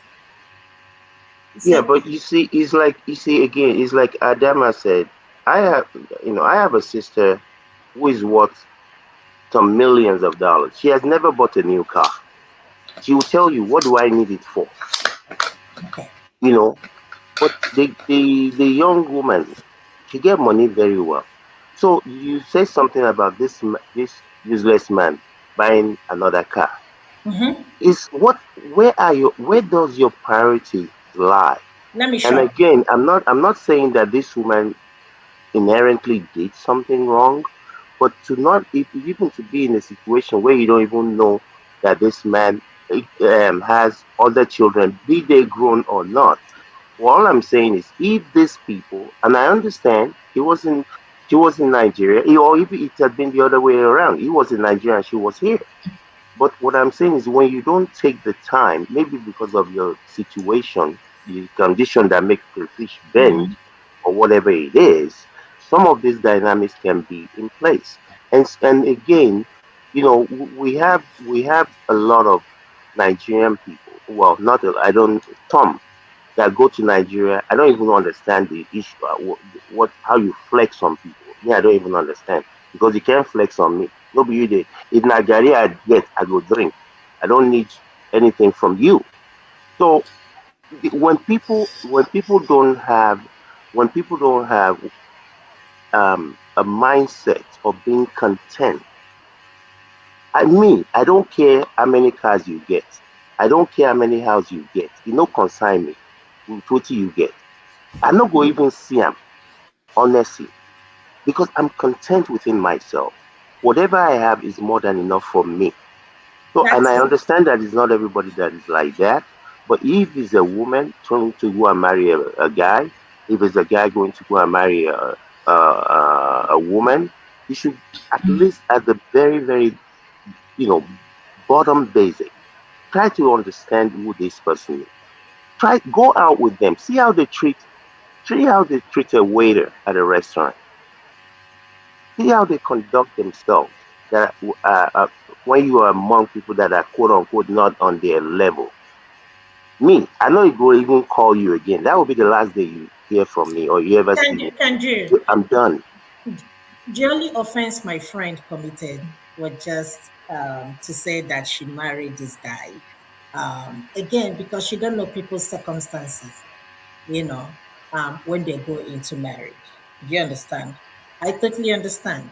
And I don't want to judge her and I don't want to fault her because I don't know the upbringing. She grew up in a family of eight. She's the one literally, yes, she's the one literally carrying her family. Do you understand what I'm saying? So, Absolutely. I yes, do. I do. I'm not faulting her. she, Yeah, this is not a blaming game. I'm just saying that, unfortunately, um, she did not get to understand who this person is, and from the little that you've said about him, number one, what is you having some adult children? How is that going to dissuade somebody to be with you or not be with you? And if they don't want to be with you, like Ngozi said, there are at least 2 billion people, women that are over 18. Go find another one. It's not by fault, but this person, it sounds like they were dubious from the very outset. They yeah. were looking for a nurse or doctor or whoever that they can bring Mm-hmm, here that's going mm-hmm, to come and support their fake mm-hmm, life. mm-hmm. It's Yeah. living a fake life. You see, let me break your heart one more time. You I can't, oh, you can't. no, calm down. Let me break your heart one more time. When they were trying to buy a house, and she called me, she said, "If you're trying to buy a house, I think I'm gonna go pull some money out of my 401k. But if I put some money to make down payment, I'm gonna need more money, to put to that. Can you give me some money?" I said, "How much?" She said 7K. With her husband, both of them were driving. I said, "Sure." As they were talking, I wired, I think I made that payment twice because he won't let me to make it once, right? I wired the money to her. When she was telling me, when we were talking about the money, she said, my husband was there when when I called you to make that request for the money. My husband was shocked that somebody can give somebody that amount of money. But look at the stupid man, like he said. When you got your money, income tax, the first thing you should have done, right, is just to pay me that money. Instead, you ran to go make a down payment and to take the latest, what is it called? Nissan, what is this car? Nissan, oh God, oh God. Anyway, the latest Nissan, that was about 2, 3 years ago. And this girl continued to pay this money instrumentally and paid it in pieces to me. The man never asked, not even for one day.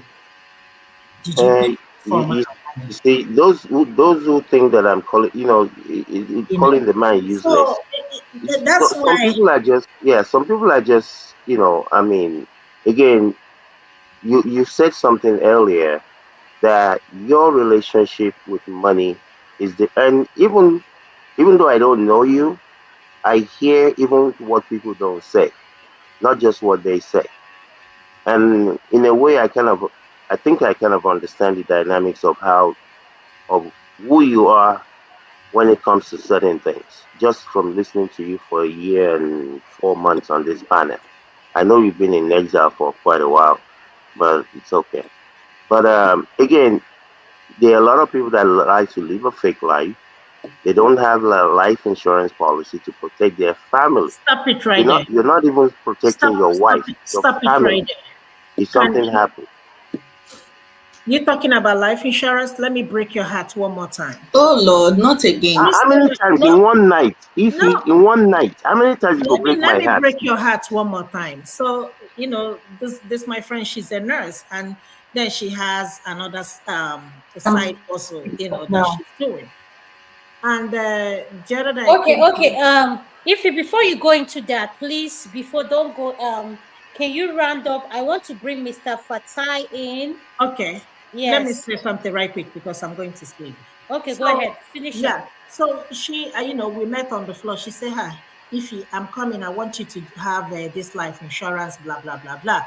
She was trying to explain it to me. I said, "Please, carry go, go, go, go." I thought we have talked about this thing before, and this is what I said. She said, "Oh, you can do a lower premium." She was trying to make me to buy that insurance.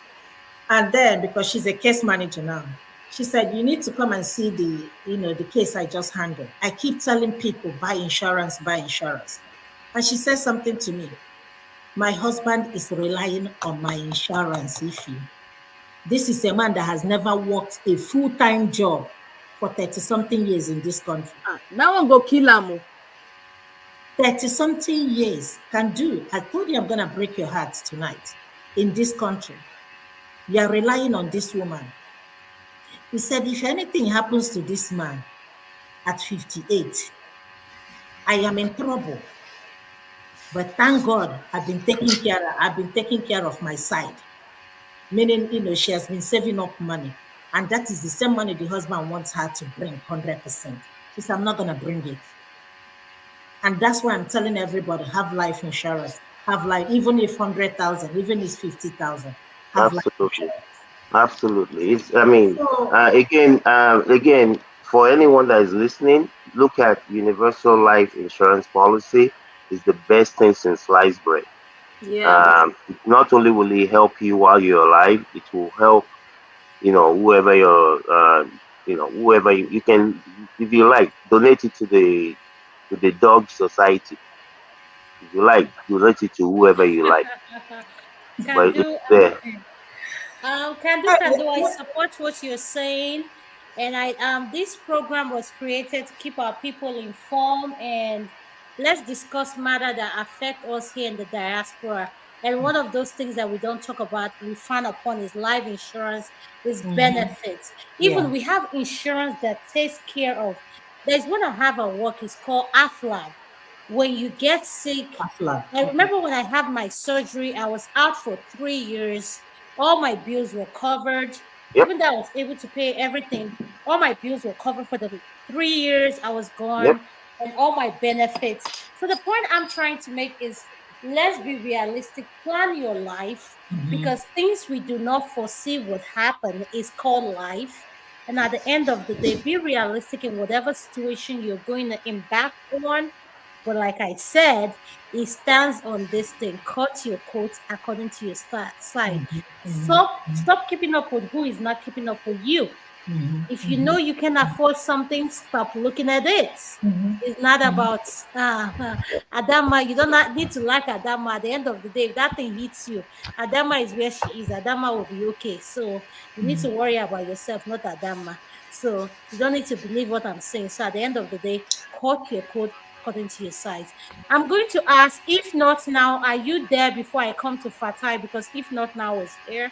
If not now, are you there? Can you unmute so I can know you're there?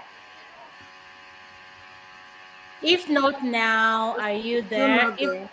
It's still not there. Let's okay, Fatai. Mr. Fatai, can you please unmute and your nest? Oh, can you hear me? Yes, I can hear you. Welcome to the show. And I Hello, just, yeah, I want to tell. Can I know where you're coming in from? Are you in the diaspora or are you coming in from Nigeria? hello. Yeah, I'm in the diaspora, Okay. Hi, Nigeria. Fatai. Hello, Tokwe Ho. um, Okay, thank you, uh, sir. Do you understand what you were saying before you contribute? I just want to make sure you understand the topic we're discussing. If you need me to explain, I'll explain. If not, you have the floor. it's all right. No, I'm not really saying much. Okay, go ahead. So I wanted to say hello to Tokwe Ho. Hello, the general. Nabutu. So, Nabutu. cool. I don't know. Hello, everybody. Nice to meet you, Uh, Fatai. Thank you so much. I'm so honored for you coming into our show. Thank you. I'm so honored. Thank you. well, nice to meet you here. I think we met before on this Yes, radio yes, I show. have. I have met you before at One Man. Yes, Yeah, yes, yeah, sir. yeah, yeah, Yes. yeah. So, yeah, yeah. I mean, I heard the topics. Generally, I'm retired from public commentary. But I wanted to come and say hello, so that's why I came around. Um, but I mean, I've been having already since I'm already here. I just run just few minutes. I think that the issue of respect, I think, to the main topic. Mm-hmm. Well, well, I always believe that if somebody understands, if somebody understands oneself, you know, I mean, respect is a matter of respect. If you know how to respect yourself, you will have a sense of respecting other people. So it applies to general people, and it's especially very important to family issues. I don't think I am very qualified to talk about family issues, but you know, Why do you say you're not no, qualified? When you say talk about family, what makes you think you're not qualified? You were raised by a no, I'm not. family. Yeah. Okay. Let me just say as Yeah, a you've been general in comment. relationship, like you've had someone you fell in love with, you guys have disagreements, in terms of what she expected of you, you expected of her. That's what the show is all about. It doesn't cater necessarily on marriage. We cater built on relationship, dating someone. Let's say you're in the diaspora, you want to bring a wife to from the diaspora here where you are. So we cater to everybody. So I don't want you to think that this channel caters only to people who are married. No, we cater to everybody. Okay, I see that's a general comment to start with. So I think that these issues is different opinions. So I don't generally take strong opinion on things that are general arguments. I like to not to get in generally like not to get involved in argument that um I don't keep it in one corner. So that's what I mean. Okay, so Fatai, So let me yeah. understand what you're saying. Now, let me understand. Now, the question I have for you is now, Fatai, be given by your name, I know you're Muslim. Am I right? Not really. Not Okay, so really. I may be wrong. Okay, I'm glad you corrected me. Um, So now the yeah. question is, if you are here in the diaspora, if you were to be in a relationship and God forbid something happened to either one of you, and you don't have the finances and your wishes was, oh, take my body home back to my parents, my siblings back in Nigeria. and you don't have the finances. How will you communicate that to her, given that you don't have the finances? That's the question I'm posing to you. Are you talking about afterlife stuff? Yes, I let's think that's if what you were talking yes, about. if she passed away, God forbid, if either one of you were not there tomorrow, and or one of her last wishes was, or one of your last wishes was, take me back home to Nigeria. How are you going to finance taking her body back home, given that both of you don't have the finances? Go fund me now. Go fund me. My boy. Ada, can I say something? Fatai, question, right? Yeah. See, Go fund me. Go it's fund me now. Fatai question. Let me say something right here Hello, before I hello. leave Yeah, yeah, final. yeah. Hi. Ada, this has Nice been to a meet you. problem going on, especially among our Nigerians, right? Yes, But this yes, is I what I know. tell That's why I people. came up with it. Yeah, but this is what I tell people. I lost a brother in somewhere. We sent him home. My father was on his way to India. He died in Dubai. We sent him home. That wasn't joke. It was no joke at all. It cost a lot of money. So if you want to be buried back home or anywhere, if you want to be buried in China, if you want to be buried in Japan, make sure you have the money. You cannot have no money and tell people, to contribute for your body to be sent back home. Do you know how much that costs? Do you know how much that costs, Ada? Just to send the body back home. You can't get it anything less than 18,000. Yeah, so that I wanted You to say know, that can I it's more can than I like can I bring 10,000. So another angle to if this you want to have, bringing cups home? yeah, What if the person? What if, because early this year, my friend had to bring back his brother's corpse from what is this country? There's this South Middle Eastern country. The guy had gone there to study and died. So, is it the same scenario? Are you saying that if this person went to study or went on a trip or for whatever reason, let's remove the fact that they were living there. Let's say the person, okay, they were living there, but that happened. If they weren't supposed to be there permanently. They were supposed to be there for a while and come back home. And It's the same. unfortunately, before they come It's the back home, same thing. that Because happens. So it's the what same thing. what It's the same thing. Oh. you're saying the family should abandon the corpse there? Ah, the money is going to be hard though to raise. It's the same amount, oh and it's God, even going to if be you have worse. money, fine. If you cannot raise money, so what are you gonna do? Are you gonna borrow money do you know how much it costs to bring cups back home? You I just know bury how the much it person. costs. I know how much it costs. It costs him an arm and a leg. But Uh-huh. there was That's nobody in that country. Wait, And the school, wait, the Ngozika, school. do you Miss know people? Miss Ngozika, do you know Ngozika, people go? what do you mean by abandon? Abandon what? You do not request something you cannot afford to pay for. We're supposed to pay for that.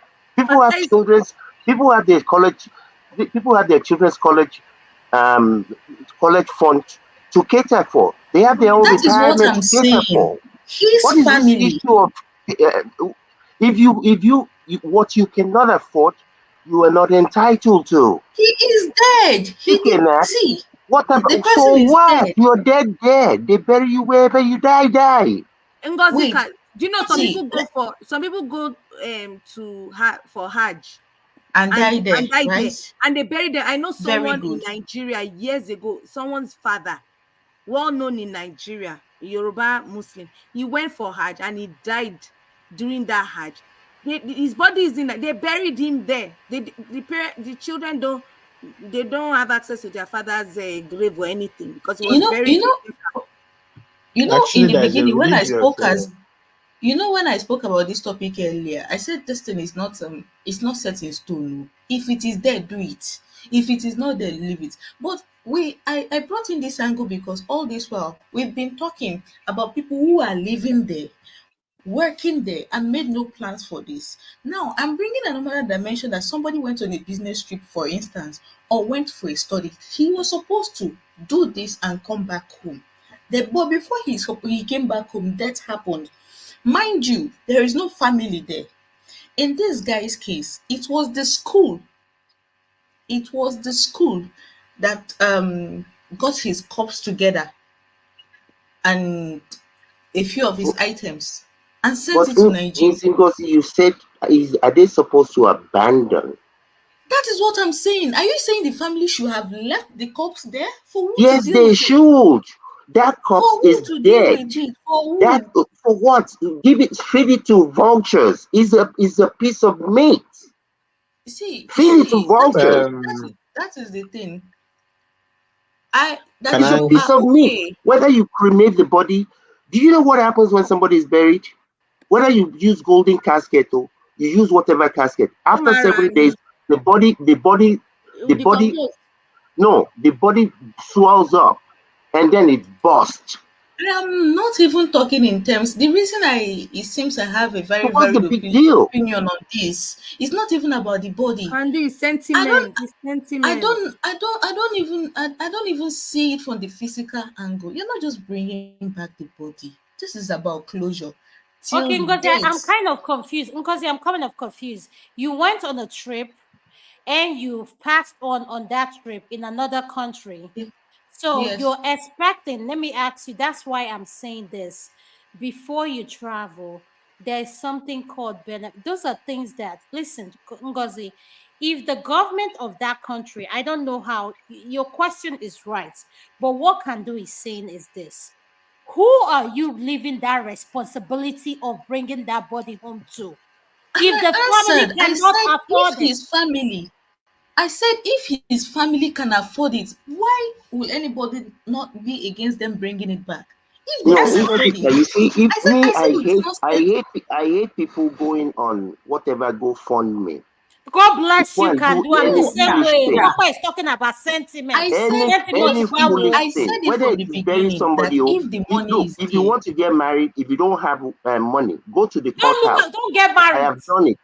Go to the courthouse, pay $100 or $75. And give Shikena, your you are marriage married. certificates. You are Can, married. can, can When do. you get money in the future, go and Can spend $1 do. billion to have a party. Mr. I Don't am come Mr. and go Kandu. saying, fund me any rubbish. That's I have Mr. rubbish. Kandu. That's having an entitlement mentality. Candy. Yes, That Mr. other I Kandu. people have must said do this for Candy, from can you. the I say? beginning. I I said don't Can I want this say to. from the something? beginning that No, Ngozi, listen, I Ngozi, said let's this be from the big realistic. Ngozi, it no, goes I back to said the this from the government. beginning. Please understand what I'm coming where I'm coming from. I said this from the beginning. That is not that deep. If the person for whom for if the bereaved can afford it, if the family left behind can afford it and they want to, fine. No, but Ngozi, I'm asking the question. We want to address those that can't afford it. Those The that reason can't, the Yes, reason those I that butted can't. in That's the question. if they Those that can't Ngozi, can't you said, afford are it. they if they We supposed can't to don't afford support. it, abandon? You said, are if they they supposed to abandon the Abandon body abandon it. the Yes, there? corpse that's the there. question. Yes, I asked that question. Here is why I asked it. Because for me, it is not the corpse that they are abandoning. This is, I don't know for any other person. Till date, I have not had closure over my dad's death. Till date, it's been 14 years since my dad died. I did not get closure. You know why? My dad was sick for over a year. I spoke to him on the phone just once. He sounded so strong that it was after he had died that I got the full picture of how sick he was. He passed and I could not come home for burial. I was just a child. The circumstances were beyond me. My guardian did not bring me home for my dad's burial. It tore me apart. I never got closure. I have to remind myself every single day that there's nothing I could have done. You're telling me that families are just supposed to move on from, oh, he went and he's Miss coming back Ngozika, without a Miss Ngozika, chance. No, If I you no, don't we're have not talking sympathize. money, about, so I if you don't have sympathize. money, you see, have to No, go I to sympathize raise and money. empathize with no, with see, what I am the saying passing is of if your the money dad. is not there, fine. What I'm saying, see, I don't know. You said you have a thing against GoFundMe. That is fine. But you don't have to give them. No, That is no, the no, no. it, The mentality. Yeah, I'm ready. it is not a mentality. This me is Can tell I you. speak? loss. Let me tell you. The person asking you, the person Let me asking tell you for you a a personal GoFundMe to story. bring back a pulse might Let me never tell have you a asked for a let cup me of Okay, water. let me Can you tell you wait a for a personal. second?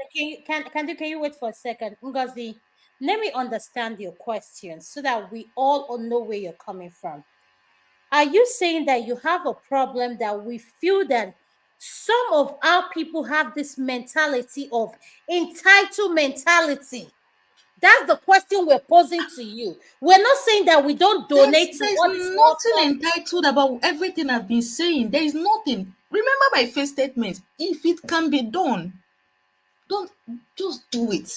Okay, yes, That that's was the the point first I'm thing going I to. said The though. If conversation it we're can be having, Ngozi, done. you're getting it wrong. The conversation we're having is this. We're talking about people who can afford it, who cannot be And I'm done. asking, what if those people who cannot afford it, because the context you were coming from, if I'm not wrong, was that okay, somebody that is here did not plan their life, did not make any plans, do not have insurance, and then they die, and they expect people around them to fulfill their last wishes of going back, taking them back to their home country.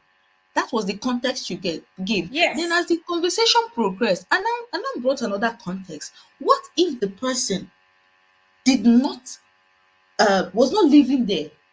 Yeah, Mm-hmm. he went, let's say, the business trip, and Mm-hmm. before he was supposed to do the business trip and come back, but Mm-hmm. before he could finish, death happened.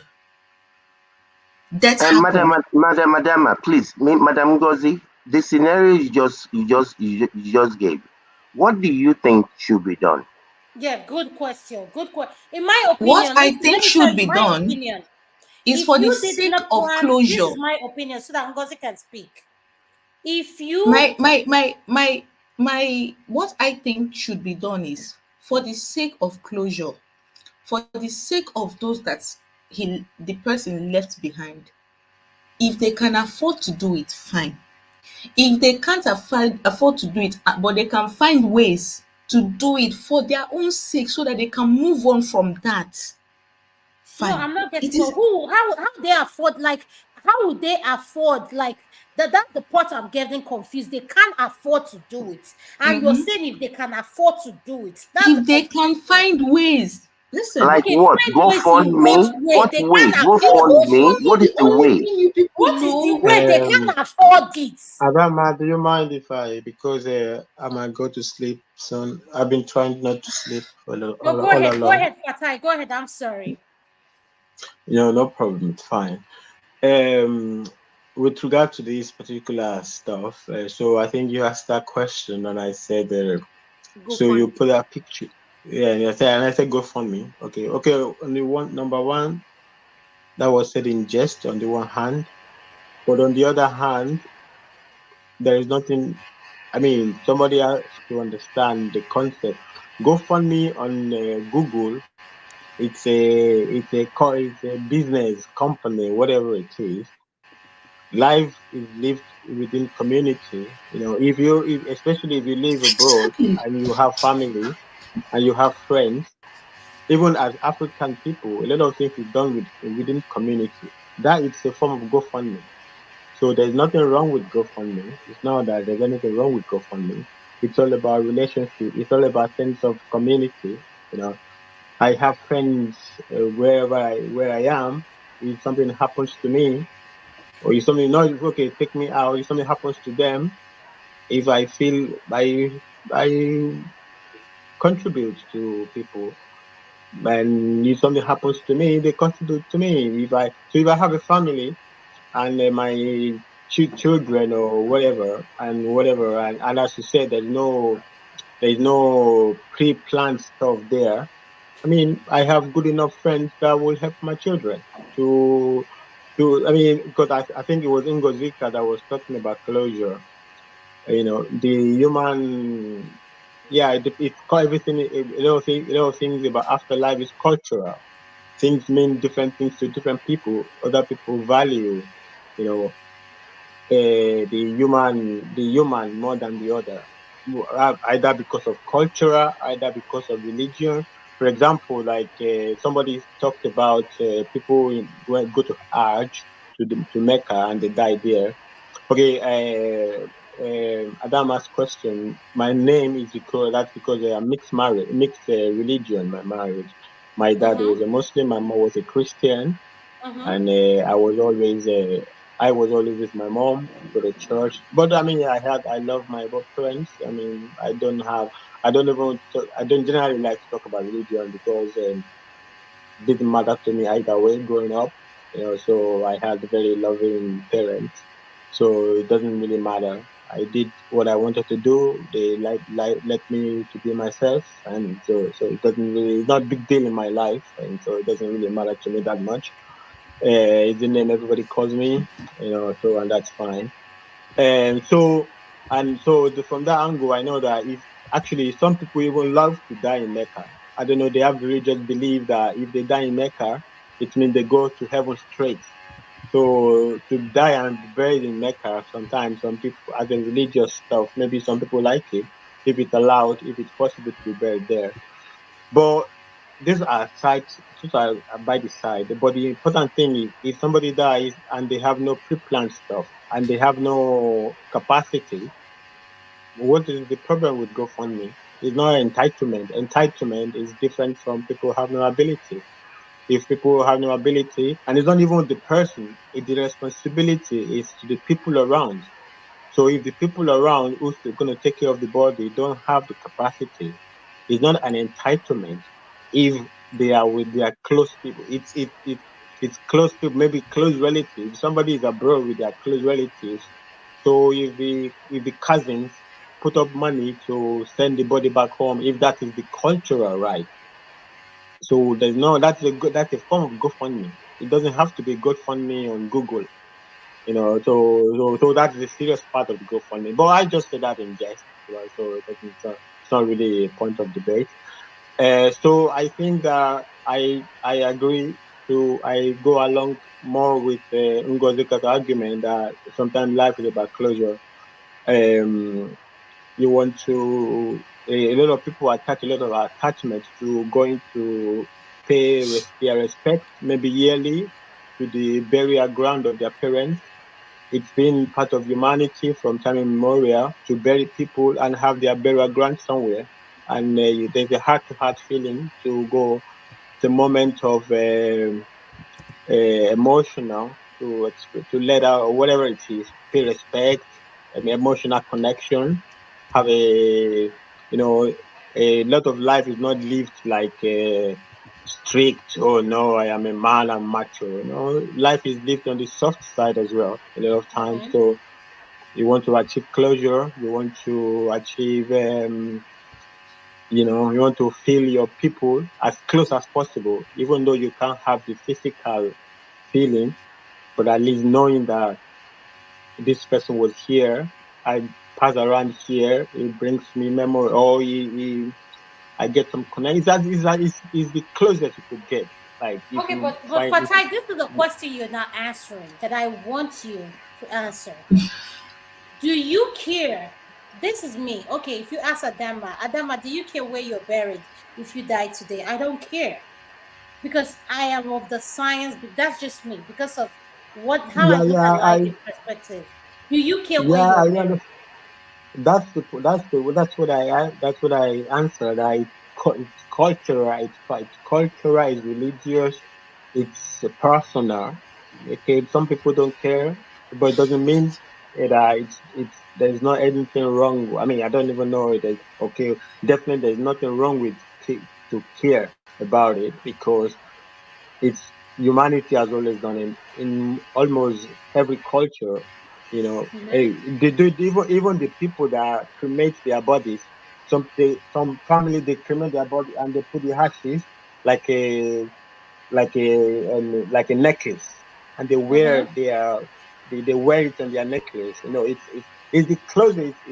The point is that the closest you can get to the physical person.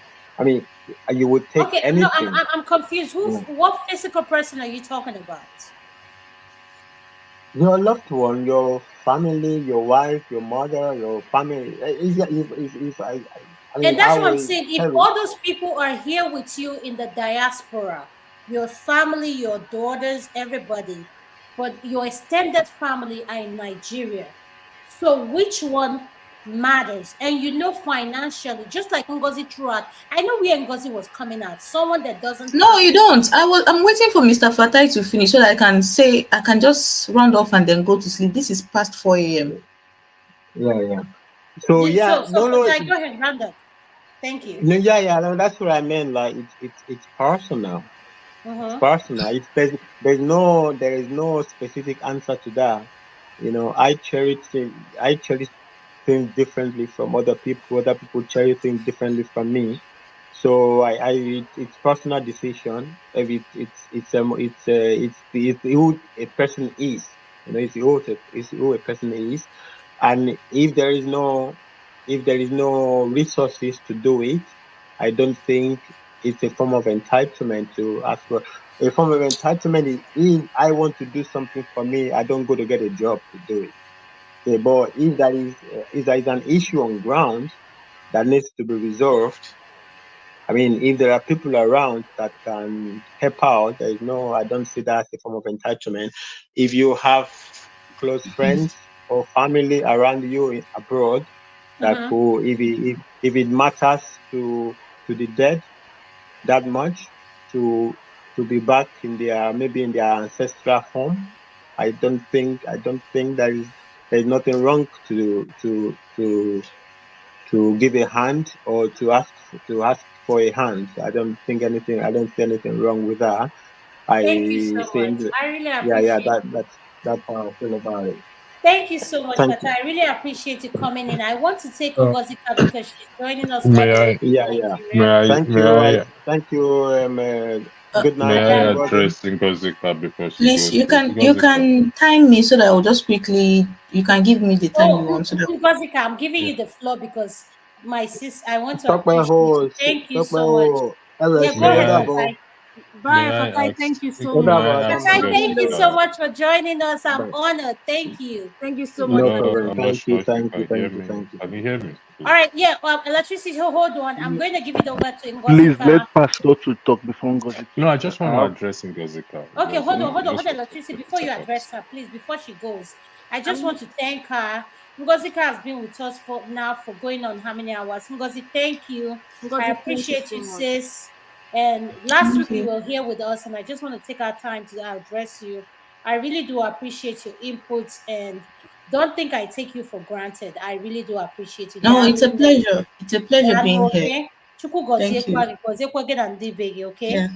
All Thank right, you so much, Oh, electricity, because over Ngozi. to you. Please don't hold her for Yeah. too long. She needs to go No, to no, I sleep. won't. It's just my own suggestion to Ngozika in respect to closure.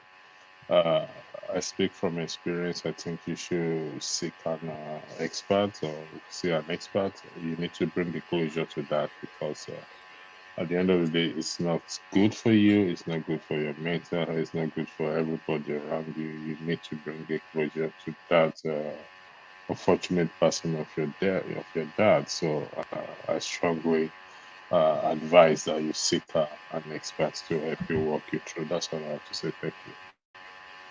Okay, thank you. So um thank you, Mr. Electricity. So before I say what I want to say, let me just say this. I don't know for I was about to open Google and define this thing, but just going to do it anyway. When the number of times I've heard entitlement this night has had me rethinking what exactly is entitlement. Entitlement is simply expecting somebody to do something for you. Whether or not you deserve it, they want to, all those ones are nonsense. But bottom line, entitlement is expecting somebody, hoping that somebody will do something for you. Whether you can do it for yourself or not, that is beside the point, but you're expecting somebody else to do it. So let's be careful how we throw this word around because once you are dead, you expect to be buried or you expect an animal to eat you. That in its own is entitlement. So let's just be clear on that. So I'm going to round off by saying this. Mụnwa bụ Ngọzika, me Ngọzika, if I lost anyone that is close, and this is not trauma speaking, if I lost anyone that is close to me, whether or not they made the plan so, or whether or not they did not make plan, and I can afford to, I'm going to give the person their last wish. If I cannot afford to, they did not ask me to run around. I am going to run around and do everything possible to give them their last wish. Not God for will their bless sake, you, for my Ngosika. sake. God will Then bless you. I'm going to run around. This guy I mentioned earlier, do you think his brother would have cared if they left his corpse there? Do you think anybody would have cared if his corpse was given to lab students for experiments or not? His mother that waved him goodbye at the airport was expecting her son back. She needed at least, it was still like a mirage to her that this boy is dead. And you are telling me that in that case, the family should not do everything possible to make sure that at least they touch grass. Say they see and say true true, ah, he don't die. But at least we know he's now resting. Well, I can't speak for any other person, no, but me, if you are close to me and you meant that much to me when you were alive, you do insurance, so you did not do insurance, that is your problem. You are now dead, it is no longer your problem. That me that is now alive, that you've left with the problem, and you meant that much to me when you were alive, I'm going to move heavens and earth to give myself closure and give you your parting wish. And on this insurance issue, I think it's not just Nigerians abroad. I've said this on this issue so many times. Nigerians do not, they feel it's cheating. They feel it's cheating to pay anything insurance. They feel like, this person won't, how many times I said he's sick in a year? Anytime I tell people that I pay insurance, they look at me as if I'm crazy. The same way they look at me when I tell them I go hiking. It's alien to us. I tell somebody I'm going hiking and I might camp on the hill. They look at me, are you crazy? I'm like, this is the place I derive joy from. I am paying insurance. I went from paying 3,005 every month for my insurance to paying 8,001, over 100% increase. It pinched my pocket, but I knew the benefit. Most Nigerians know, but they don't care. To them, it is waste of money. How you go dey pay people every month? If they sick every month, na wetin they go ask you? It's a concept that is alien to us, and it takes time. It takes time for people to outgrow this kind of mentality. Imagine person from Nigeria wey get this kind mentality come go Oyibo land.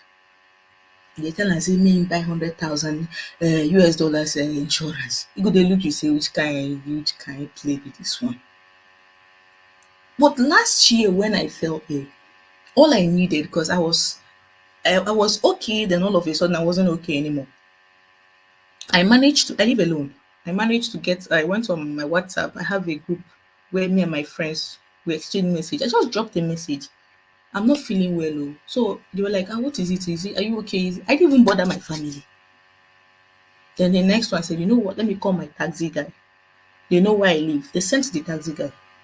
I struggled to go downstairs. I live on the first floor. I got into the taxi. That was it. The only money I spent for the 3 days I was in that hospital was 700 naira. From my feeding to my admission to every single drug, my injection, everything was covered by the insurance.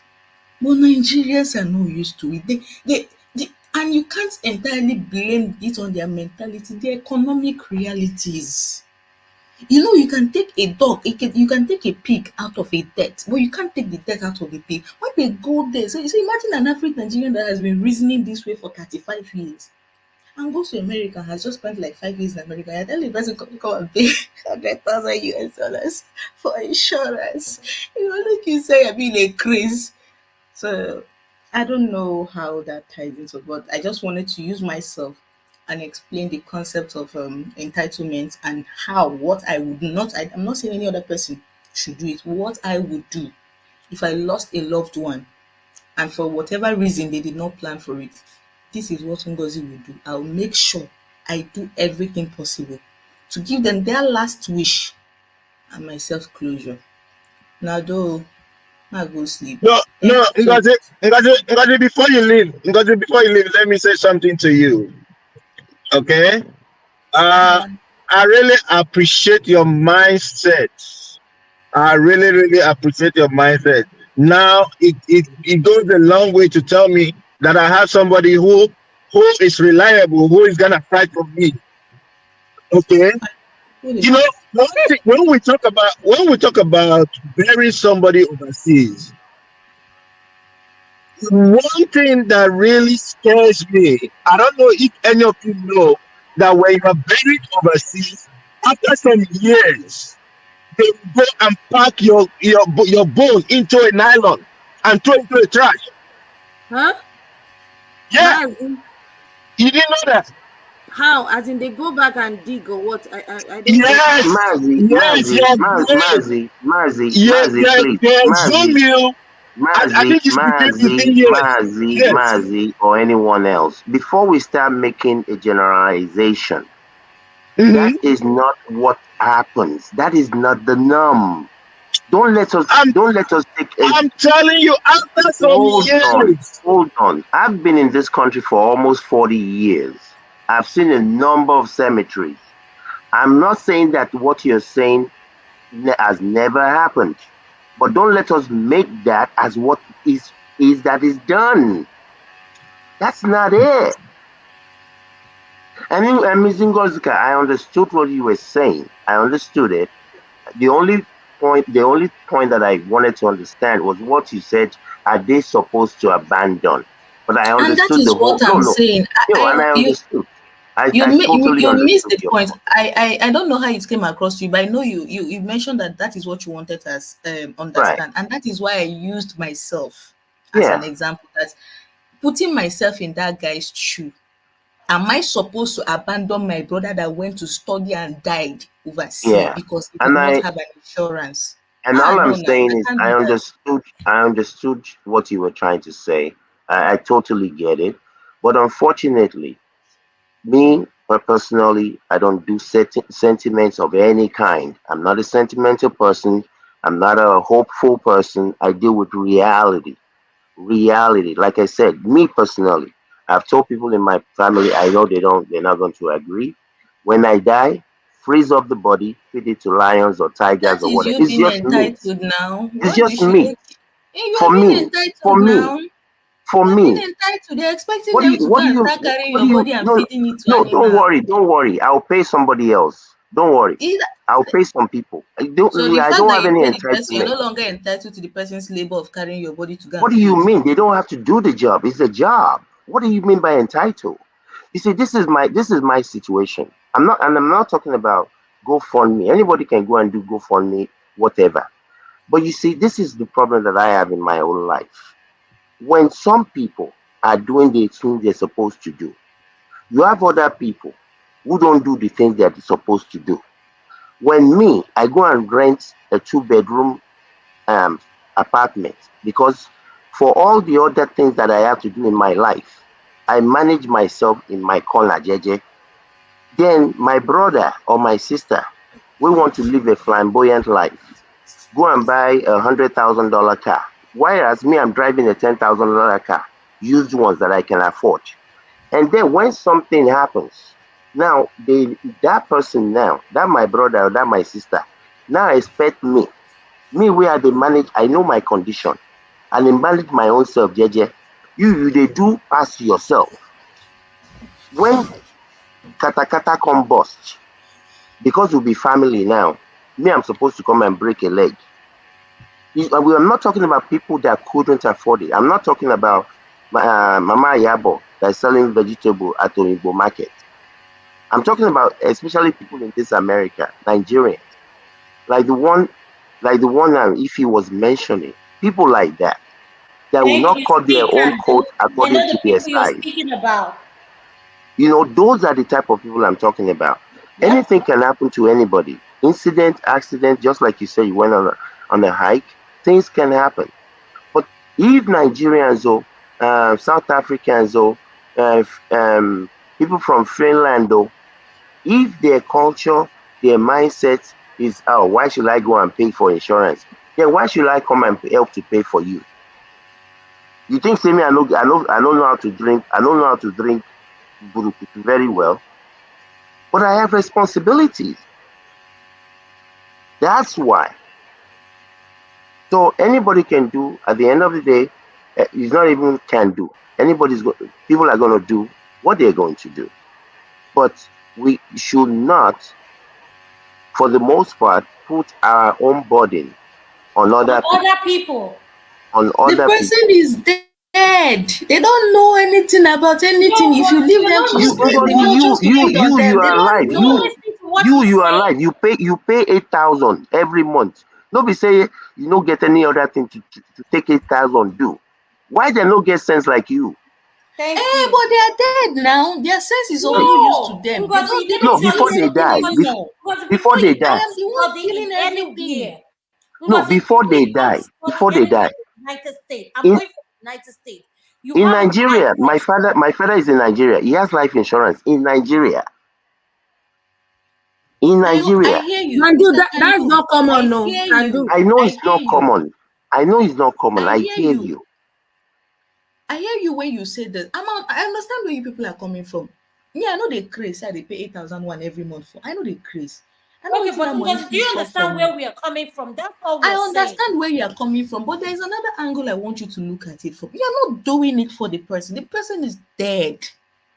They don't feel Ngozi, anything. They don't know Ngazika. anything. They are Ngazika. dead. Yeah, Ngazika, Ngozika, I you hear see, you. dead. where, Agreed. whatever Can the do please 1 minute. 1 whatever minute. the cheapest place to bury them, wherever they die, that's what we're gonna do. That is for Okay. you. You can deal with that. What of the other And that's people what that I are said. related to the person that cannot deal with it? Then Yes, then because let you those are people making all bring these the money. demands. What we are saying Let that, those hold on, people can bring you the hold on? resources. Exactly. So Ngazika, do all you I'm know trying 1 to minute? say, Ngozi, all can I'm you hold trying to on? say is All don't we are fault saying those is people when they decide to bring the money. Don't. It okay, is them okay, looking after Ngozi, can I themselves ask you? now. Can I ask you a question? Oh, The oh. question we're asking when these people are making this demand, that's the question we're asking. Who are you making this demand to? Making what demand? You No, said see, demand now. I'm going by what you said. which demand again? You I said the said the person is person, you are died. not doing You it said for the the dead. person Can I died. come in? You said the person Can I died come and in, they wish please? to be buried back home. Can I And come the in, family please? say they don't. I'm going by this. This was my question. The person's family cannot afford to take this person back home. And you're saying he's your friend. Ngozi, give Please Nope, him let me nope, start. nope, nope, Please, nope, 25,000 to nope, please bring let the me start. person Triumph home. say nope, something, please. nope. Triumph. Yes, Madam Tokbe, Muti. My ear don't full. Ngozika, my sincere condolences. At least I understand where you are and what you want to do. In anyhow we Triumph, can I be a can't hear help. you. I can't hear what you're Can saying. you Why hear? did you speak? Your volume is turned down. Please raise It's down. not down. It's my Can you raise voice. up your Is volume, the please? bedroom? Is the bedroom voice? I beg. What he did, Tokbe. Okay, Ngozika. Anyhow we can be a help for you. Let us know. That's not a problem for you to do your closure.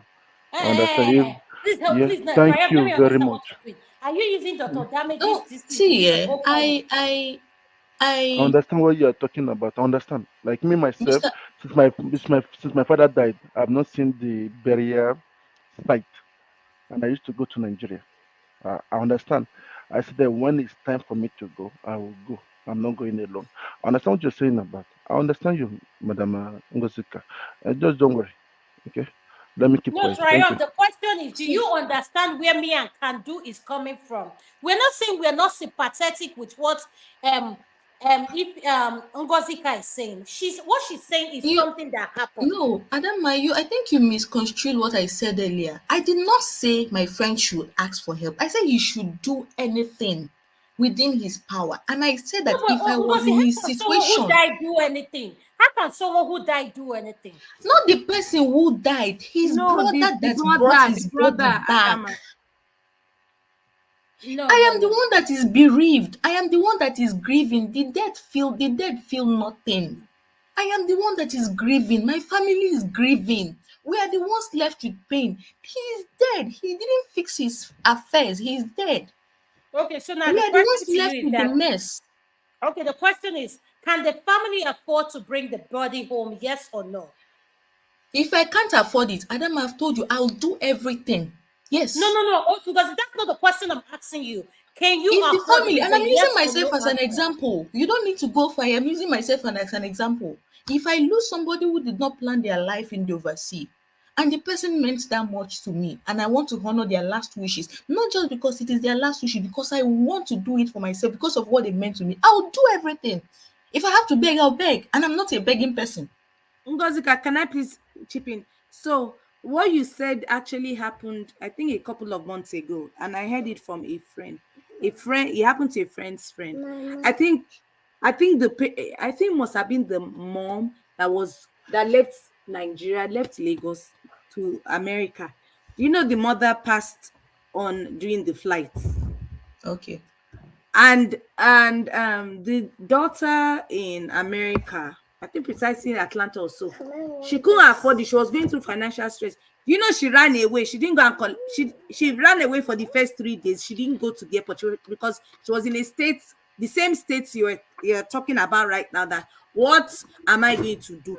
My mother wanted to come here to visit, and then died on the way. Am I going to collect the corpse? What am I going to do with the body? I can't afford to send her back home.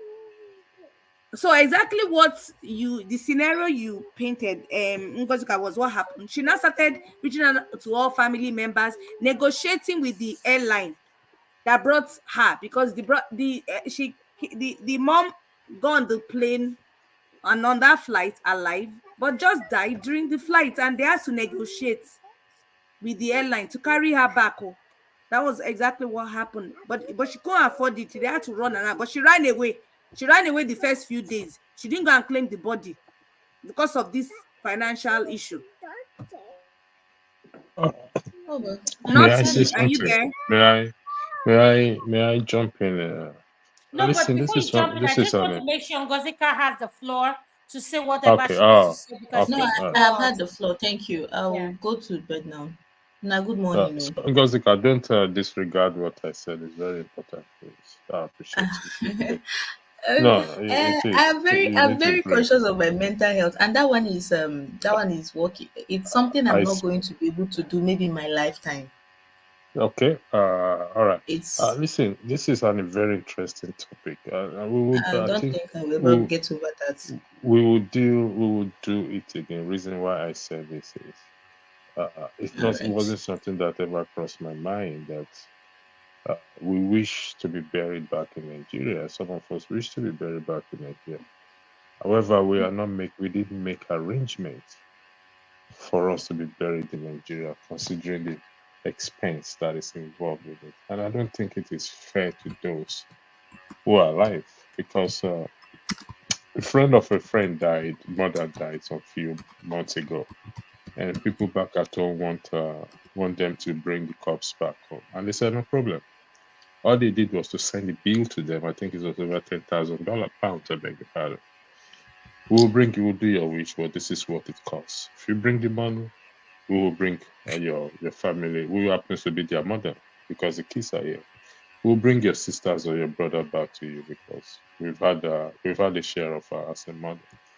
And so they back off. They could not afford the money. So the woman was buried back in the United Kingdom. So if we want to be buried, if I want to be buried, then I think it makes more sense for me to make provisions for my kids or for anybody to go bury me back in Nigeria. It's a sentimental thing. There's no doubt about it. If we want to be buried, if anybody wants to be buried back at home, that is their own prerogative to make or whatever it is. But let's make provisions down for us to be buried wherever we want to be buried because it's very, very, very expensive. And I'm glad for this topic. Like I said, we're going to do more of it because these are the things we ignore. These are the things we don't want to talk about, but we have to talk about it. And uh, that is what I have to say. That it hits me when I heard it. This topic came up, and I will look into it again. Like I said, I'd like to thank everyone again for coming. So I yield the floor back to you people. Thank you. All right, thank you so much for using the floor. And we're going to go to, I've not heard it from Not Me. Not Me, can you please unmute? Not Me, are you there? I don't think he's here. I think he's gone, He's probably falling sleeping asleep. or he's sleeping. The person is sleeping. Okay, I've So not I'm heard gonna from take Mr. Is Mr. Jonaba still here or he's gone? Okay, Mazi Jonaba Prince. is here. Mazi Prince. Yeah, could you pick up from where Ngozi was speaking from? Thank you. Okay, so pretty much like I was saying, these things, it's all about wishes. You know, um, um, if the money it's not there, whatever. But at the end of the day, if the money is there and they need to take that person home, let them take the person home. You know, um, a dead body is a dead body. The Indians we cremate the person, but for me, I say God forbid, please, I don't want to be cremated. No, I don't want. I don't like that. You know, I always look at it as if the person is being, kind of like being burnt like a cook. That's what it is. Just the last respect and the last wish is take me back. Just take me back. I'm okay. Even if there is no ceremony to be done there or whatever it is, I'm okay. You know. So that is a personal thing. It's a personal thing, and I'm seriously investing in it. I've told my wife, I've told my family that's what I wish for. And that's it. Yeah. Thank you so much, Mazi Prince. I really appreciate your input. Um, now we're going to do our final roundup. I'm going to start with Mr. Triumph. Then we'll go to I no Pastor, you came in last. Andrew, do you have anything to say, please? Yes, I Before I go do. to our Again, final submission. oh yeah, no, I'm doing my final submission. I don't really have, if that's okay with you. Okay, so if you want to wait till your final submission before I go to anybody to start with the roundup, are you okay with that? Yeah, sure, sure. All right. Let me start with Mr. Kandu Kandu. Could you please give us your final submission for the night? Thank you, sir. Are we being timed for the final submission? Huh? Are you timing us for the final submission? The final submission is 5 minutes per person. All right, ma'am. Thank you very much. Yeah, again, thank you, ladies, and all the other ladies that have also come in, both on the charts and on the panel to support this ongoing venture. Um, yeah, at the end of the day, people should do whatever works for them. And at the end of the day, that's what they're going to do anyway. You know, I don't like people being a burden on other people. Personally, I try everything that I can do not to be a burden on anyone else. Same here. I don't like people wasting my time, and I don't like to waste other people's time. Even if I'm sitting down doing nothing, it's my time. You know. So I believe, people should have, do whatever works for them. I've believed in insurance policies since I was in high school in Nigeria because it was part of economics that I took back then. So I understood a little bit of it, and then when I got to the U.S. And got into financing, I understand the importance of it. Um, there are a lot of families that the insurance policy is actually a huge percentage of the financial legacy that they leave for their family. So they pay into it, and and as I previously stated about whether people are getting a 30-year term policy, which are generally very very relatively inexpensive, or doing something like a universal life policy that helps to contribute towards your retirement and your insurance. Please, I mean, everyone that I meet, I tell them you have to have this. It is that important. Do not get a whole life policy, is a waste of money. I'm going to say it again. Do not buy a whole life policy, it's a waste of money. So, um, Yeah, I mean, wonderful topic. We're all going to go. Whether they cremate you, they put you in the ground, you're still going to be eaten by some other worms or whatever it is. So I don't really even understand. That's why I don't really care because at the end of the day, it's all going to be consumed earth to earth, ashes to ashes. So that's why even when I meet people and they're like, "Oh, I put $600 an ounce cream on my body," I just look at them like vanity upon vanity. Look well, look good, do the best that you can. But just remember, we're all here for a very short term. Um, Help everyone that you can. Be a good human being. Along with your 32 PhDs, be a good human being. Life is about people, not things. Thank you.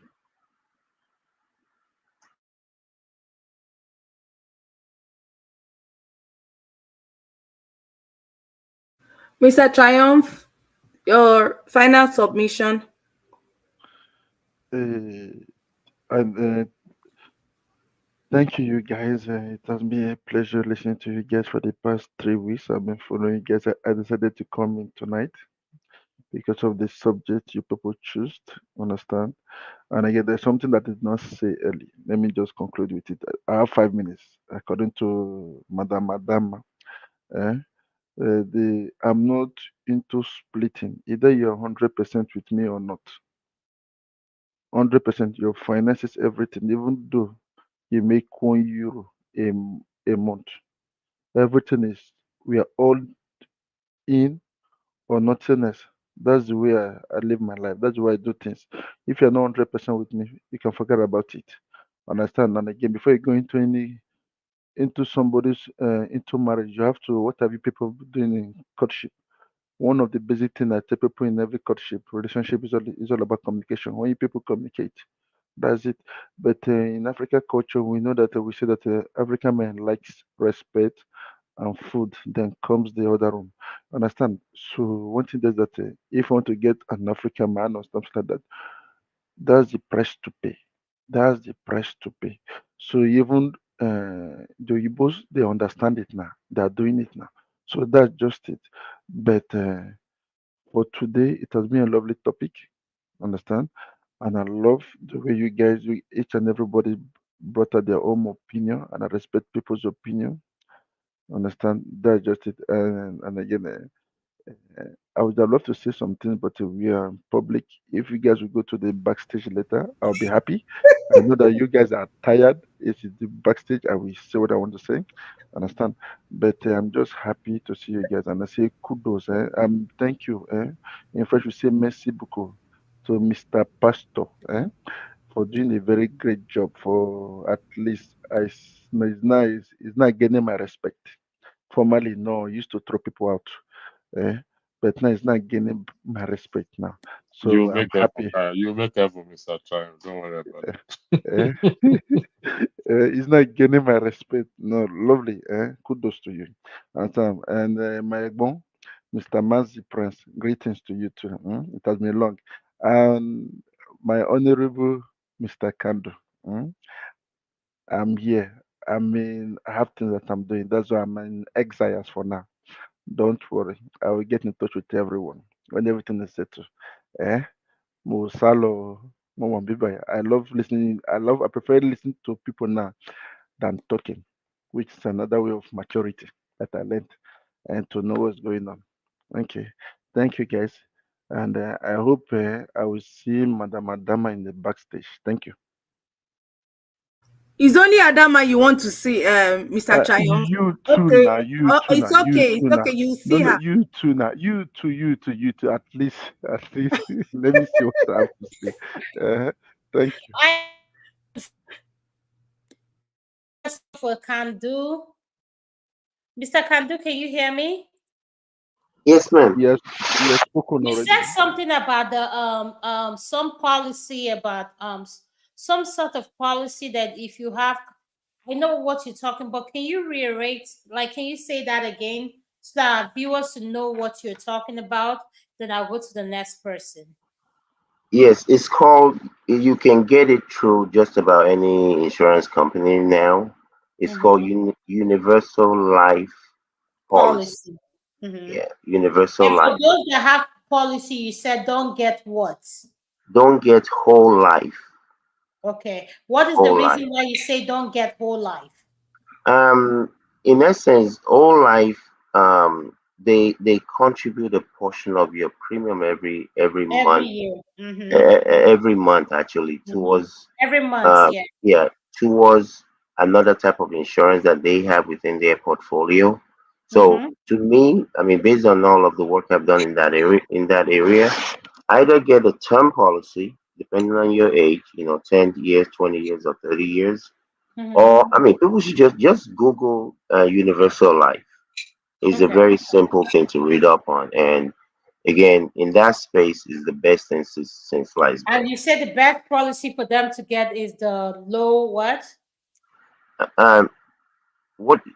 Say that again. I'm sorry. You are saying the best policy for them to look into to start off with is what? It's called Universal. What is it thing called? URL.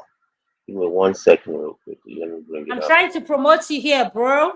No, it's not. I mean, yeah, it's not. It's not true. Me. I mean, this is just No, something. but yeah, I want you to get credit for it because you're the one always promoting. Nah, me. I don't. I don't like credits. I I know, don't I like. know, I know you, but I know you're into your this thing, but I appreciate you. I just want Yeah. people to Either. learn from you. Yeah. Either universal or index universal life insurance. Index Index Universal Life life Insurance. insurance, and they can And get it through. They can I'm get going it to try through. to see if I can have Mr. Kandu post it on our chat to put index universal life insurance so you can look up, and if you don't have insurance, like figure like ask question, call the company and ask question on your own. This is one of the company he's worked with, and he would like to recommend for those of us that don't have insurance. And Actually, it's not. I'm sorry. Quick correction. It's not a company. This is a policy that's offered by most of the major insurance companies. So it's not a company. It's a it's a form of policy. insurance. It's a Mhm. form of insurance. It's a I form of just insurance. correct. So it's a I form of just I, I, insurance. I Yeah, just you I just know. I just put it in the back chart. Index universal life. All right. And Okay. can Thank you. do I can do appreciate somebody that. is asking someone is asking on the comment section that can you still take out some money from it Yes. if you have enough? Yes. Actually, yes. You Yes, you can actually can. borrow With against the my with policy. the package I have, I can. Yes, Yes. you can actually you're actually allowed to borrow against the policy. You just have to Mm-hmm. pay it back. I don't remember if it's a year or two. So you see, the reason this works is because of the life insurance portion. So what it is really is a retirement package that has an underling of life insurance. So that is why they can actually write you a check. Not can they write you a check for the entire premium at retirement age, whatever it is that is. I'm going to the go to. Thank you so much, Mr. Kandu, and he's going to post the information on the comment section. And we're going next to Mazi Prince of California. Okay, okay. Thank you, Adama. Thank you, Tokwe.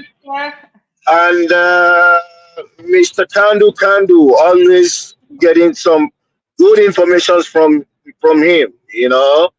I really appreciate you being on this platform, and also the text that I get from you and all that. It's always very good. Um, in closing, in a nutshell, just like we said, respect is earned and not just given. Pretty much,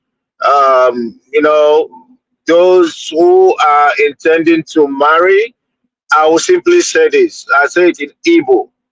Nukwonye dị mma mekwonye dị mma enyi maka ọnụnụ, meaning that befriend someone who is good, if it is, because if it results to Marriage, it is what it is. Whatever you put in is what you're gonna get. Um, there is no particular, there is no particular size that fits all when it comes to marriage. You persevere, try to have a listening ear, listening to your wife. I don't know. Like I keep saying, I'm a Libra, and I'm not apologetic about it. Okay, I believe in equality. I believe in the fact that whatever I want to be done to me, that I can do to someone else. Um, I hate conspiracy theories. Those people who want to promote death, some will tell you, oh, the demon is this, the demon is that, and I keep telling them, some people they even think the demon is right in the soil, and I'm telling them, no, the demon is not in the soil. It's right, just like you. He's even more handsome or more beautiful than you, and he still goes to heaven and comes down. The fact about people coming up with all these scary stories about this, about that. I've told someone, I think I said it today, and I said, before the mark of the beast will start being distributed to people, rapture will take place. If that number is being distributed now and you are here, that means you didn't go. You are here. You are here. Visa. It's true. It's true now. That means you are here. you know. Uh-huh. So at the end of the day, be good to one another. Be good. Reach out to the poor, especially the poor. When I say love your neighbor as yourself, I didn't say go and sleep with your neighbor's wife or go and sleep with your neighbor's husband. Eh? But reach out to them. Be nice to them. And all that kind of a thing. In a nutshell, live and let live. That's what I believe in, and that has always been my policy about life. Live and let live. Thank you.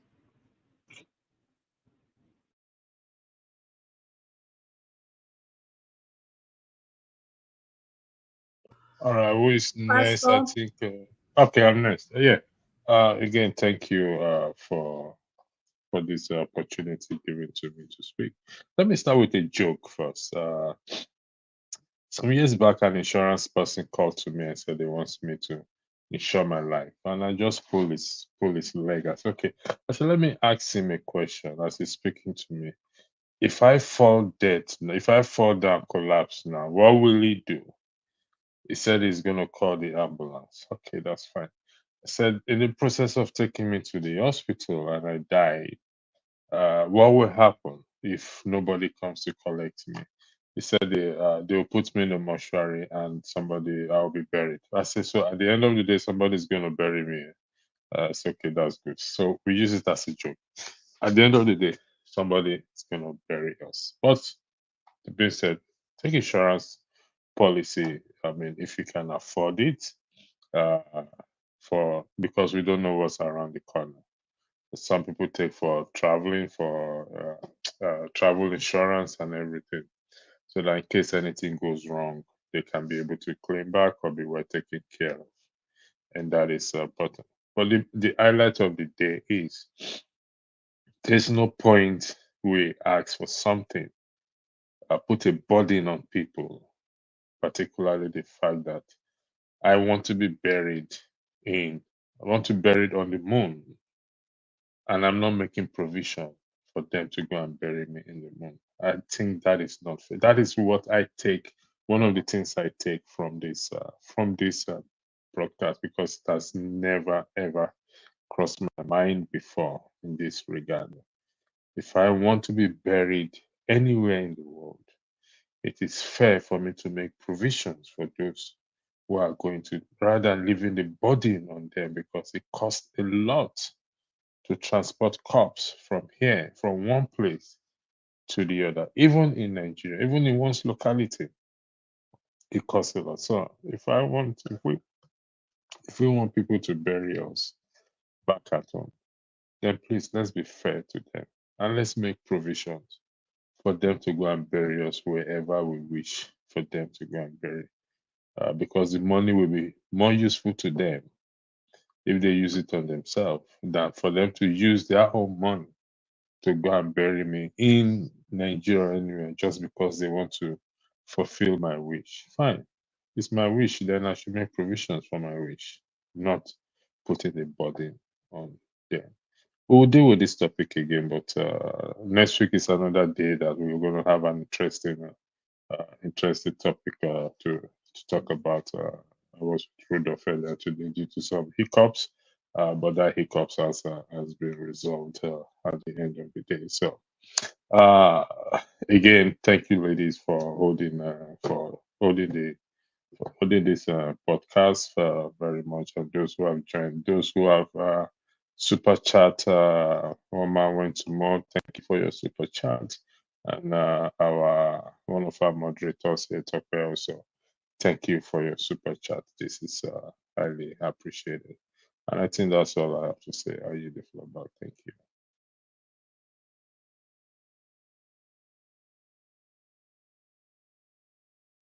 I think it's either Adama. you, Adam.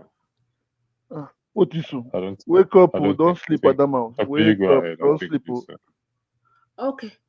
Well, on behalf of Adam and I, thank you all for joining on us today on this podcast. For those on the comment section and on the panel, we really appreciate your contribution. My final words on respect will be do unto others as you want others to do unto you. If you want to be respected, form the habit of respecting others.